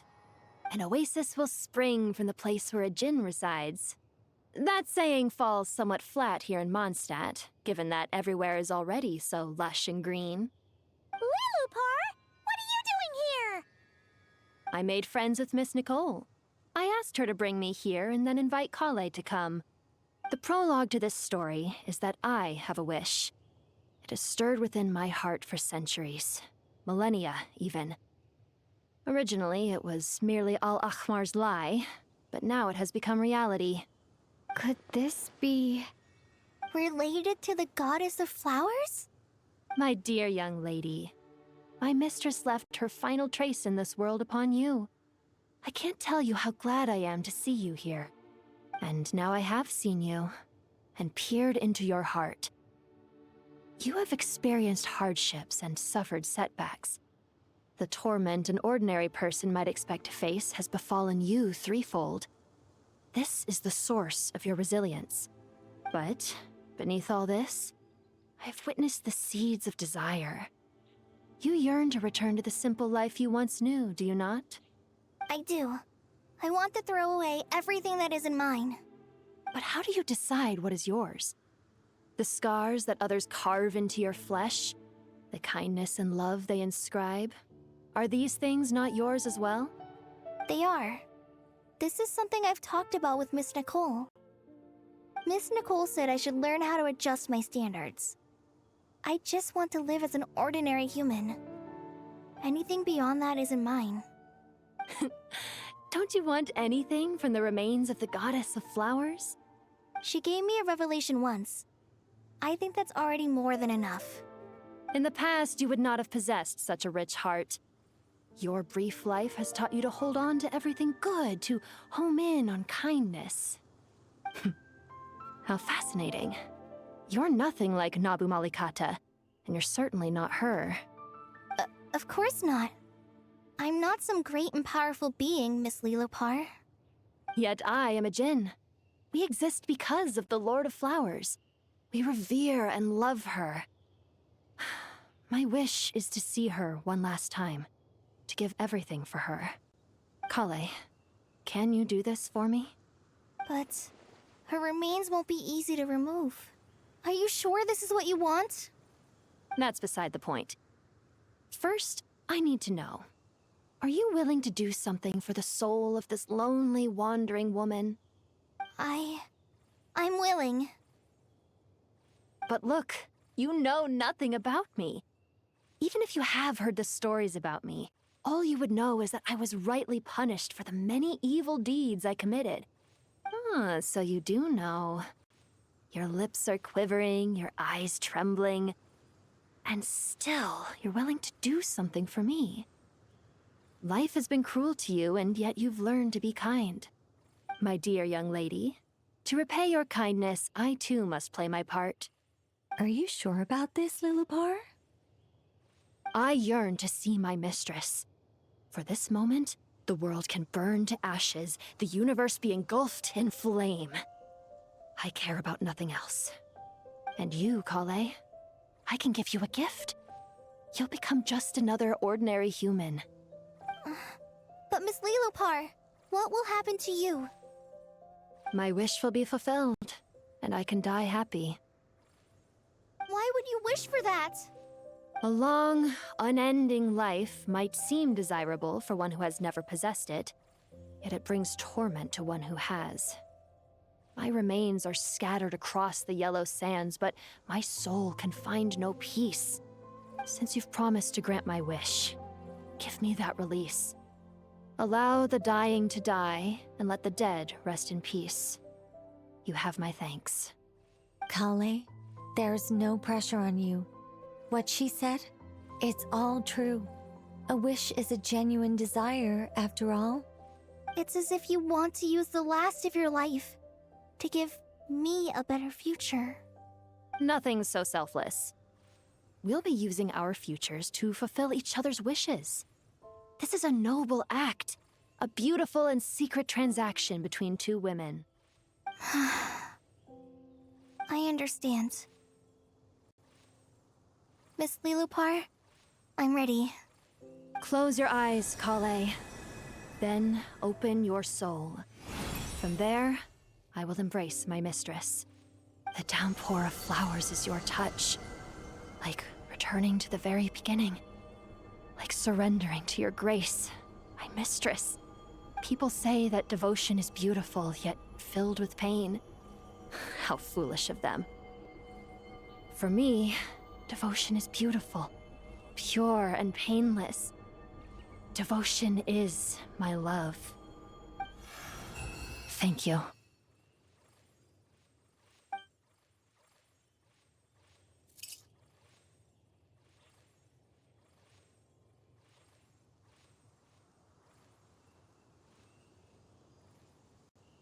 Lilopar! She disappeared? She left, carrying the blessing of flowers. Kale, are you alright? I'm fine. Now that the remains are gone, I don't actually feel any different at all. Those remains weren't hurting Kale. Not as she is now. They simply exist. Besides, I could sense a deep yearning within her. Kale must have already received what she was yearning for. I'm doing fine. I feel relaxed. There's really no need to worry. Then my wish has come true, too. To become ordinary? That's just one of my wishes. Actually, I have a few more. For instance, I want to protect the people I meet and help them find happiness. That sort of thing. So between Miss Lilopar and me, you fulfilled 2 wishes already, and protected 2 people. Wonderful, isn't it? I feel so fantastically happy. I guess that settles things here. So what's next? What do you want to do when we get back to town? Krai, look who I've brought to see you. Hey, Kale! I heard you guys were holding some kind of secret event. How come you started without me? Huh? Oh no, it's nothing like that. We were just saying goodbye to an old friend. Really? Who?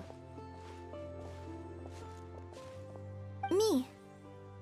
The old me. So that's what this is all about. Did you come all the way to Mondstadt for that? Because we knew the old you so we could witness the change? Exactly. The old me is gone. I puffed her into the air, and she became a fluffy pink cloud, floating into the sky, before disappearing forever.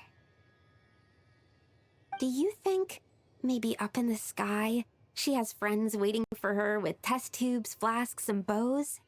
Oh, when you put it like that, it doesn't sound so bad after all.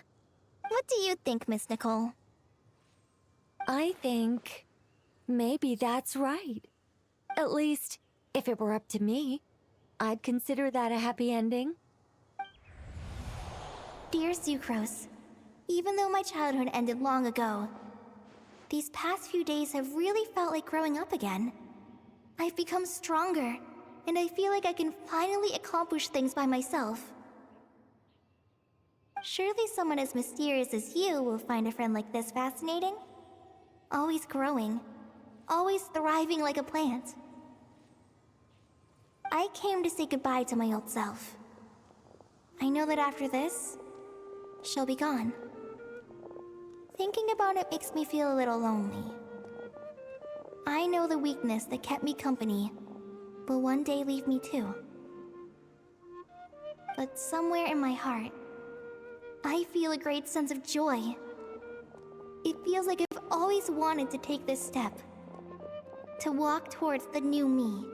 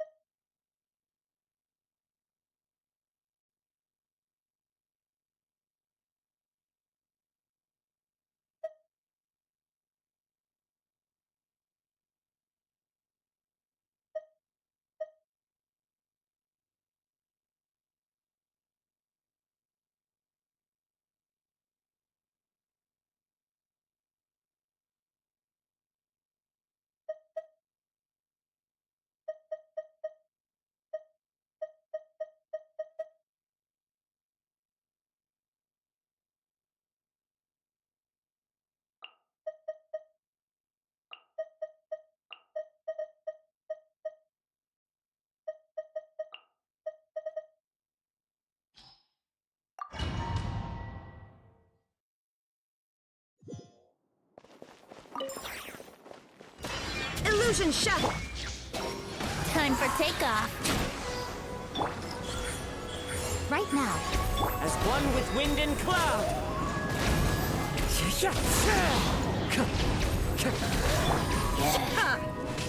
Yahoo!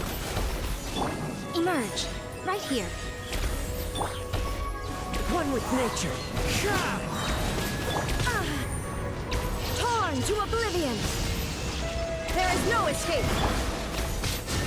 Think you can get away? Emerge. Right here.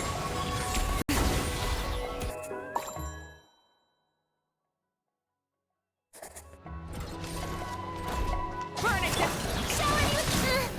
to shine! I live within you. Begone!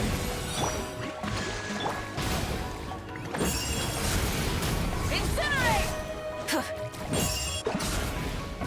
Pyroclastic surge! Try and stop me!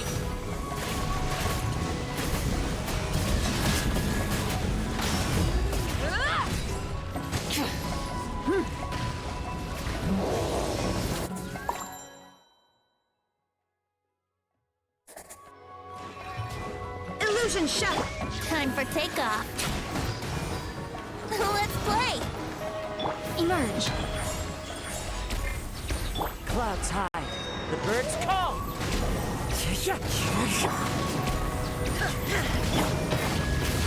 Yahoo!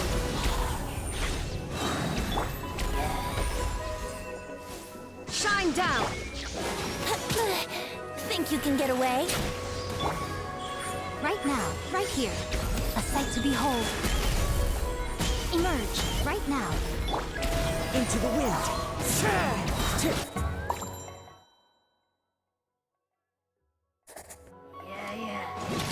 Rise with the sun! Yoo-hoo! Let the world fly! Our little secret. Rest and revamp! Wrath from the sky!